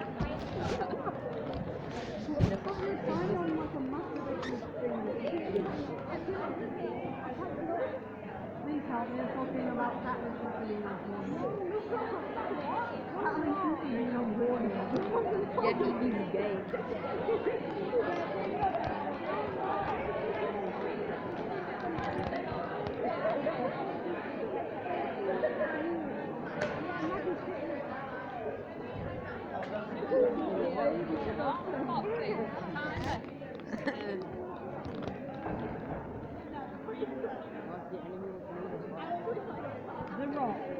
The Rock to Johnson. No, not the enemy of the Rock. The Rock.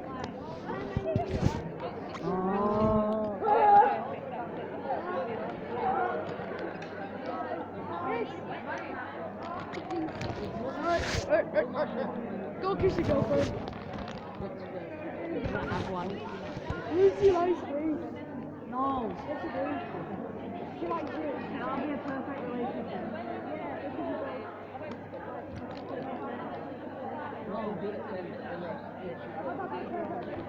What would you do?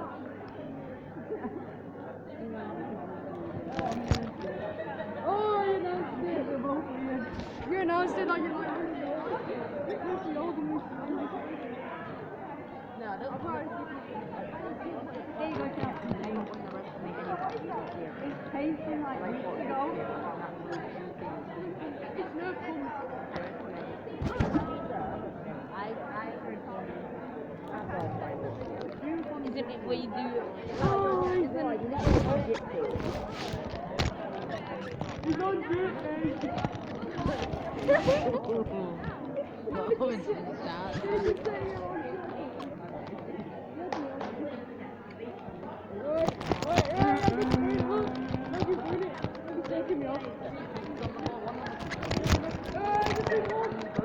you had like something online and basically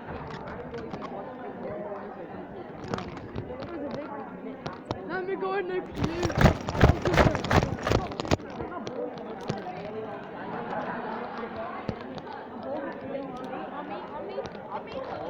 then be like, oh no, I'm trying to come. Hey, yo. One shot. You're bad. He's so weak in bed. Hey, yo, come. He's so weak in bed. He's so weak. He's in the bedroom. He's so weak on the. He's on the bed. He's in the bedroom. Oh. He's on the bedroom in Fortnite house. He's on the bed. He's on the bed. He's so weak. Oh. Oh, I'm gonna twerk on you now. Those are weird, but better not weird as well. Hold on, man. You never see some porn dancing. I see that. Bro, Hold on. What? It's not porn dancing. What is this conversation? I wanna go in a court. I wanna go porn dancing.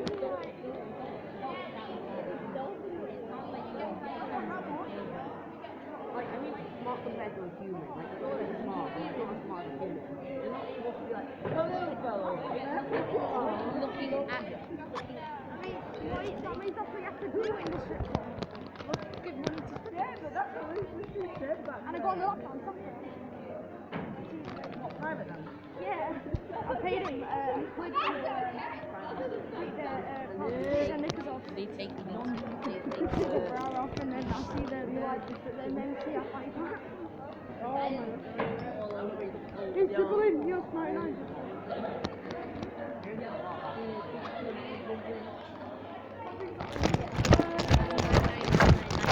Pole dancing. Holy, you feel like the pole dancing. What? You can't have on level 99 now? Messi goes pole dancing with his dance.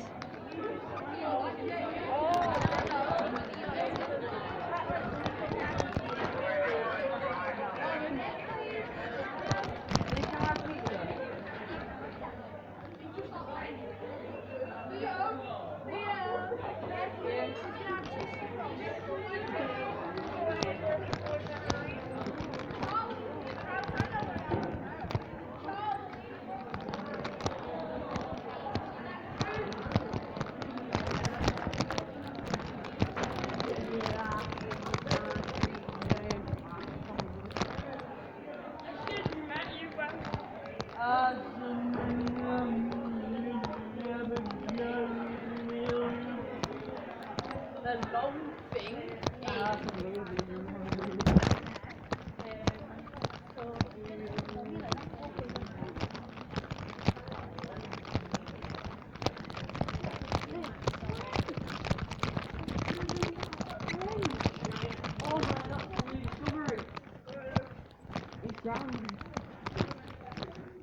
Oh, speakers. Hello. They don't work.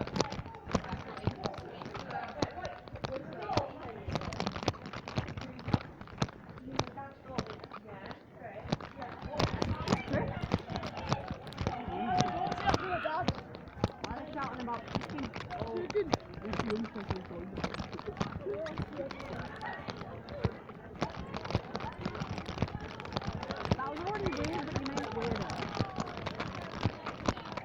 No. Nobody's joking. 55, 60. Oh, can you send me the link? Whoa. Yeah, well. Scott, stop looking at the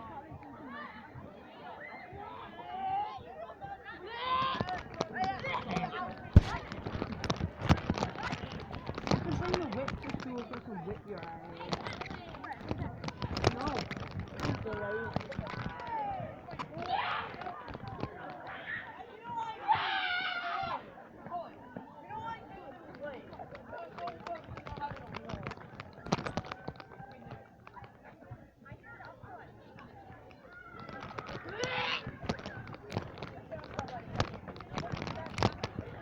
Well, that's new. I thought Adam and Alfie hated Freddy. I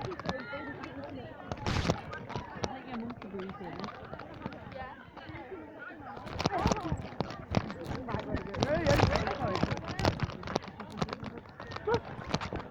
Oh, you're supposed to be back here.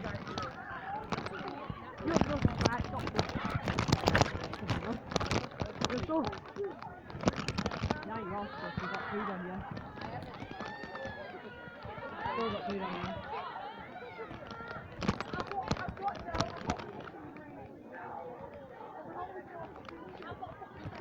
What is that? Oi, Eddie!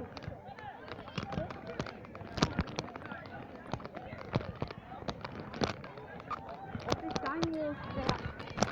Oi!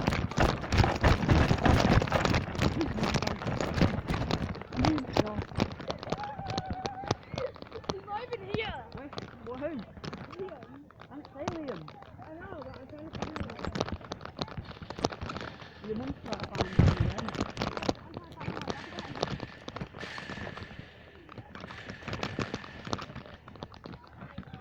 Don't want to get gangbanged.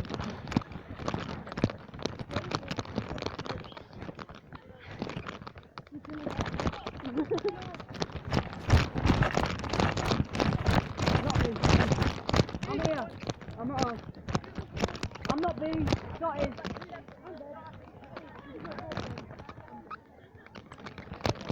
I'm not me. Just look. Yeah.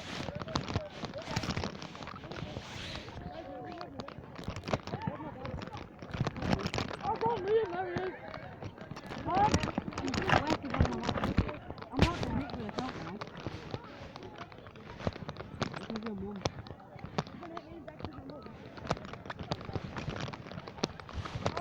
I'll also stop something.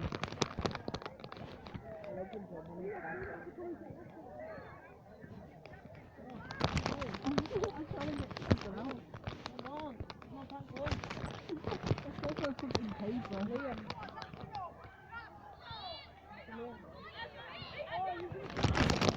Still! Stop moving. Stop moving. You had most of it.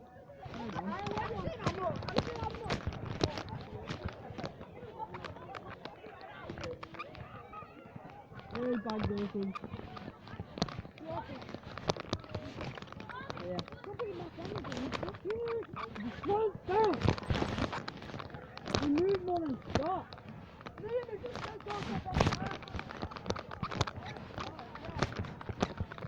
Right, come here, good lad. Come here, quick! Get into your quick real quick. Who wants free shit?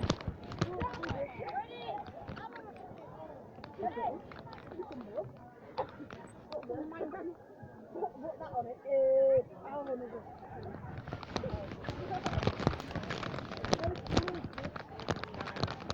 I'm not stealing, wanting free food, man. Give it out. See, you're giving out some free food. You're doing some good things for the world. So, yeah, but it's all it is, isn't it? Yeah, no, bro.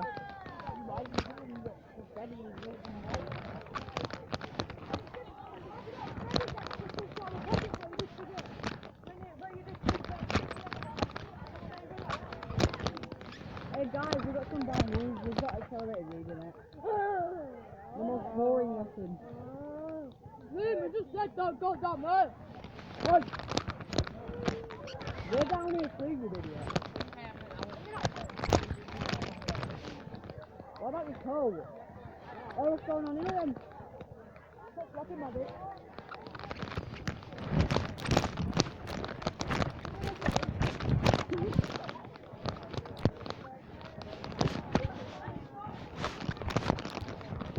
Stop will eliminate you. God damn it. What? What? Yo, what the hell? Yes, they did. That's weird. They said they wanted to fuck Freddy, Matthew, bulldozers! And the girl was sold and got out of Texas. Really? That's what I did. Who's on the spicy? Is it Chris? Don't Chris the spicy, get him out of here now. See them. It's mine.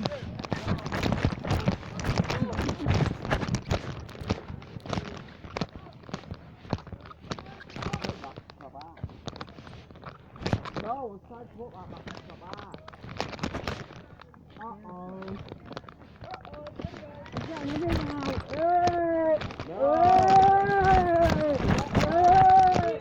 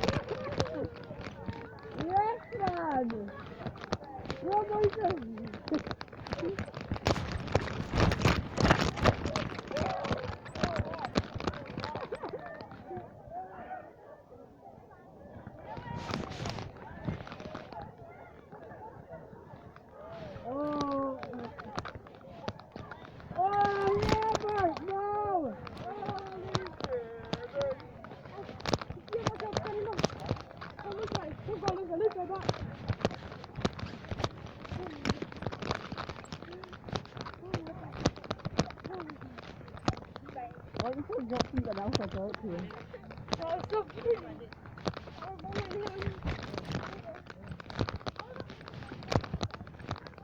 You may not kiss the bride.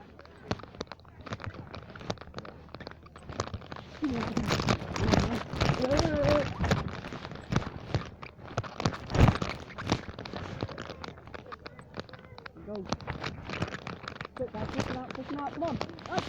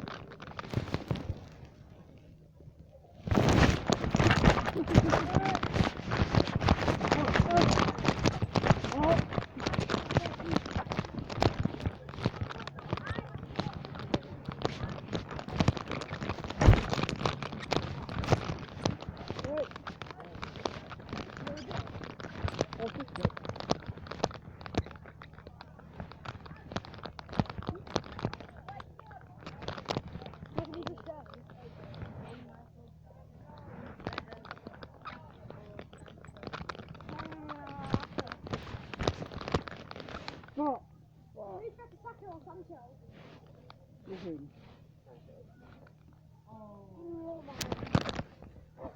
No.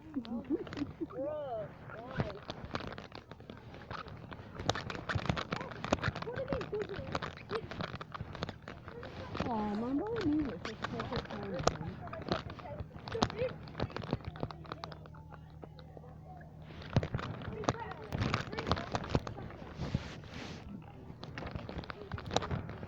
Right.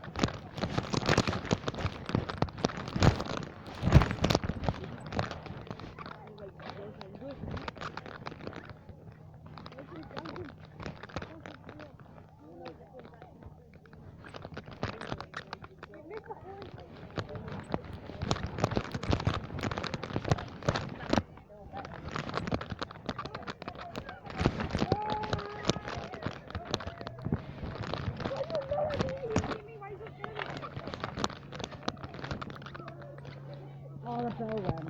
It's a piece of wood. Make the green wood.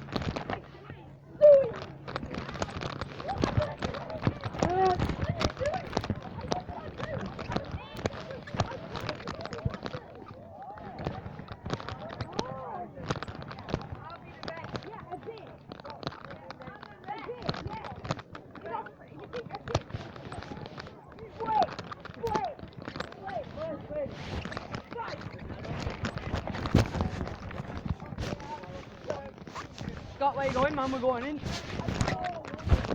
Where are you going?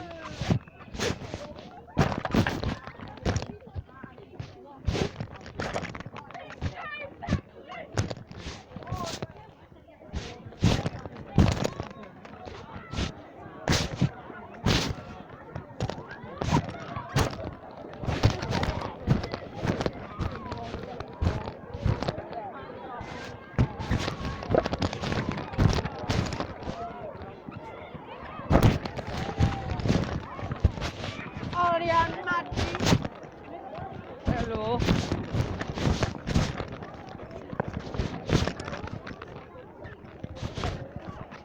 Hello.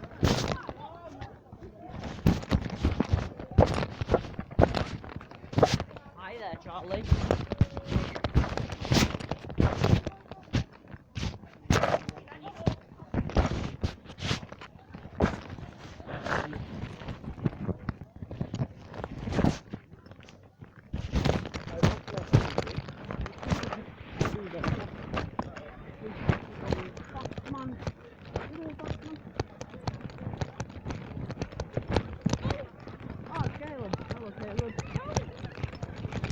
Caleb.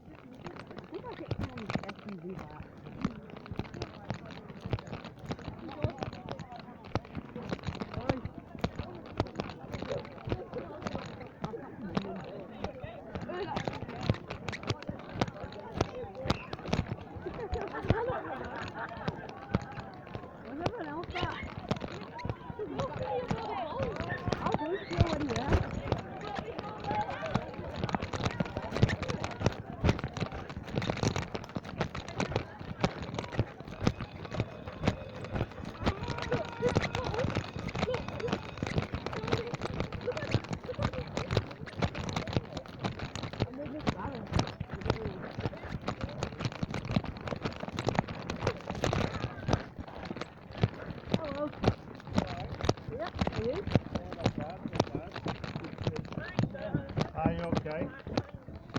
Oh, yes, she is.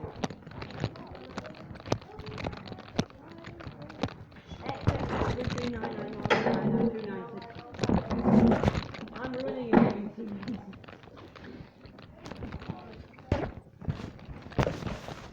No, you're doing this. This is your book. Assessment? You won't be into the Second World War then.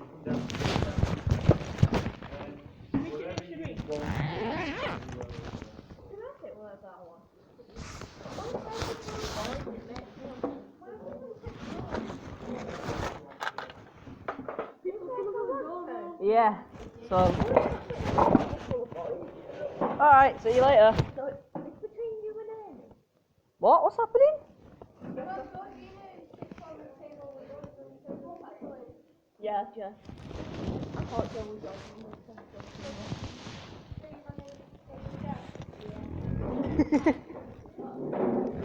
well, I guess some people can't deal with it. Or on that table.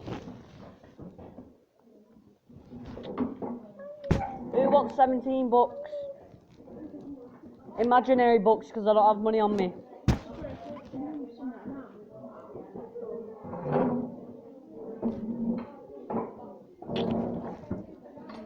Have I spilled water down my top? Feels like I have. Oh man. It's the bend down. I found it back.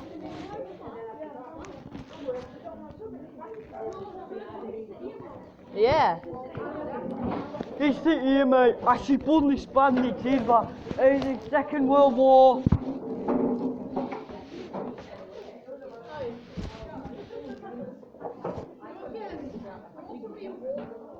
Me? I love war books, man. I love people getting shot in the head and then their brains explode.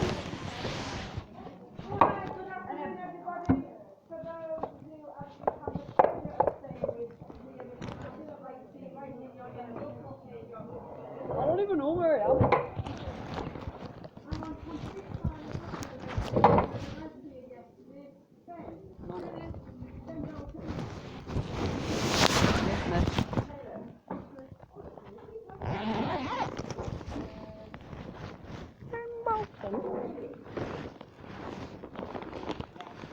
Yes.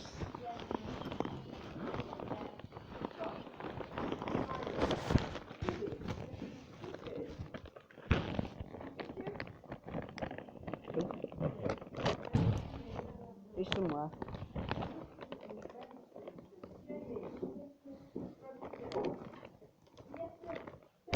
Oh.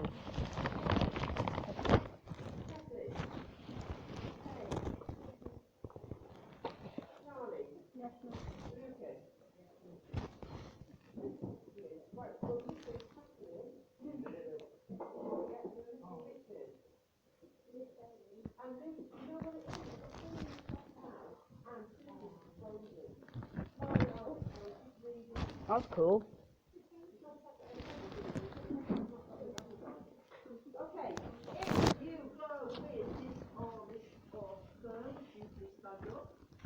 See you later. Lucy just moved and now she's gone again. How come you're doing intervention now? This lesson's boring. Do you want to go for a Bob.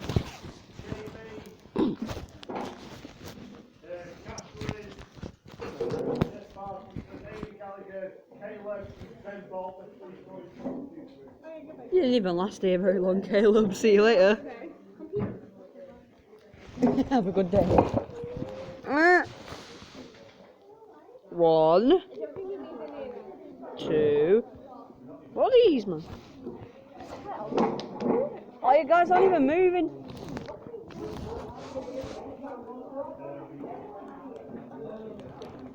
What doing it? So we got 1, we got 2, we got 15. In your yellow books, lovely people, write today's date, 25th of April. Write what page you're on. We did that.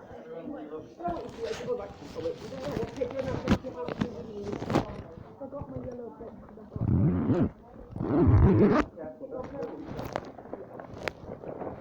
There you go.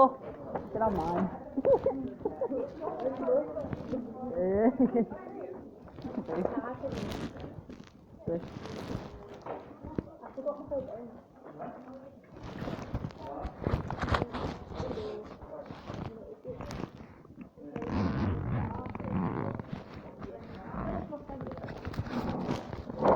Oh dear. So what do we do then?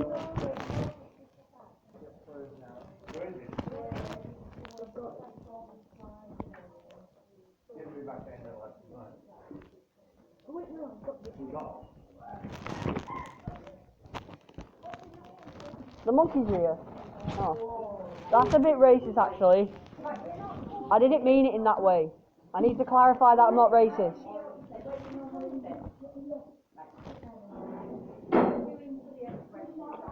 I didn't mean it like that.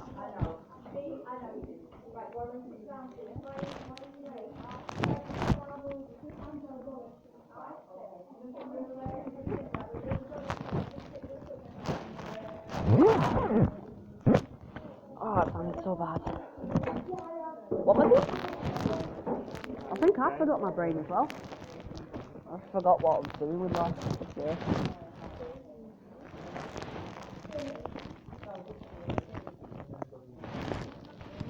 Here. Again.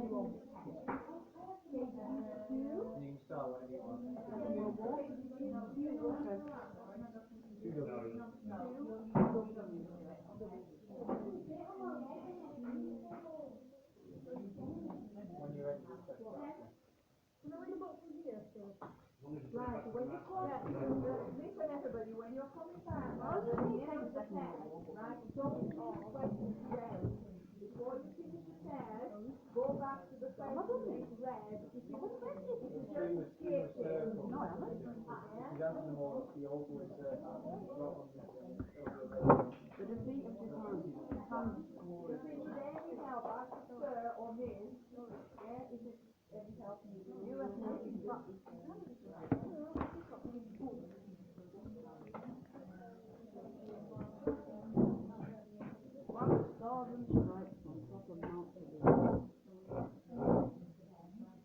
read it properly, okay? Read it properly.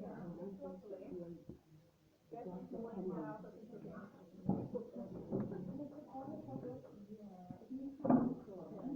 I saw you in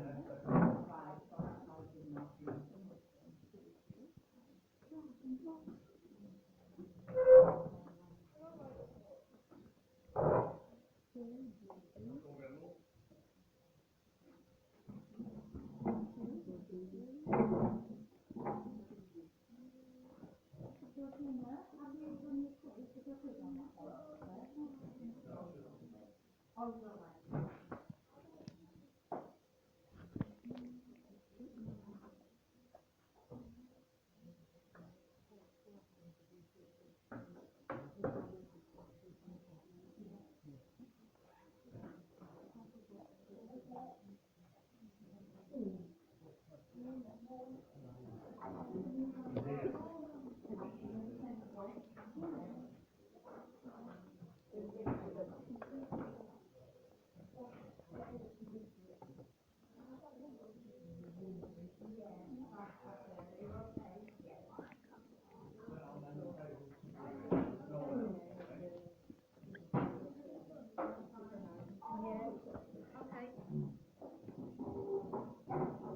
Sure you're going to be alright, these boots to start talking to the guy who kicks down? Yeah, it's not, I'm not sure it's a good combination, that table there, to be honest.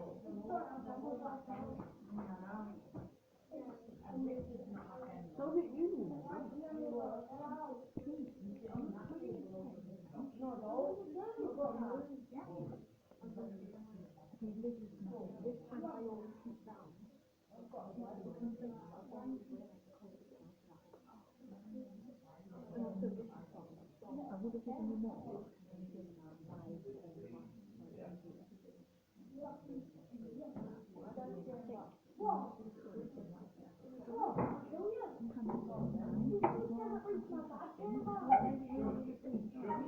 All boots are separate parts of the room.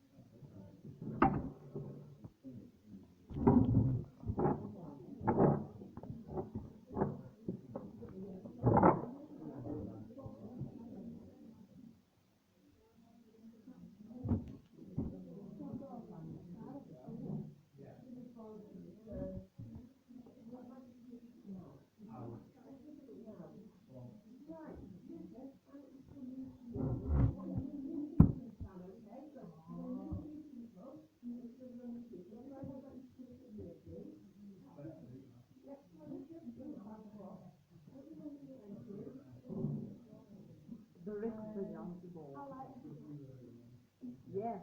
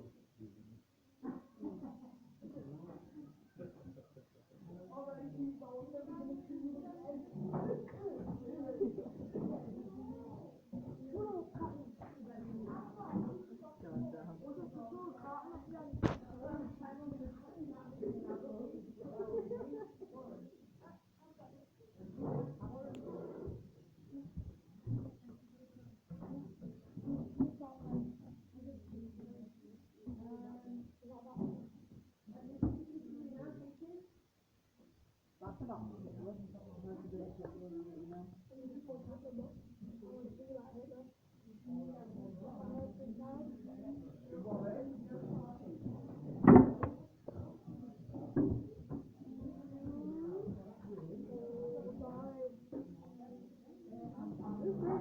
you know. All the death row.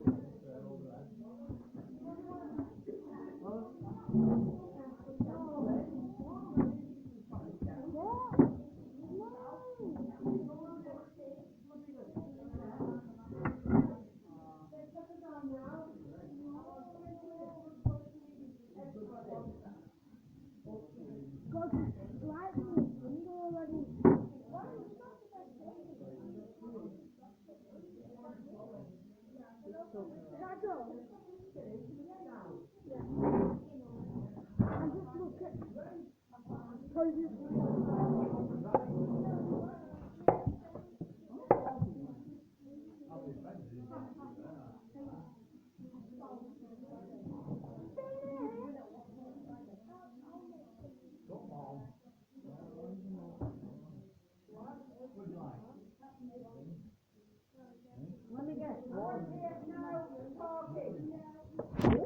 that's alright.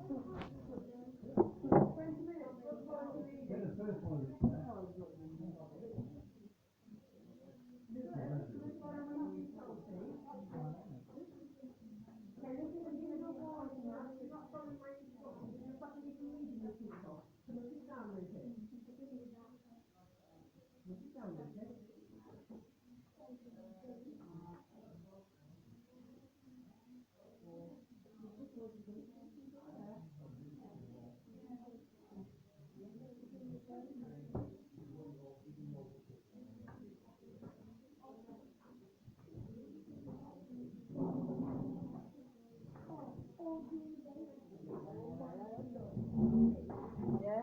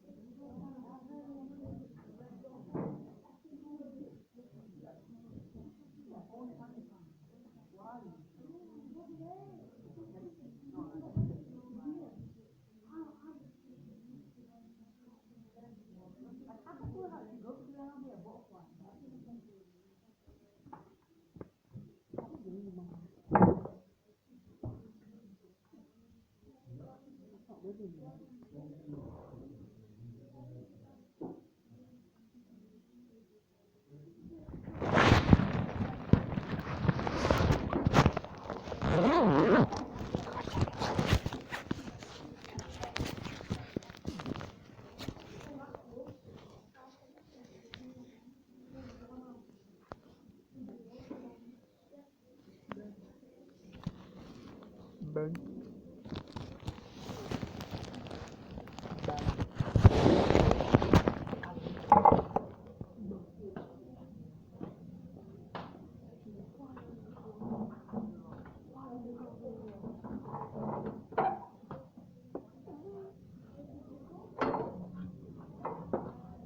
Uncle Mild.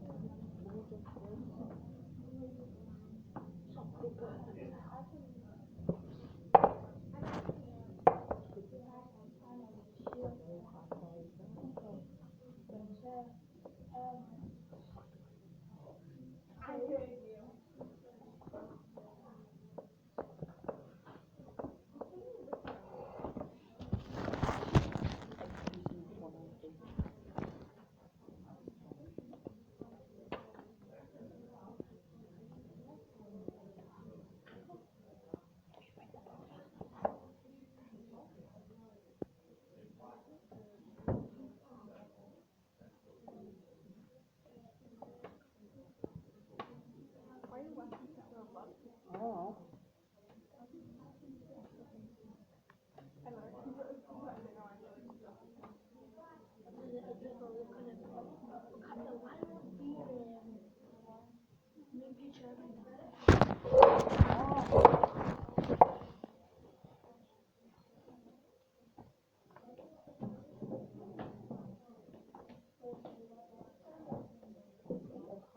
Give me nice decided.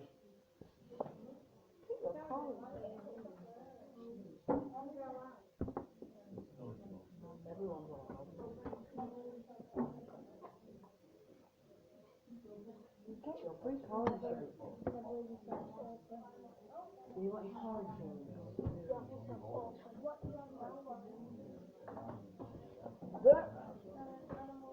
No, I've actually.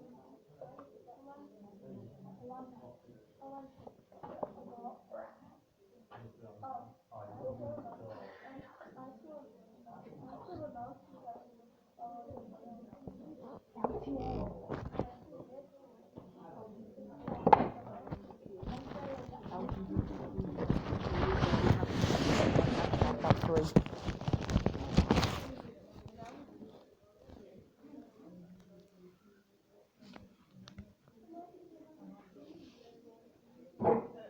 $332 minutes.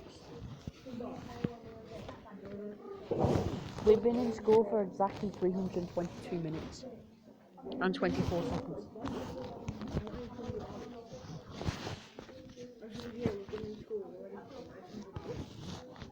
Bidcode.com. Chicken.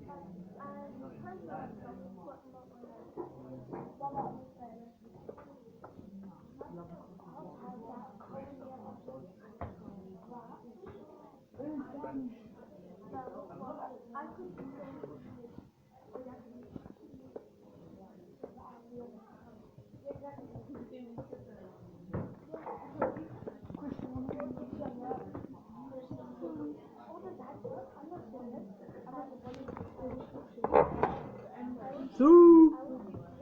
Oh. Ow. What?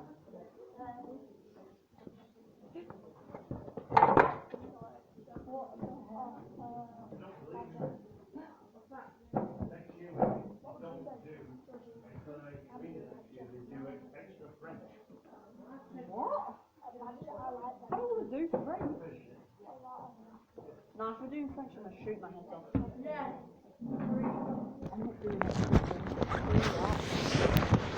I'd rather do extra bob. Checking the time. What?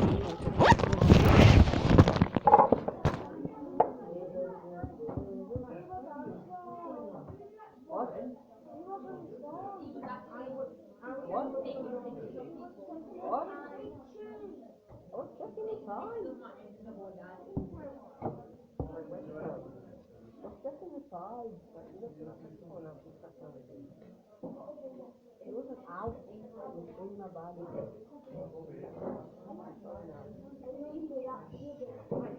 Reading.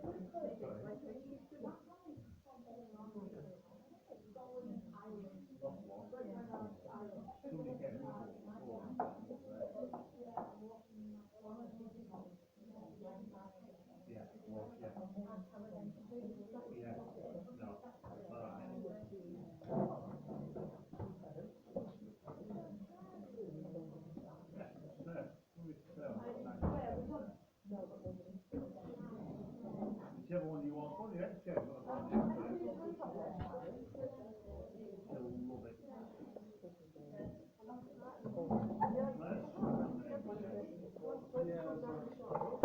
love it.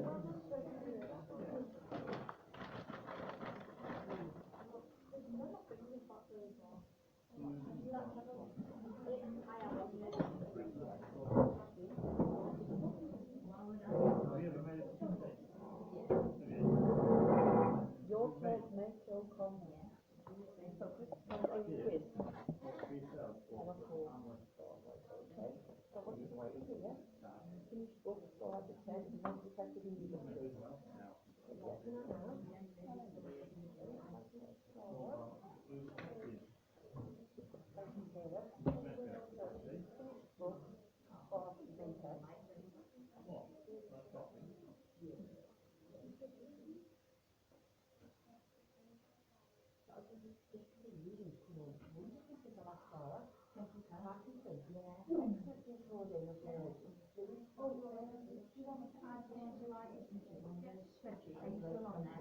I haven't actually opened the spreadsheet yet, but yes, you do make it out. Any new coming up right now.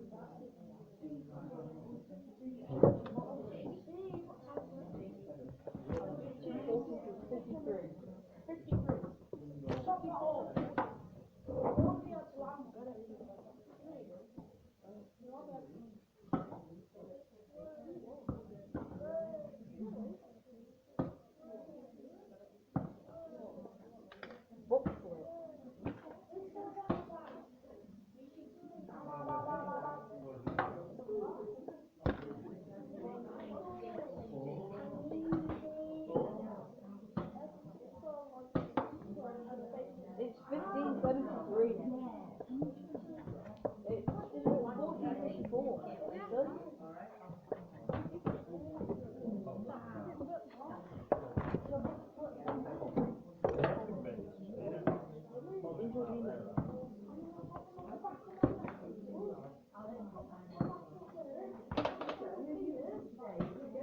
Very well, actually. Bob. You used to start pretend to be non-foreign and then to be like a teacher. Right, year 8, year 8. I want everybody in your yellow book to write on page you're up to, and you must write a sentence. Alright. Do not pack away your books until I have checked your sentences. This is an everyone right here. You should do well, sir. Well, Read that book, come on. Where have you been? Oh, they are.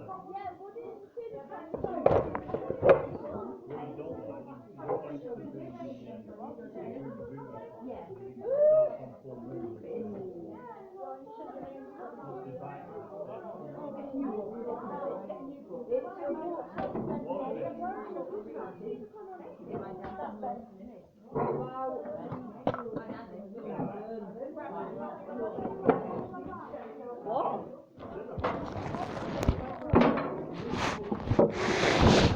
It's here.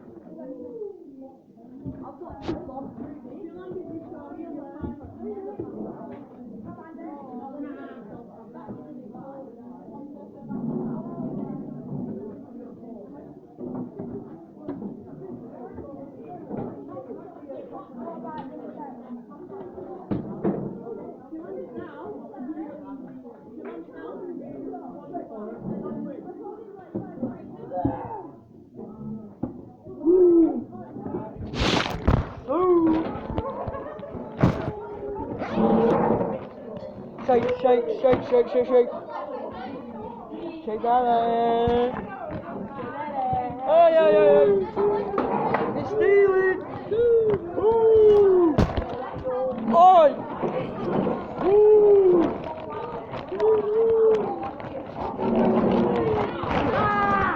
Oh. Suck my love.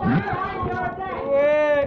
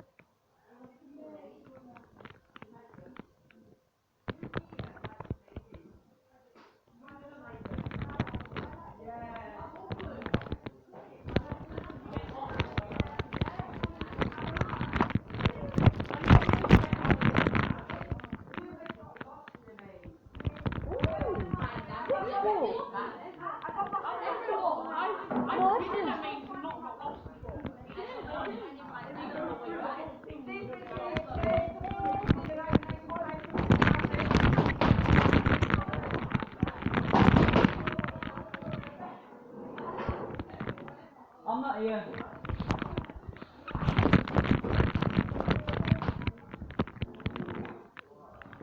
Hello, fellas.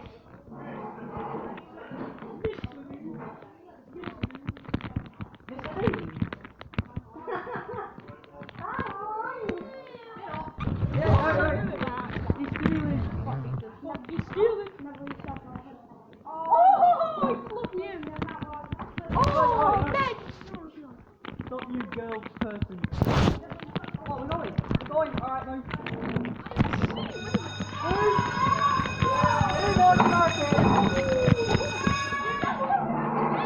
The bin fell over.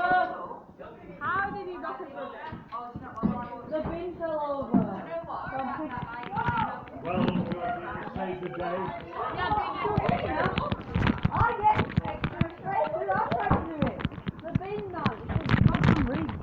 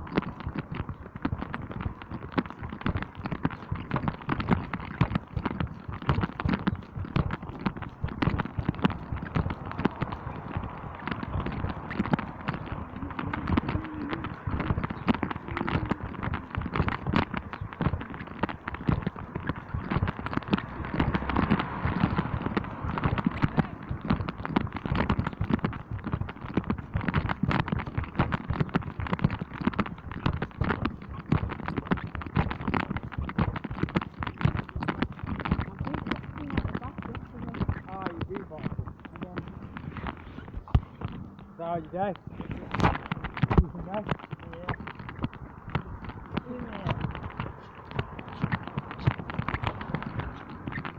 Coffee goes Thursday, 25 cents. It's the only day Auntie Mew can give me a lift, so I might have to book a day off work. They wanted us to come today. So I said I can't get there. And then they went, oh, you can come tomorrow. I'm like, no, I can't.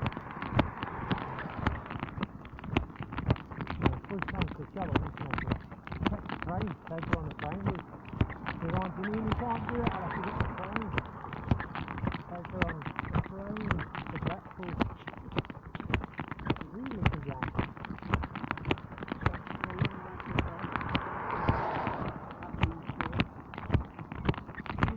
If Auntie Mew starts going, oh, I'm busy, then I have to take her on a taxi.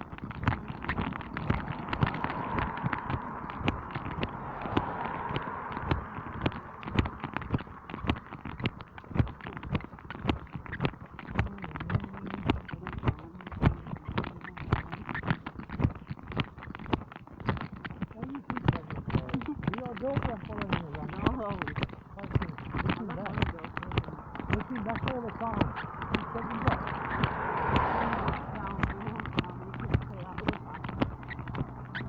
You say I've done that car, but I'm not car a fucking river.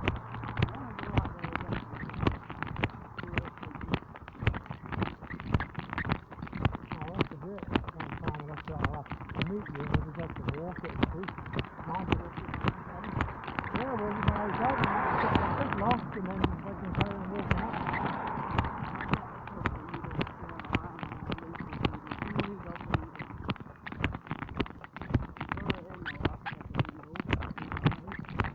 Yeah, there is a way, just fucking do it. I gotta get my pet. There's a path, tell you that. I'll probably just cut all this off. So you just walk directly like that. Brings you down, I know it brings you down, it brings you to the bottom, right at the bottom of England.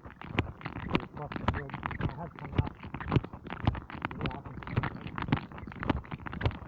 So you get home, you form off, skinny's on, you can have packet of crisps, you've got steam menu, you've got salt and vinegar. What? Oh, this is now doing that for me.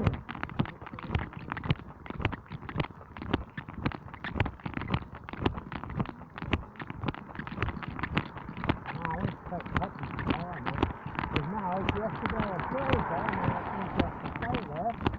That means separated Friday, so I'm actually a taxi either Saturday or a deeper egg fucking weekend.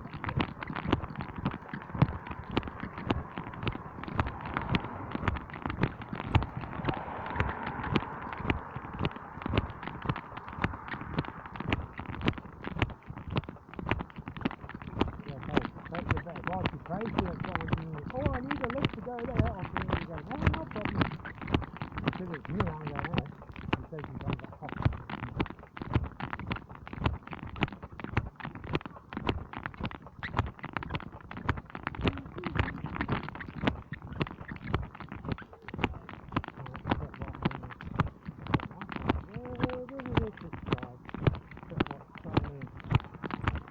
What's that, Wi-Fi?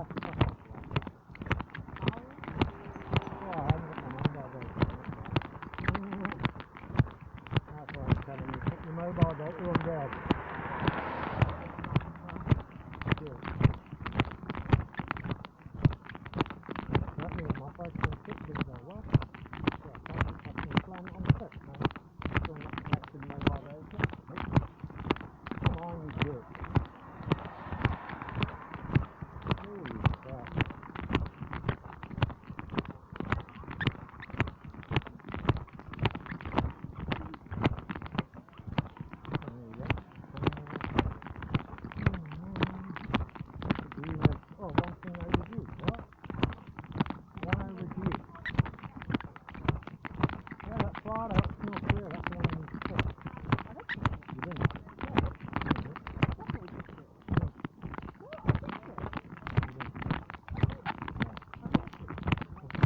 According to this, he's not.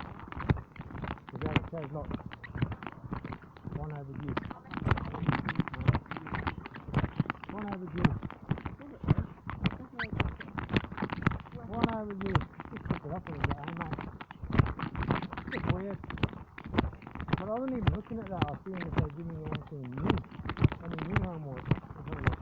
I'll check my books and I've got my contact on the phone. I just check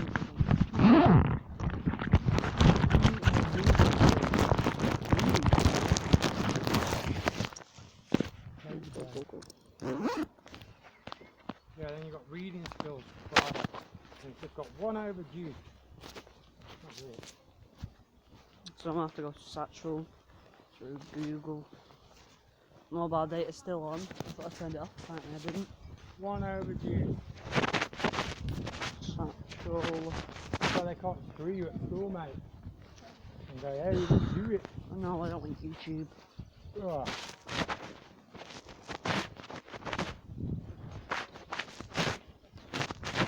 Now you look like Gee's walking with your phone like this. Like, I got it typed in. like a monk. Of course, I got it typed in.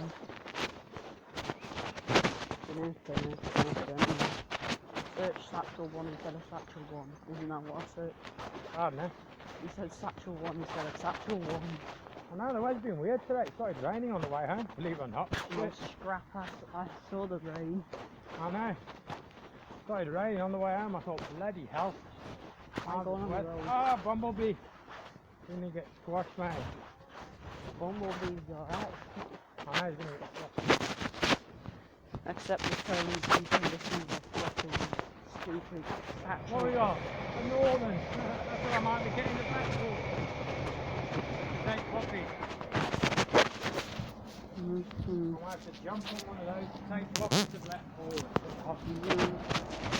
I already have an account. Just to do.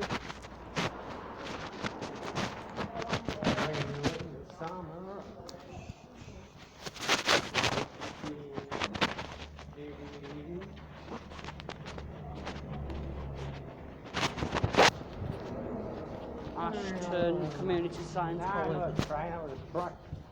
That was a truck going over the hill, Max. I mean, over the bridge. On top of the bridge. Oh, fuck off then. I ain't a way to get home and check it, mate. I'm just gonna do it through Office instead. Whoa. Okay, you go first. Off you. Off you, my dear.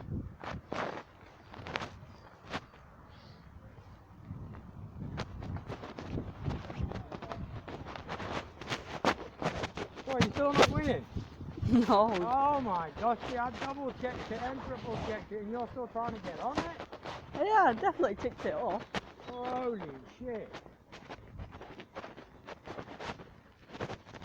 Bloody hell, imagine this is like emergency, we're bombing Russia, Ukraine, fucking hell, breaking, you haven't got a fucking coordinate. Misfire! He's not got the GPS fucking downloaded! Just bomb where you think you want to yeah, bomb. but then you might bomb civilians again. So? You don't want to bomb the civilians. Screw the civilians. They got nothing to do with it. Well, it's like you sitting on your Xbox and a bomb goes off. Civilians are probably fighting back, so they kind of deserve it. Civilians will probably shoot you if you go in there with an army. Why is this not loading? Come on, just load. Why can't you get home or Mobile data is not good. I know it's a 3G. Loading Google. It's a 3G.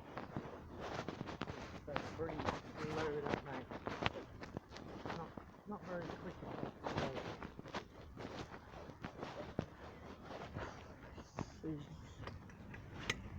Hello. This is crap. Huh? So slow. It's taking its time. Yeah. It's not even on fucking 1% loading yet. Fucking This is worse than GTA. Do it when you get home, mate. Seriously. Do it much Connection's quicker when you What get the fuck home. do you mean I have no network? Paused? I don't want a timer. The fuck are you talking about your timers for, man? I don't want a timer. Your connection is secure, I don't care. Oh yeah, for lunch. Pizza. Pizza, right. I'll just have a ham sandwich. Now it's fricadella again, mate. Come on, you brittle road. Fricadella and chips You tonight. brittle road, eh? So I get bits and pieces tomorrow. I bet if we get home, still not gonna be fucking I loaded. know, that's what I said. It's always-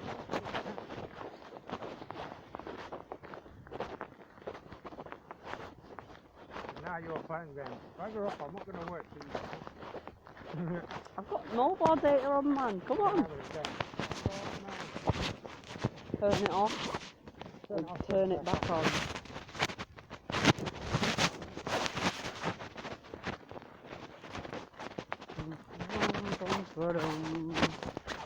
I could have asked Sean for a lift, he would have given me a lift. But then he wouldn't have waited. I would have left him my own way back.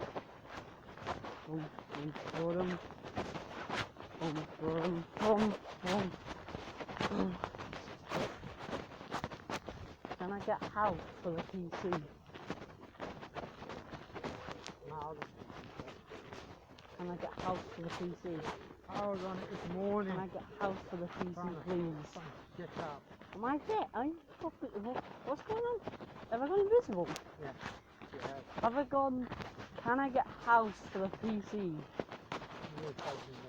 Can I get house for the PC, please, man? I want the game.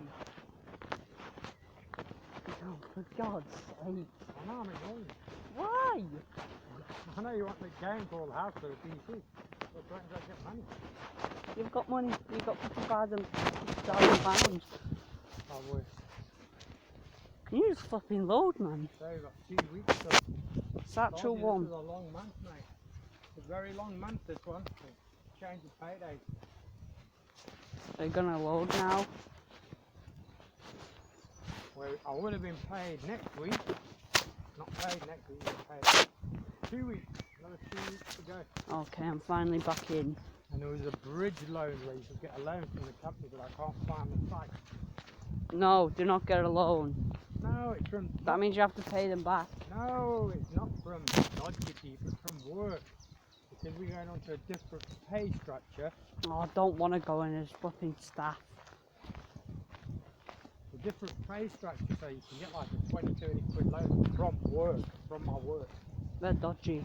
No, my work. No, you don't pay no interest, they just take it off the money. They're dodgy.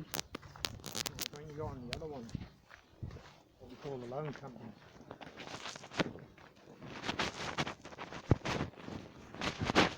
T.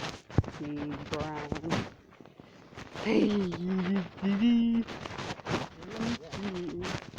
Kind of.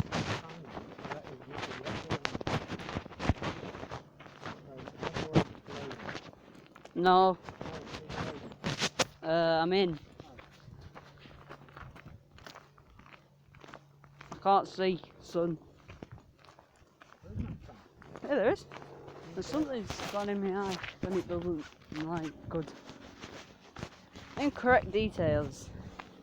Oh, you wait till you get home, you fucking... At home you would have gone, Bob, Bob, done.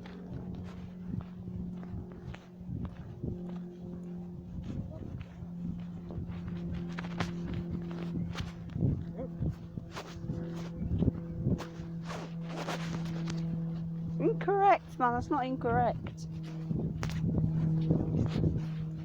Sign in with office. You're gonna crash again.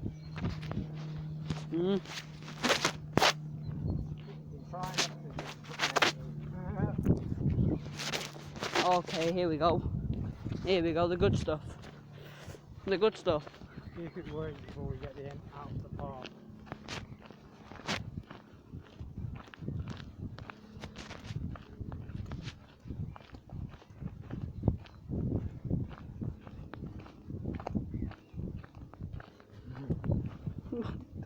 Calm. You know what? I'll go on it first. Someday. Do it. Just, yeah, I want it straight away. Boom! I want it straight away. Do it again. Straight away.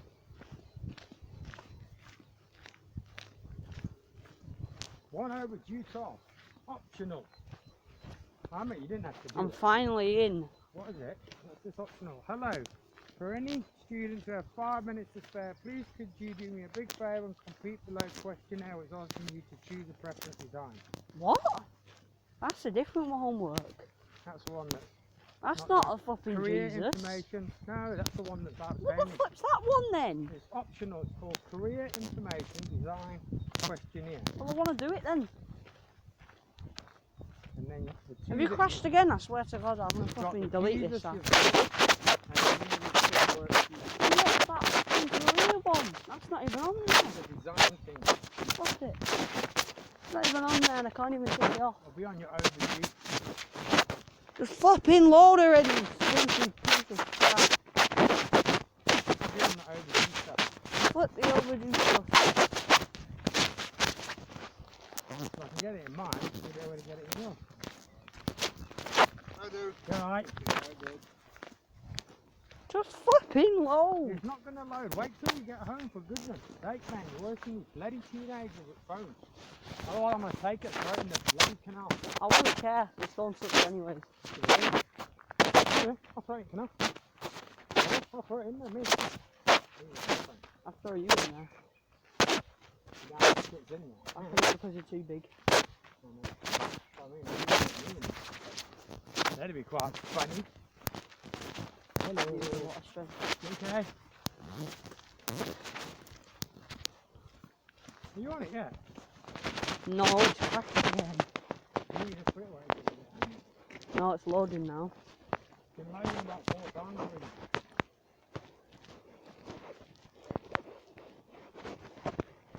We're sorry, no such page exists. Are you fucking mad?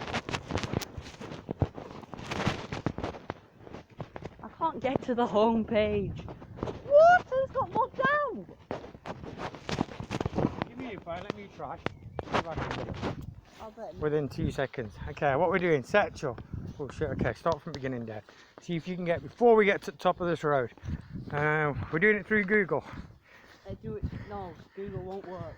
Office 365, walk through the app to the thing. Okay, so what I'm going to do,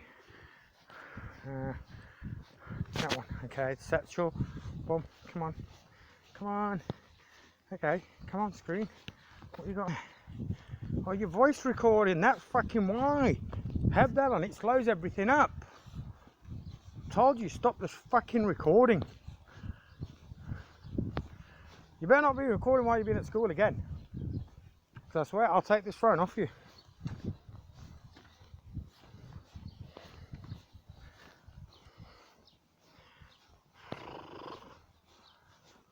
What's so bad about it? There's nothing bad about it. Told you not to bloody do it at school. Data protection, you're not allowed to do it. Told you once, it's the second time. Do it again. What and you data won't. protection? You can't even Listen, see anyone. listen. If I catch you recording again at school, I will take the phone off you. You've had your second warning, third time, it's gone. Enough, that's it. Forget it. I'll smuggle it in again. It's the first time we did this. It's alright, because I watch a video and if I see it, I swear to God, when you go to school this week, you'll be coming home to be diddly shit. There's already 3 videos.